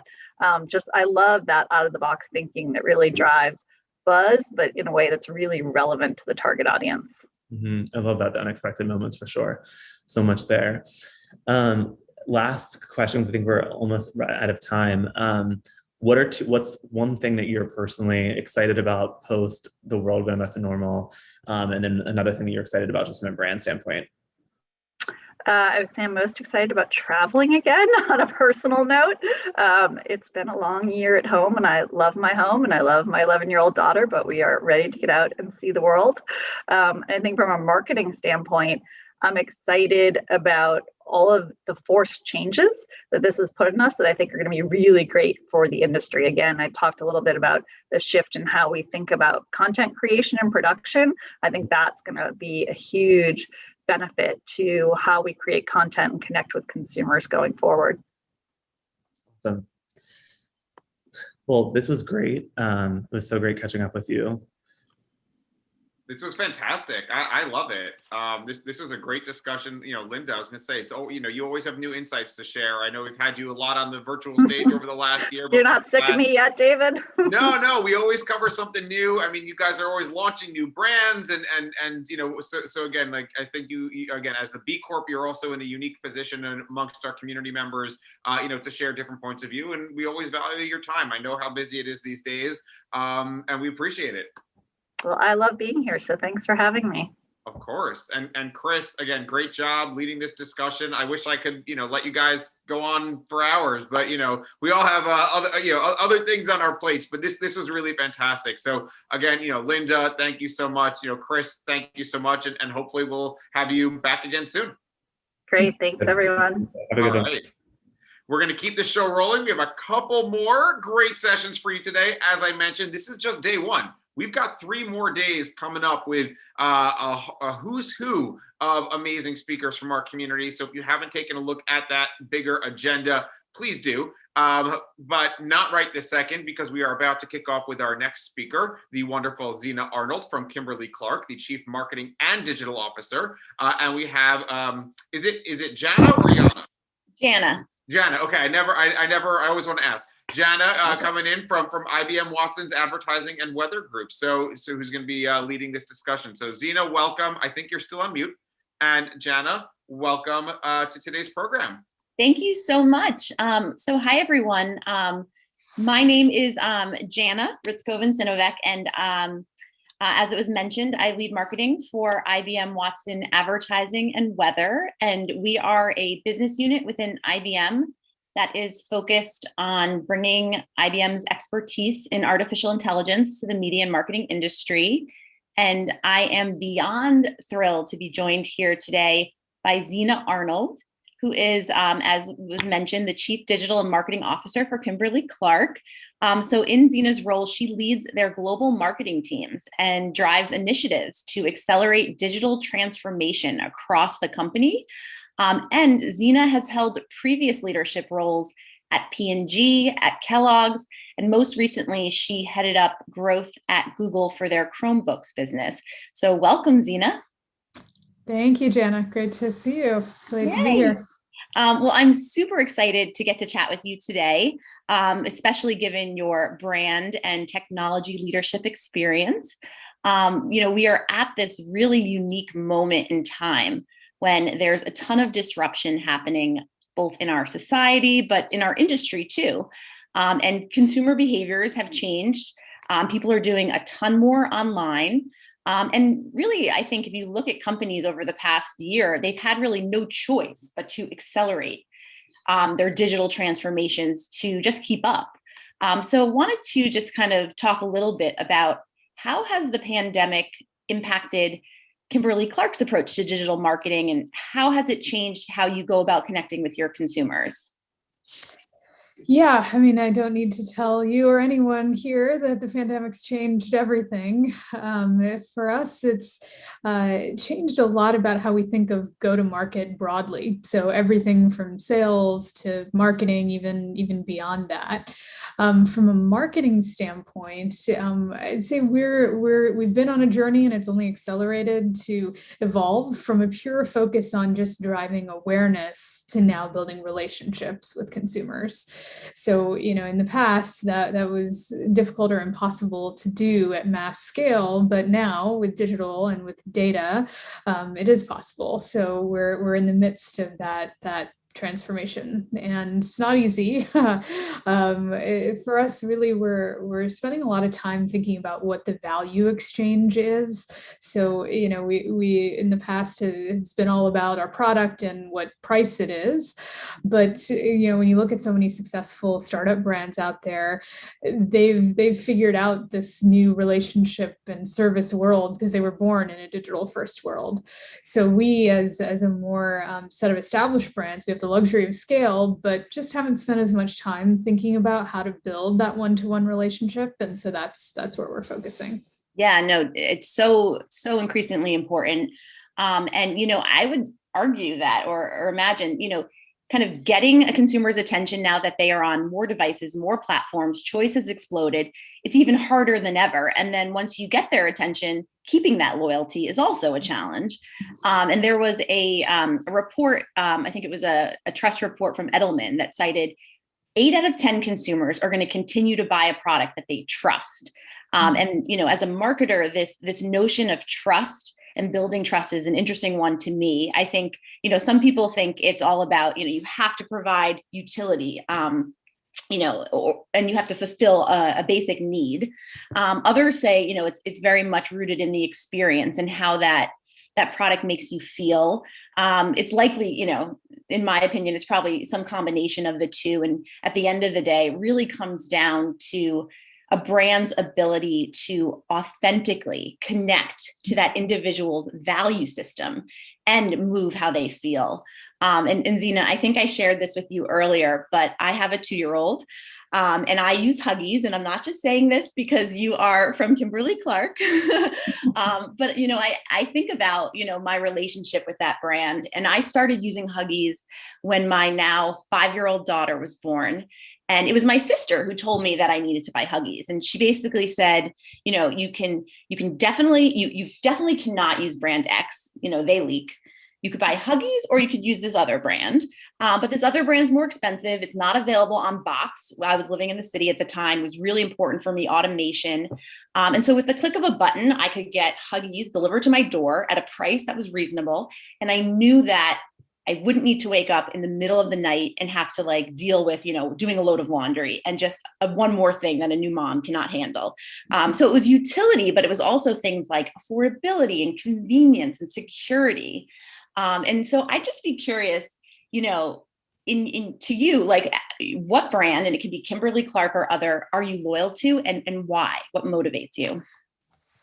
Sure. Well, I'm with you there on the Huggies. I'm maybe a little bit too brand loyal to them right now. And I say that because my son is right in that potty training age. And I'm using my need to understand the consumer experience to keep him in diapers longer.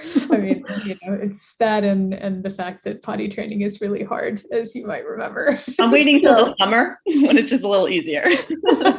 Yeah, exactly. That's my answer all the time. Oh, we'll try it again in a few months. So yes, Huggies 100%. But for a non-Kimberly-Clark brand, I'm a big fan of Everlane, which is a direct-to-consumer clothing company. I like their positioning, their differentiator. I mean, they've got kind of great style, of course, but they have transparent pricing and sourcing of all of their manufacturing. They kind of remind me of what the Gap used to be many moons ago when I was growing up. It's stylish, good quality, basic clothes at a good price. And I've been a fan of theirs for a long time. But interestingly, a couple of years ago, they got called out for some discrimination in their work environment and in their advertising. And sadly, that's not uncommon in the clothing industry. But what I was really impressed by is how they owned up to it. They took very clear actions to change. I don't know how it is now internally in the company, of course, not being there, but just as a consumer, seeing their marketing, how they've expanded it to be much more inclusive, it's really shown a big shift. So for me, I really like their clothes and their mission of transparency, but I just love the fact that they owned up to when they fell short of that mission and they made mistakes, and then they set a new course. So I just feel it's super powerful when brands are able to really take ownership of their errors and then rise stronger from them.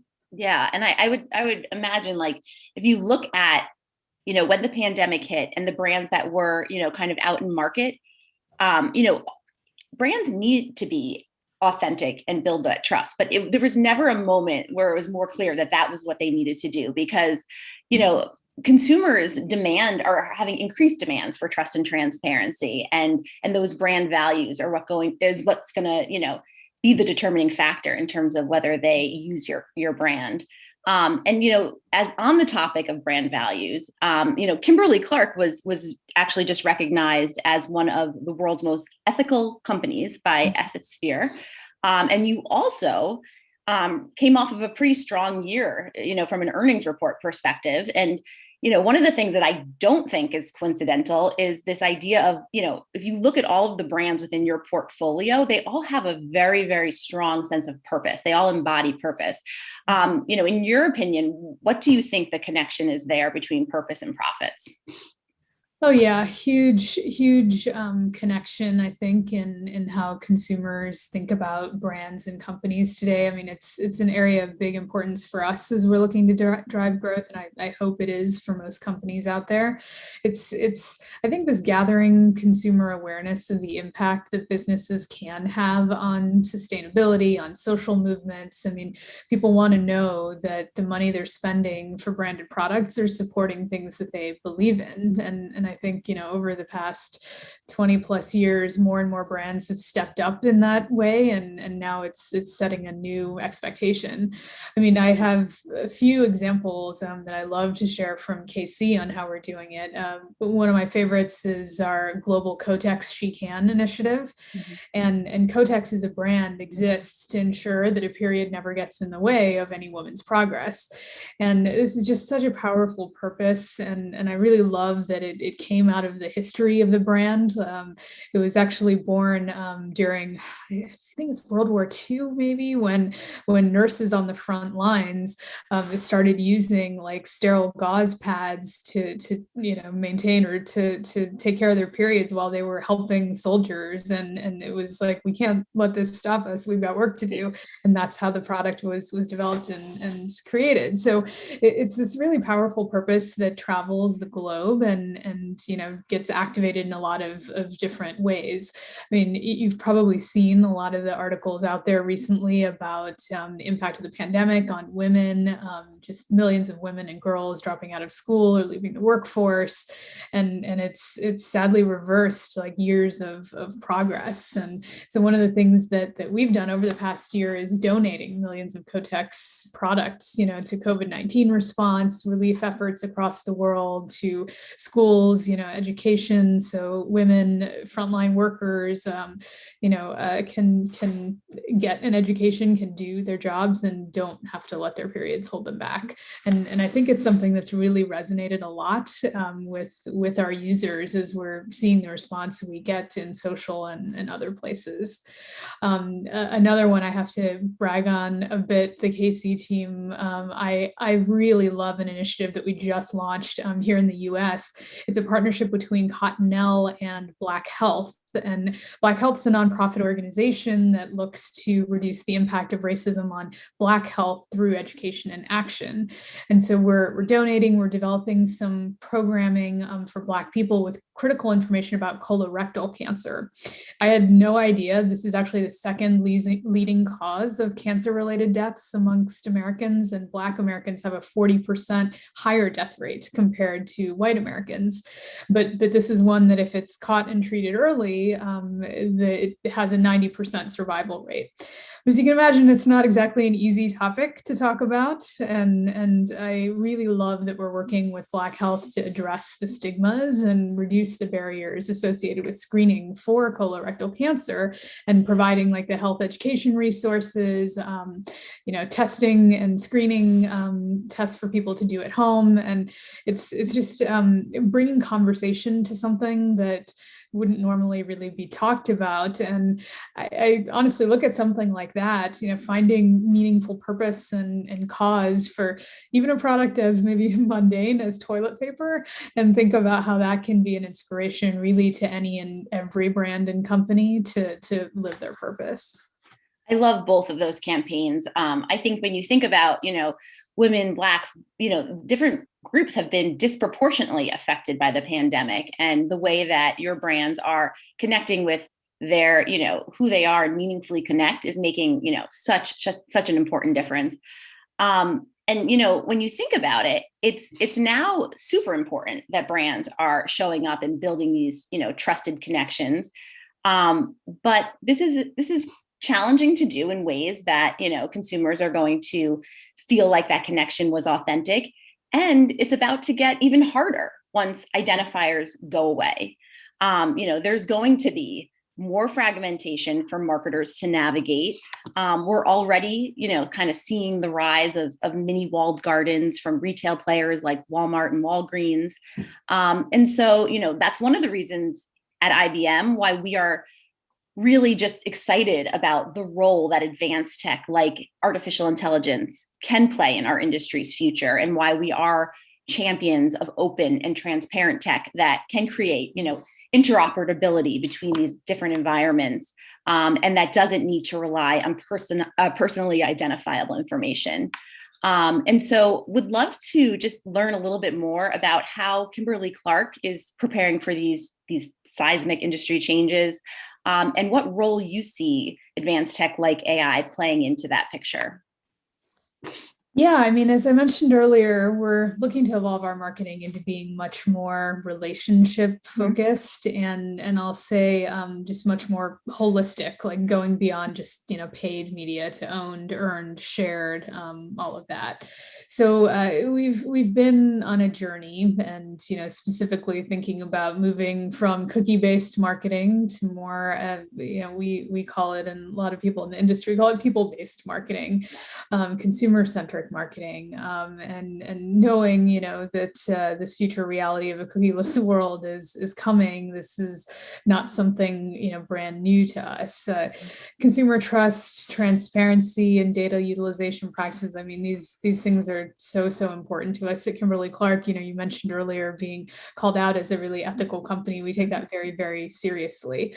So I think in the macro sense, these changes that all have consumer privacy at their heart are really important, and we welcome them.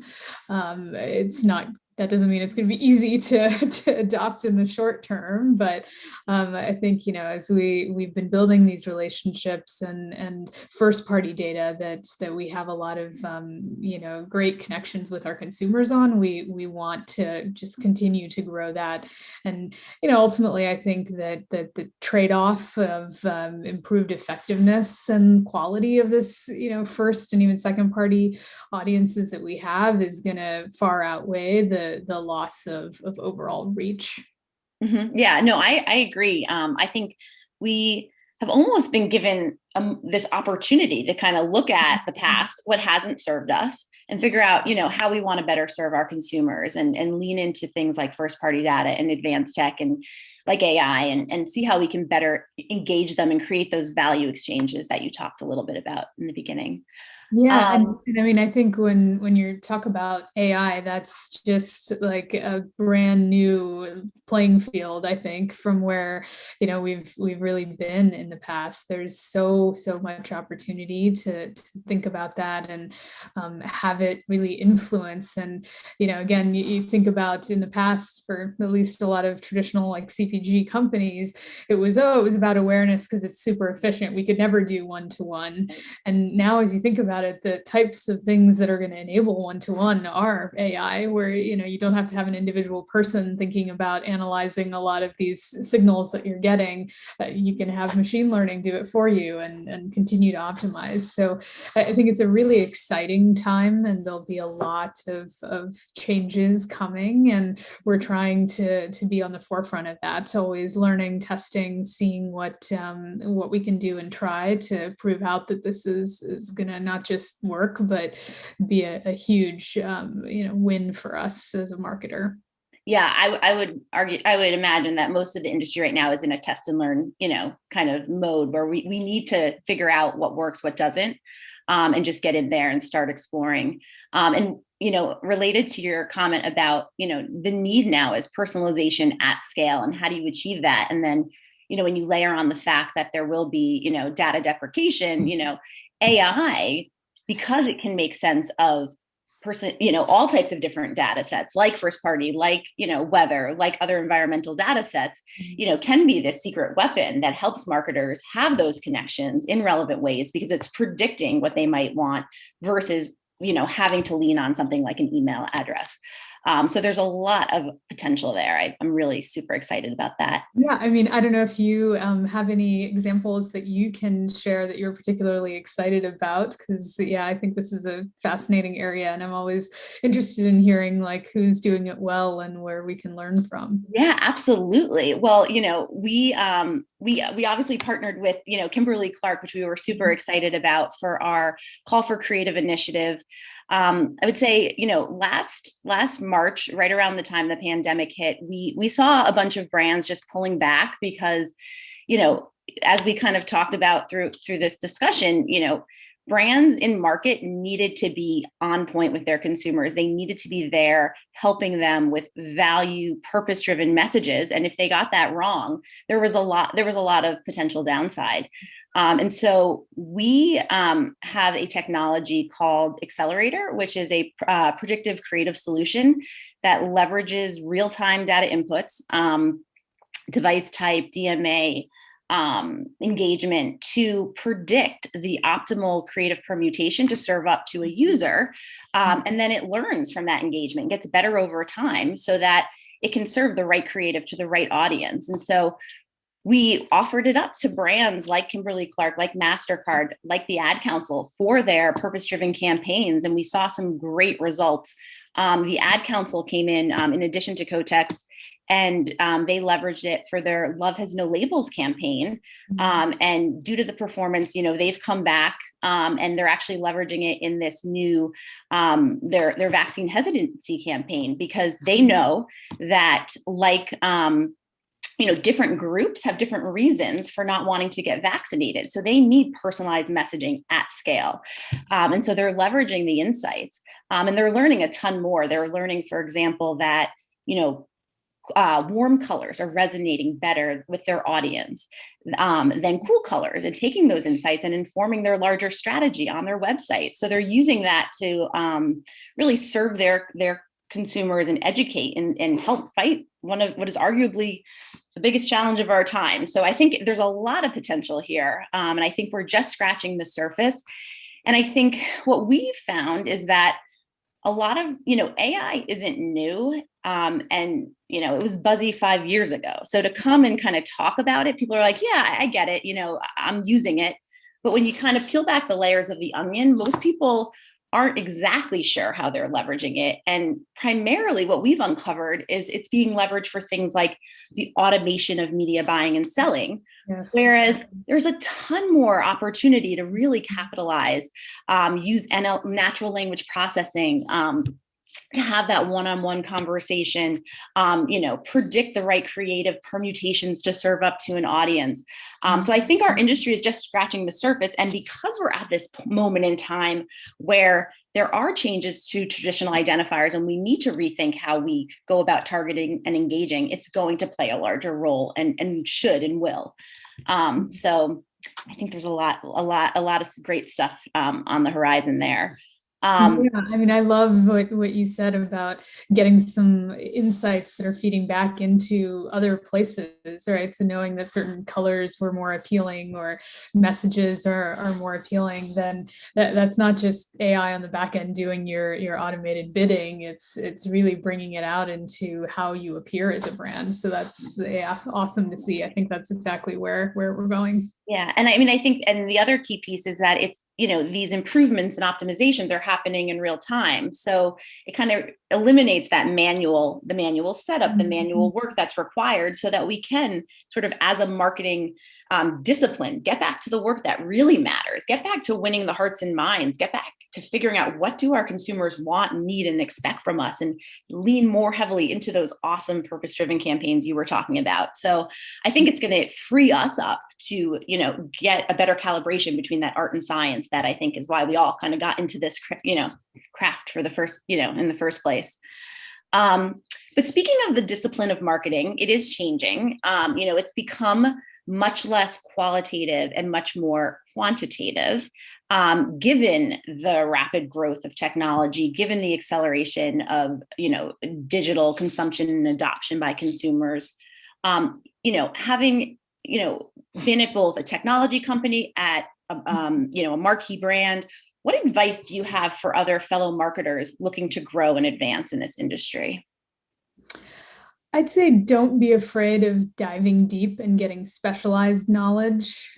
So whether it's data and analytics, which is clearly very, very important to marketing today, social media, really any particular area. I mean, I think marketing as a field has gotten to be much more complicated and specialized in recent years, and of course, digitally focused. And it's interesting because when I came up in CPG marketing, it was very much focused on general management and being kind of a very broad marketer. And marketing for us consisted of, okay, what's your media plan, what's your coupon plan, what's your in-store plan. And now I think it's just gotten to be so much more complex with all of these new channels, all these new ways of engaging in these channels. So I really recommend to everyone early in their careers and even later in their careers to embrace the complexity and find an area or two you really want to learn about, whether that's data and getting deep into analytics, whether it's social media, any number of things, dynamic creative, all these things, and spend some time, learn about it. I think the other amazing thing is there are so many great resources out there today for people wanting to learn and immerse themselves in these worlds. There's tons you can read about. There's great, videos you can watch on YouTube, all of this to get that knowledge. And more importantly, even than that, is just learn by doing. So I tell a lot of folks too, when you're looking for a company that you want to go to, ask them about how they learn, how they experiment. If someone has an idea, what do they do? And I'll tell you, most of the companies that are doing really well, they embrace that. They love that. They know that that's how you learn and develop and grow, is by trying new things. If you go to a place and they say, well, we don't really test new things, we kind of do what we know works, then I don't know that you're going to learn that much there. So I think learning by doing is important. But maybe just the other thing I'll say is I also believe that the fundamentals of good marketing haven't changed. Finding a meaningful insight, developing a powerful benefit and message for your product to address that insight and consumer attention, and then how do you deliver it in an impactful way. So that's been marketing since the dawn of time, but now it's that we can do it in a one-on-one scale if we have the right tools, if we have the right data, which just means we need to think about it in new, different ways. I absolutely agree with what you just said about the fundamentals exist. It's just now we have these tools that can augment and enhance how we go about doing that, and doing that at a different scale and a different level of personalization. And that's what I think gets me the most excited. You mentioned just the willingness for people to lean in and to get smart on the industry and what's going on. Do you have any go-to trade pubs that you read every day, or that you just are top for you, that you recommend? Gosh, I mean, a lot of different places. I just have a ton of, Google alerts set and get served a lot of interesting news. I mean, I think that a lot of the trade publications that are out there, Ad Age, Adweek, Campaign, they're all, great to get an overview into marketing. One that I enjoy and read a lot, specifically for like the MarTech side of things, is Ad Exchanger. It's a great website and podcast there. But yeah, I think really just keeping your eyes and ears open and seeing and even just when you find or see exposed to as a consumer a piece of great marketing, whether that's a Facebook ad that comes up in your feed, or something that you see on TikTok, I like to go and take a deeper look. Okay, I saw this thing, let me see what else they're doing and how they're doing it. And it always usually leads me down an interesting path to find out more about how these companies that are doing it well, something that caught my attention, how they're activating in all these different ways and places. Yeah, it sounds like you are innately curious, which I think is always like the key quality of a good marketer. I think I mentioned this to you, but I always think it's during the hardest times when we learn and we grow the most. And when we fail, like, I think there's so much that can be learned. So can you just share a time in your career when you struggled, but that struggle really turned out to be an important stepping stone in your future? Sure. There have been many times over the years that I've found myself struggling in one way or another. One more recent example was when I was at Google. So I was there and I was in marketing for most of my time there. But a couple of years before I left the company, I actually moved out of marketing and into the product team to do more of a general management role. So oversaw business and operations for Chromebooks. And I always thought that was what I wanted to do since I grew up in CPG marketing that, has this strong general management backbone to it. But wow, it was a lot different than I thought it was going to be. It was really hard. We were at a point of explosive growth on the business, which was incredible to be a part of, but also chaos. So I liken the experience to boot camp. I mean, it was going through it was not exactly fun since it was so hard, and there were many moments I didn't know what to do since I was just being pushed to my limits and had to learn along with a lot of other people that were learning since we were growing so fast. But I mean, coming out of it, I realized how much I had learned and delivered, and that was just an awesome feeling. Like looking back, like, wow, I climbed this mountain and it was crazy coming up, but I'm here. This is great. But part of me also realized in that I wanted to be back in a job where I was enjoying the journey as much as the destination, and in that role, I wasn't loving the journey, and I had in so many of the other ones that I had been in before. So I knew I wanted to come back to marketing, and I wanted to do it at a company where marketing is a really critical part of the company's strategy, and like CPG companies and like Kimberly-Clark. So yeah, it was not easy. I'm very glad I did it, because in addition to the stuff that I learned, I mean, I learned about me and how I really want to be in a place where the day-to-day is just as much fun and energizing as the end result. And very happy to be in a place where that's the case now. I love that. I love that. You proved that you can climb the mountain, but then you decided that you wanted, a different journey, which is part of it too. So that's so important. So the final question is, what keeps you up at night? Yeah, I'd say it's a few things, but maybe the biggest, we're undergoing a lot of transformation as a company right now, like both things that we're driving and also because of all these macro forces in the world right now that we've talked about. And, what keeps me up is thinking about how we can drive the change we need and yet not burn out our people along the way. I mean, especially with everything we have all been through this past year. It's been crazy. I mean, I think I maybe mentioned this in the beginning. I haven't met my team in person because of the pandemic. So I've been in this role almost a year now, and it's very surreal and strange. And we think about how the boundaries between work and home have kind of evaporated because my family life is now 6 feet away instead of a commute away, and that decompression time is something that I've found that I really miss.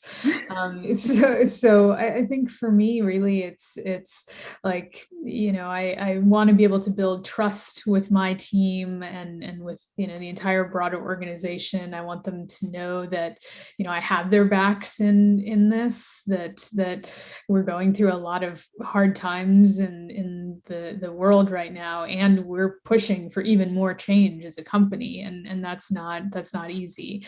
But I think it's really important that we push, that we try, because if you kind of say, well, everyone's very burnt out right now, let's just sit back and sit out and we'll figure it out later, I think then you let the world pass you by. So to me, it's really important that the effort is there in trying, and it's part of my role as a leader to make failure less of a huge, all-encompassing thing. I think it's okay if we fail. We should be failing at things, because if we're not trying enough, then or if we're not failing enough, then we're not trying enough. So yeah, it's my job to make sure everyone feels that way. But given everything going on, it's not easy. So I'm very, very much looking forward to the world opening back up again and getting back to seeing each other face to face and being able to form some of those relationships at a deeper level.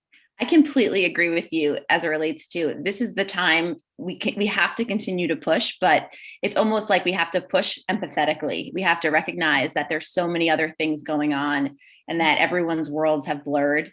But there is, also opportunity for us to, rather than, figure out what we can do and how we can learn and how we can, continue to grow during this time.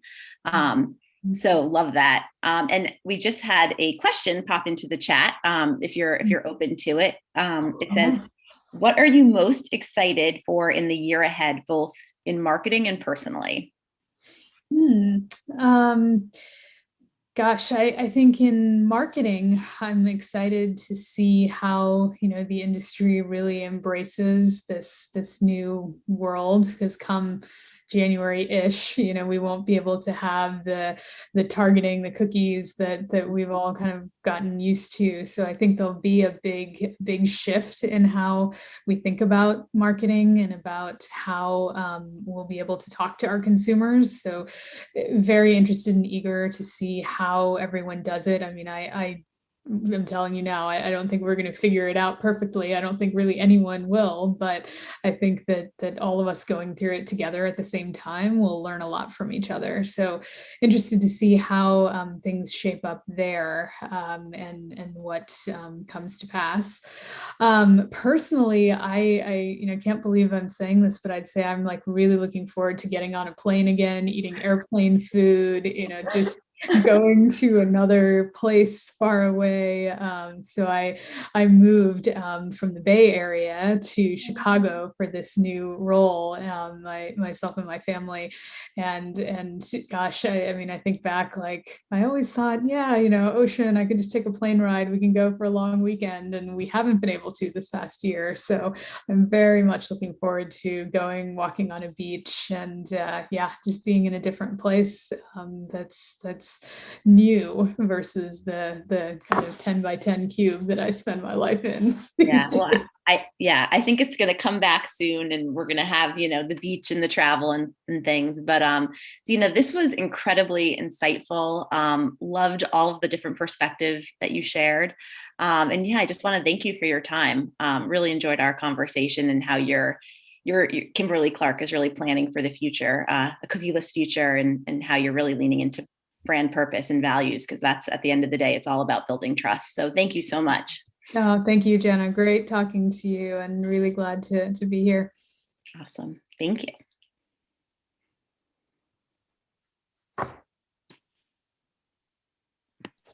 Well, that was fantastic. Sorry, I was a bit delayed there in my transition back to the stage, but no, I mean, Zena, always wonderful having you, and Jana, amazing job. I got to say, I'm right there with you. This was supposed to be a big travel year for me. I don't know if I probably mentioned this before. I was going to bring my wife to Cannes. We were going to go on our first no kid vacation, right?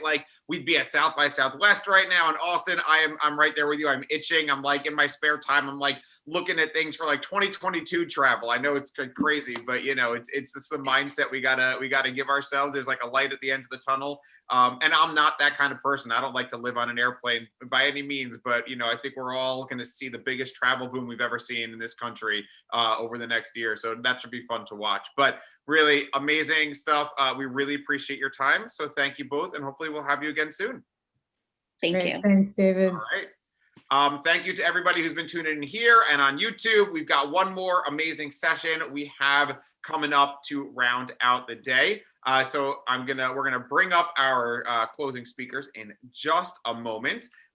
While we wait, I think it's gonna be in just a second. We have Derek Lewis, the president for the South Division at PepsiCo Beverages North America. We have Sharon Harris, the chief marketing officer at Jellyfish. So welcome, Derek. Welcome, Sharon. How are you both doing?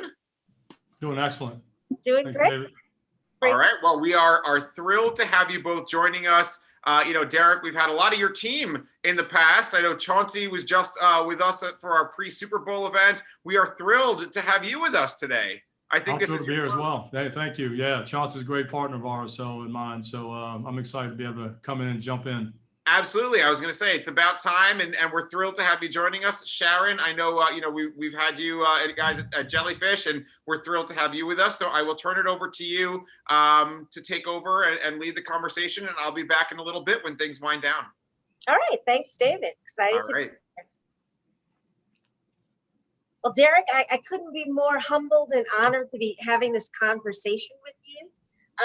Today, we're going to really talk a lot about how brands live their purpose. And you and I have spent some time chatting about Pepsi being built one small town at a time, and how you're really leaning into your purpose, particularly given everything that's happened with COVID.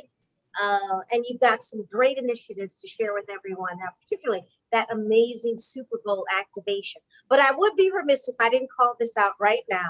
You are in front of a picture of someone I absolutely adore, who is now sitting on the title for Grammy Awards, and that's the one and only Beyonce. Absolutely. This is a tribute to Beyonce. She's repping Pepsi, so shout out and kudos to you guys. Hopefully we can bring her back to a Super Bowl halftime show. I hope so too. This is one of my favorite moments here for sure. No doubt about it, in Super Bowl history.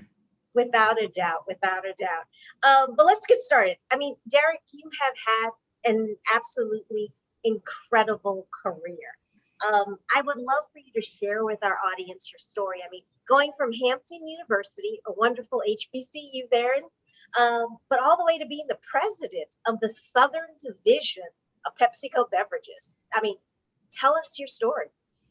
Well, thank you. I still feel like a campus hire, Sharon. I mean, it's been 33 years. I know that's a long, long time, but it only feels like yesterday when I left the campus of Hampton University, home by the sea there. What a great journey it's been for sure. Pepsi was always one of the more attractive companies back on campus at the time in the late 80s. And it was a company I was certainly desperate to be part of. And I was fortunate enough to be able to get through the interviewing process and land an assignment, management training assignment in Baltimore, Maryland. I knew the company's growth path. I was always a big fan of the product. I consumed the product quite a bit when I was younger. And so I had some familiarity, obviously, with the portfolio at the time, but was super excited to go through what I saw was a very progressive management growth path to general management, which is what I aspired to be. I've certainly gone much farther than I ever thought I would go, but it was a company that I thought you could dream big and live big in. And that's played out, over the 33 years. I've been fortunate enough to work my way up through the entire organization, started out on the route, again, in Baltimore, progressed through a number of management selling roles throughout my career across the country. I've lived in 8 different cities around America, West Coast, East Coast, the North, spent some time in headquarters doing strategic roles. And so I've been developed into, quite the executive for the company. They've trained me well, they've prepared me well, they've given me a lot of opportunities. And so it's been, I've been blessed and fortunate to work with wonderful people, have an amazing portfolio of brands to work with. And then also, a company that has a lot of great purpose in what we try to go do, making society better and our world better, a place to live as well. So it's been a great thrill ride and one I hope still continues on for years to come. That's phenomenal. The same company for an incredible tenure. And I'm sitting here in Baltimore today because I'm like in our Baltimore office. I'm the only person in the office today. But that's such a fantastic story. I got some great memories in Baltimore. We started on Union Avenue, 1650 Union Avenue. I still remember the address, and it was off of Falls Road, and that facility's not there anymore. But it taught me a lot. That gave me all certainly the great foundation to start that I needed for a great company like this. And I still cherish and build upon those moments that I had early on in my career when I was a management trainee hire. Well, obviously your journey at Pepsi is it's phenomenal. I mean, it is beyond impressive. And Pepsi's always been, one of those preferred employers. I guess my question for you and follow up in looking at your career is, at this point now, You're the president of the Southern region. How are you defining leadership for the brand? Look, I think this is a real critical time for brands to step up. And I think, rising above others and getting out of your comfort zone. Last year was a incredibly difficult year for everybody, no doubt about it, on many fronts, right? You had COVID, you had the economic challenges, you had the racial injustice happen, and there were other more pressing issues happening also in the communities as well. And I think this is a really important time for brands to step forward. This is not a time to call it play it safe and be unheard, unseen. You've got to be seen. You've got to be visible. I use this kind of coach model. I think it's important for brands right now to have a tremendous amount of conviction. That would be my C. My O is ownership. Ownership of a situation. Right. This is a real time to take charge, to show where you stand on things.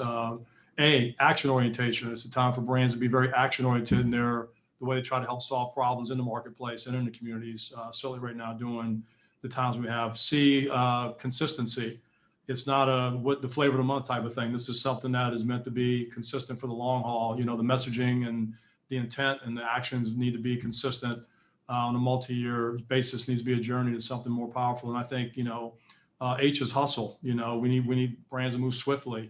Don't wait for somebody else to do something. You try to copycat it. You should be out in front. And I think, we certainly thrive upon that, making sure we're first, we're quick to respond, we're leaning in. A lot of times where people are sort of backing out or pulling out, we're leaning in more than ever. And I think brands play a big role in that. The consumers who stand you up day in and day out or over a lifetime, certainly when issues matter a lot and things become really critical in the community, I think brands now have to go stand up those communities in a big, big way. And so that's the approach that we've taken. We do have a small town feel to ourselves. We started in a small town back in New Bern, North Carolina, back in the late 1800s. And so we've always had a passion for the community and the work we do. This is not like the first time, but I think certainly last year's challenge presented a greater opportunity for us to step up even more and show our commitment there. And I think, we certainly have started that work. We've made a lot of progress. We're very pleased at the effort we're making, the commitment we have. We have a lot of partners that are on board with us. The community is very receptive of the things that we're doing, and we can do more, and we're planning on doing more. So we're not stopping or resting on what we did yesterday, or what we did last month, or what we did 6 months ago. This is very much a progressive journey, a go forward journey. And so we're excited about the roots that we're planting here and getting deeper into it. And I think that's what in my mind brands stand out at a time of leadership need to demonstrate. Yeah, absolutely. I love that coach model. I'm going to definitely remember that. That'll be tweeted later on. I have to turn my attention to the whole Pepsi Stronger Together initiative. You've talked a lot about the work that Pepsi does in the community. You've definitely focused on 3 areas: education, community, and environment. Can you tell me a little bit about the goals and the aims of the program?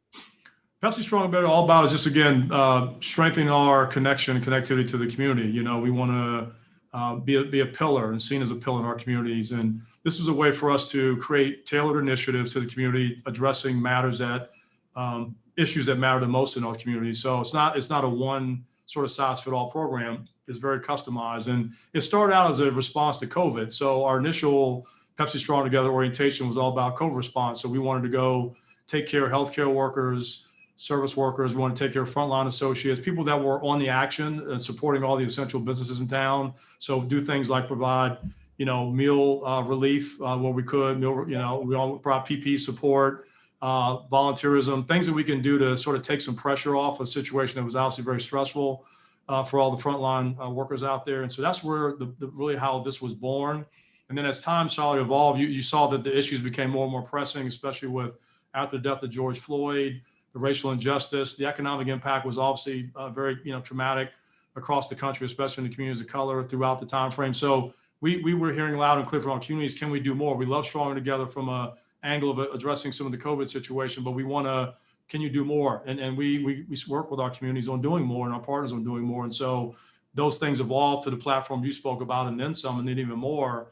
And so it became a real team effort with partners in the market. The Shaquille O'Neal Foundation is a incredibly big partner of ours, a national partner of ours in this effort. So we've now got, partnerships like that with Shaq and his team that give us incredible scale across the country, across all the communities that we're working against. We also have local partners. We work with our sports leagues, work with the NBA, work with the NFL, We work the NHL, again, local partners that we have in different cities. And so it's been a tremendous effort to see everybody rally, our customers, our associates, our partnerships rally behind this cause that, again, what we do in one city is different than what we maybe do in another city. And so the uniqueness of the tailoring of the initiatives, I think, is what's critical, is that the community speaks about the issues that matter the most there, and we're able to go and provide support and tailor our work against those specific needs.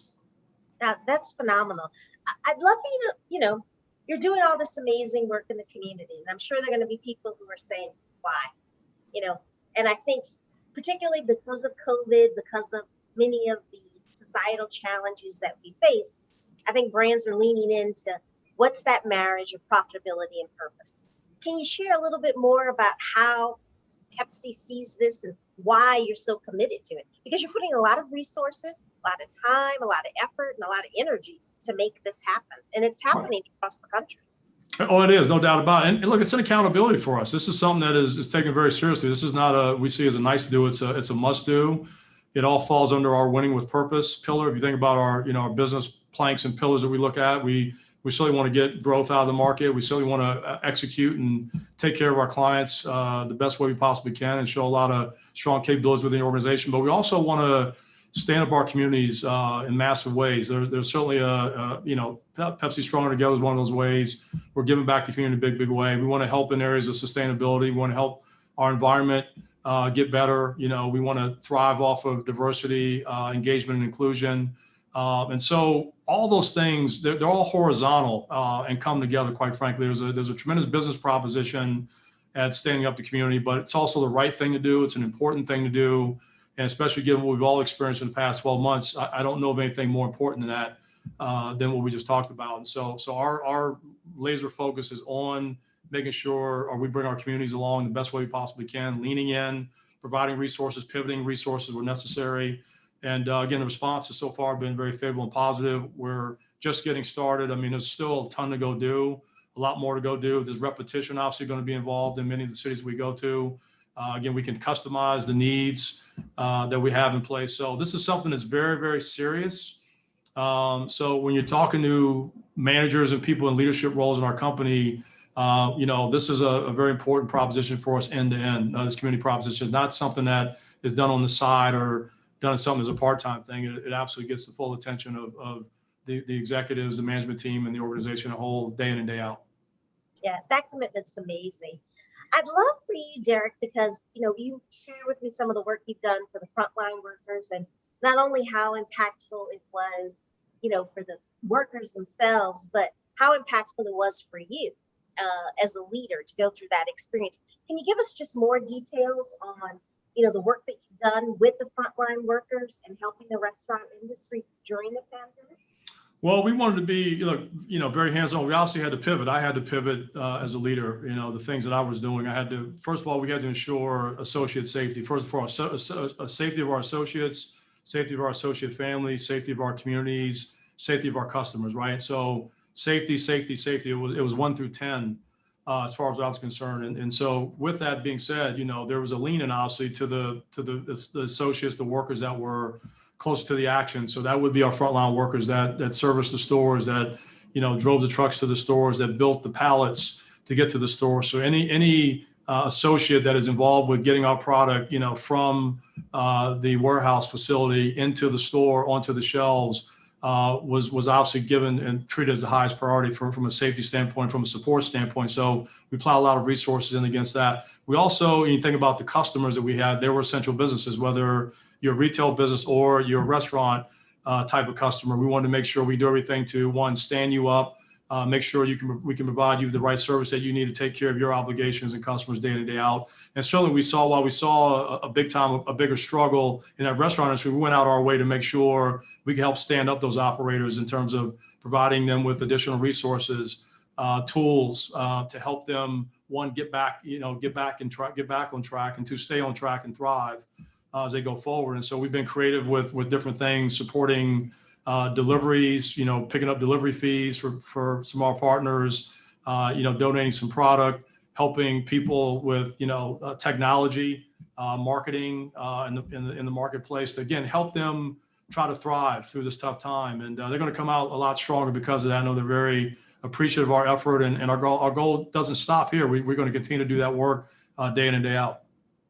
So, I mean, this must have been a massive infrastructure lift to mobilize at that scale across a large geographic region. How did you approach that? I mean, everyone learned something new last year. I think we all tapped into superhero strengths that we didn't thought we would have. So how did you go about even architecting this? Look, it was a tremendous effort by the entire corporation, right? And I think the thing that made it very successful for us in terms of our speed and effectiveness was just the alignment that we had. And we all saw the prioritization the same way. So there was never any misalignment on what was important in the marketplace. Again, we talked about safety against all those stakeholders that I mentioned. So it was clear from day one, all of our time and attention needed to be pivoted towards those individuals, and we're able to do that. And so when a company as large as our company is, and with as much support as we have, we can do that. We can make things happen. And so the alignment, the communication, the way we outline protocols, the resources that were made available to create that safe environment with the associates and our customers, our communities, our restaurant partners, all of our partners in the marketplace, I think was world class. And I think it made me incredibly proud. I've obviously been proud to be with the company for as long as I have, but I think in a time like that, where I saw us rally and focus and be as fast to the action as we were, it was incredible. It was an incredible effort. It really re-inspired many of our leaders about how great of a company that we work for. I think it certainly helped with our ability to navigate through those difficult times. It certainly wasn't easy all along. I'm not making it sound like it was easy. But yet we navigated through, I think, the best possible way we possibly could, and again, try to protect that safety as first and foremost. And I think by and large, we were able to accomplish a lot of our goals there. It gave us a ton of momentum, certainly in the business, to carry forward. We do see a light at the end of the tunnel, but our focus remains very committed, very disciplined to the things that we were focused against last year. We're not wavering one bit from that because we're still not out of the woods. So the intensity and focus is still very large here. Yeah. So what lessons did you learn from this? I mean, I think all of us have walked away with a greater appreciation for whether it's spending time with our family or just trying to find some balance and some time to meditate. I mean, what did you learn, not only as a person, but what did you learn as an organization? Are you ready for another coach model? I got another coach model for you. I love sports, and so I put these things into acronyms that help me remember this. And so I had a coach 1.0 that I think, I'll talk to you about how it's all about leadership, whether you're a brand, whether you're an executive, division, whatever role you play leading. I think there's a foundational element of coach. The next element of coach, I learned, throughout the COVID year, I learned a lot about how to sort of evolve your leadership style and pivot to something that's going to be certainly better, greater, more sustainable. And I think if you go through that model, to see confidence. Last year, was a recipe a year for people to lose confidence and break your confidence and everything. But I think it was a year for me to gain confidence who I am as a leader, gain confidence for the strong organization I work for, gain confidence in all the things that PepsiCo stands for, winning with purpose, right? Those things became, really high on my radar, saying we actually can do this. Optimism. Look, you got to lead from a place of optimism. This wasn't a place of sort of happy land, but it was a place that we are going to get through this. We are going to stand strong. We are going to flourish through this, come out in better times, and all the people that we work with and the community at large, our customers, our associates, our families, we're all going to come out better. So I think it was an incredible time to be optimistic when things didn't look so great. There were nights that were very, very tough for me personally. Were tough for the organization, all the people in the organization, but to still have an optimistic lens about where you're headed in the future, I think is still important as a leader to do that. Agility. Hey, look, we all had to flex. We had to flex our styles. We had to flex the things that we were able to go do day in and day out. Our places where we worked.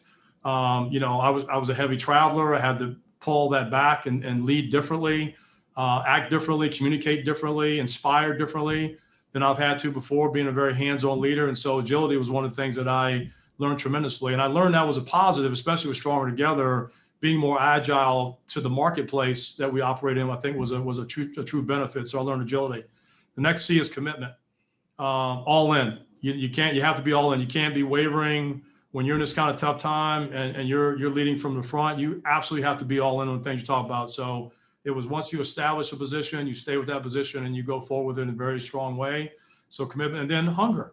I still staying hungry. I want to still grow. I still want to get better at what I do. I want my organization to get better. I want our company to get better at what we do, especially the community work that we do, the work we do with customers, the work we do with our associates all the way down through the front line. There's ways of still getting better in the new norms that we're establishing. And so I have this appetite to do a better job, become even a better leader than I have been. There's still a lot of work to do there. And I'm certainly humble enough to recognize that, but I have this appetite of wanting to get better. And so I use that model as certainly lessons that I've learned to put that in a framework to help, one, get myself grounded, and also to help try to get my team grounded so we're all operating on the same page. And I think by and large, when we're all embracing these frameworks in a very similar manner, our effectiveness as a team is outstanding.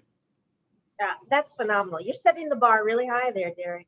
Really, really high. Confidence, optimism, agility, commitment, and hunger. That's a high bar, high bar. Now I have to kind of turn our attention to like the most amazing activation at the Super Bowl.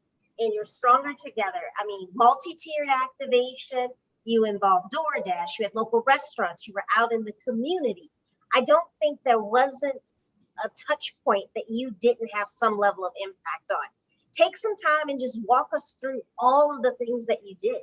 Okay, well, that was great. I think, again, it was a tremendous job. First of all, I commend the NFL and what they were able to do to pull this off. I mean, there was a time when you didn't think the game was going to happen, or it could have been done at a different time. They certainly could have moved the geography, but I credit them for having a very successful season and bringing us an outstanding postseason, highly competitive postseason that brought out some of the best competitive football that I've seen in quite some time. So I give them a ton of credit. Also being on the ground with the host committee and working with that group to execute, what I thought was a flawlessly executed Super Bowl event. Now, things were done very, very differently. For us, we would normally have a tremendous amount of activation. Brands would be front and center, Pepsi doing a lot of entertainment. We still would do goodwill work in the community, obviously, but our scale was driven off of the entertainment model and the awareness we would build with big time events and social engagements and parties and a lot of sampling and things like that. It's meant to be a tremendous brand activation. This is the strongest ever, right, of the year.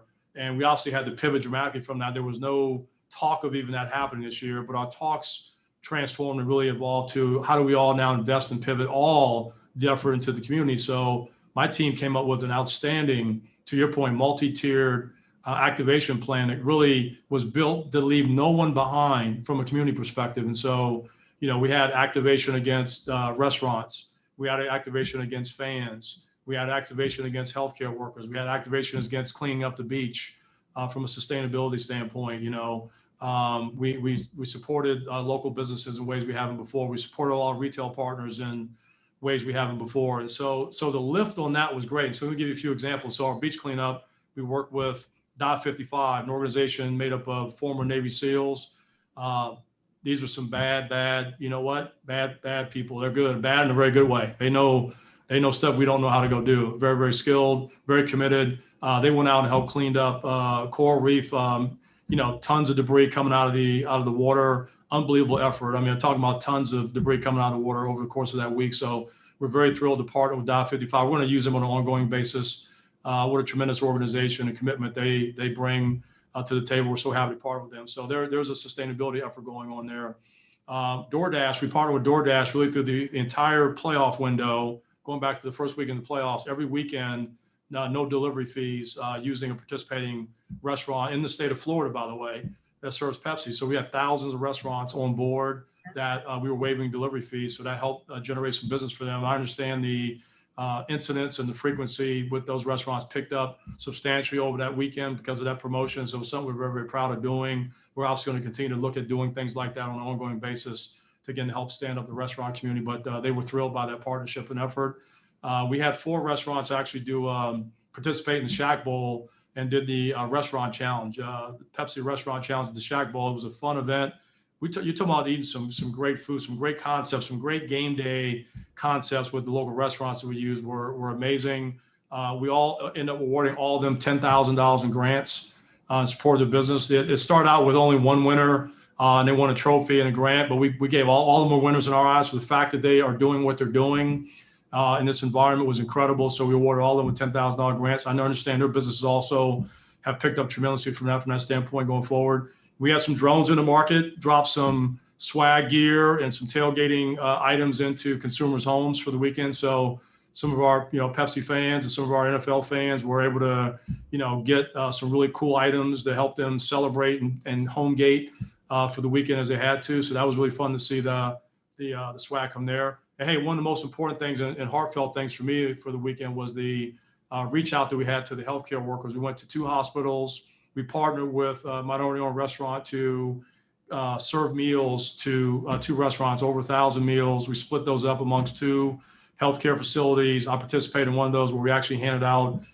meals, and that was such a heartwarming experience that we had to do that. It was incredible. You just see the emotion, the excitement at the same time, and the energy that these folks had was incredible. We couldn't be where we are today without the tremendous commitment of our healthcare worker, population everywhere, really throughout the world, but certainly in Tampa that weekend, it was a tremendous effort. And then that night we had a concert we sponsored only for healthcare workers. So it was a very socially distant concert. We had pods set up outside in a park near the waterfront down in Tampa. And we had all the healthcare workers come out and participate and be treated to a great concert led by Low Cash, who's a great partner of ours as well. And so, we try to have some fun. We certainly wanted to celebrate the event that was coming to town. It is a Super Bowl, so we didn't want to leave that behind. So we try to engage in ways that were meaningful in the community, that had a lot of impact, that resonated, certainly not only during that weekend, but continue to resonate as we left our work behind there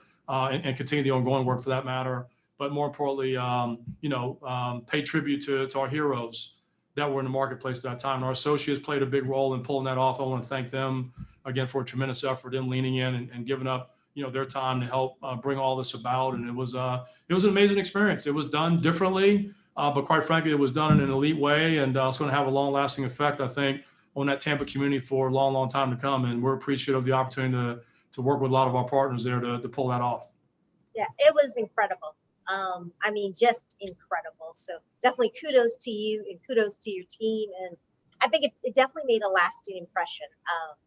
The Super Bowl is such a marquee event, but I think the involvement of the community, the healthcare workers, particularly at a time when I think everyone needed a real boost. We were all happy to see the Super Bowl go on. So once again, incredible work. Kudos to you and your whole Thank team. you. The team did it. The team pulled it off. It was amazing.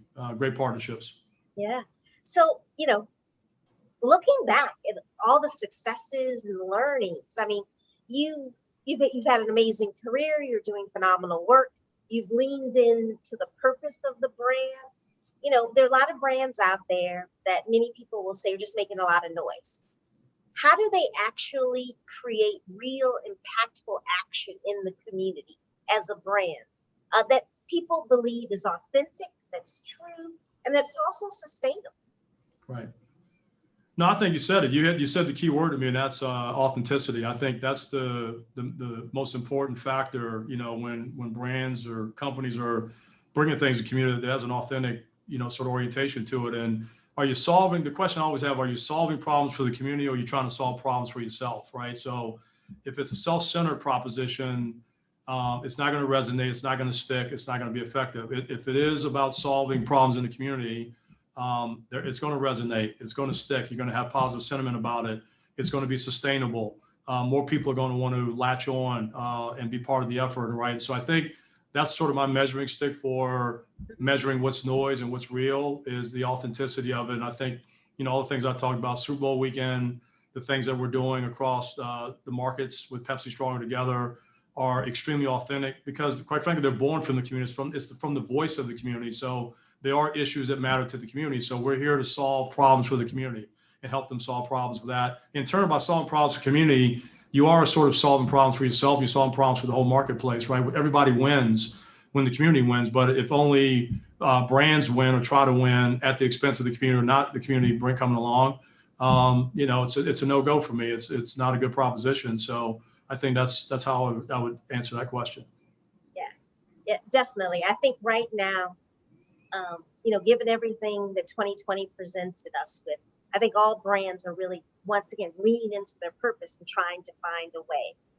I think consumers are demanding it, and the world at large is demanding it. Pepsi's blessed to have tons of resources, tons of amazing leadership like yourself. I mean, what advice do you have for brands that don't have those resources, that don't have the capital to pull off the activations at the scale that you're doing? How can they drive positive change with what they already have and what they're already doing? Right. I don't think it matters how big you are, how small you are, you can make an impact in the community. And so size in this case, yeah, you can obviously have the ability to do more things, but if you're not as large, certainly as an employer like ourselves, you still can make an impact. And I'd say, look, a few things you can do. One is you can get connected with the brands that are doing things, because we welcome the chance to work with other partners. I mean, the more scale we get, the better off we get. And it may not, in this case, a partner may not necessarily have financial resources, but they have hours to give. They have volunteerism work to give, or they have some other, opportunity, some other areas of resources that they may be able to give, no matter how big or small, to community to contribute to the effort. I think the more partnerships, the better. So if you're not connected, if you feel like you can't go in and lead an effort, then I think you join the effort. And we're always welcoming partners to come join the table to help us scale up the effort and the initiative and bring more people to the table. So I think this notion of connectivity is important. The second one I think is these companies should have, let's get in the community and have courageous conversations. And the community will tell you what they need from you, and they understand where you're coming from, and they will find ways to help you get connected and have an impact. So I call it courageous conversation is the second sort of area, is your ability, once you connect with people, having those discussions around what really matters, what are the issues, how you can help, how you can contribute in ways that might be different than Pepsi Stronger Together, other things that are going on, if you're not able to connect with a bigger entity. And then I think the last thing is just, commit to some sort of action.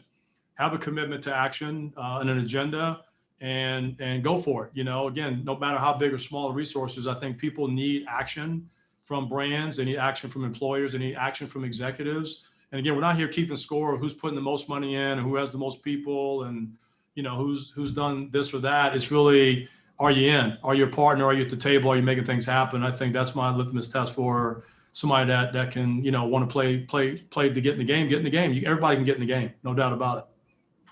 I love that. I love that. Everybody can get into the game. Well, Derek, it has been an absolute pleasure. I feel like I have to invoke that celebrate every step forward. You're the president of the Southern Division of Pepsi, and I'm here sitting with you. I mean, seeing two brown faces on the screen, that's progress. So I'm definitely celebrating. Thank you for the great advice. Thank you for all your fantastic leadership. And I'm excited to see what you do moving forward. More to go do for sure. Thank you for inviting me today, having me as part of your partnership and your forum. And I look forward to working with you closer again as well. It's been an honor. Thank you for the opportunity. And a big shout out to Brand Innovators. So thank you. Absolutely. Brand Innovators. Thank you. Thank you, guys. Sharon, you took all the words out of my mouth. You put it better than I could have put it. Both of you. Thank you, Sharon, Derek. Thank you for spending your time with us, for sharing your insights with us. I was texting with your team. At the beginning of this, I'm like, I can't wait till we get back into the real world. Our last event that we did back, our big one was pre-Super Bowl of last year back in Miami. So, at Burger King's headquarters, and it's I hope that we can get back there soon. And Derek, you'll join the community in the real world, right? Virtual is only a piece of the puzzle, but I'm really glad that you were able to spend some time with us and our community today. So thank you both so much. And we'll let you go and get back to, making all those amazing things happen. You got it. Thanks. All right. Thanks, Sharon. Have a great one, guys. And to everybody tuning in here and on YouTube, we are winding down for the day. I'm going to give you a little bit of a preview tomorrow.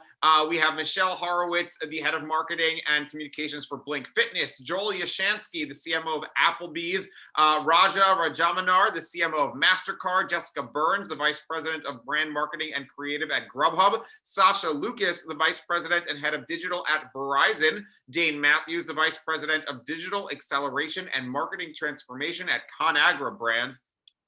Woo! We're going to have George Felix, the CMO of Pizza Hut, whose session we moved to tomorrow. Brian Garish, the president of Banfield Pet Hospital. Steve Kennedy, the vice president of marketing, digital, and media at Nestle USA. And Sachin Puri, the vice president of marketing at McAfee. So a fantastic group tomorrow. We got to continue the amazing conversations and highlights from all these fantastic speakers. So I hope you tune in. If you've been with us here on Zoom, if you've been with us on YouTube, we got tomorrow. tomorrow. We got Thursday. We got Friday. It's really going to be an amazing, continuation of the content. So we appreciate you sticking with us. So with that, I wish you all a wonderful evening or afternoon, depending on where you're tuning in from, and we'll see you bright and early tomorrow.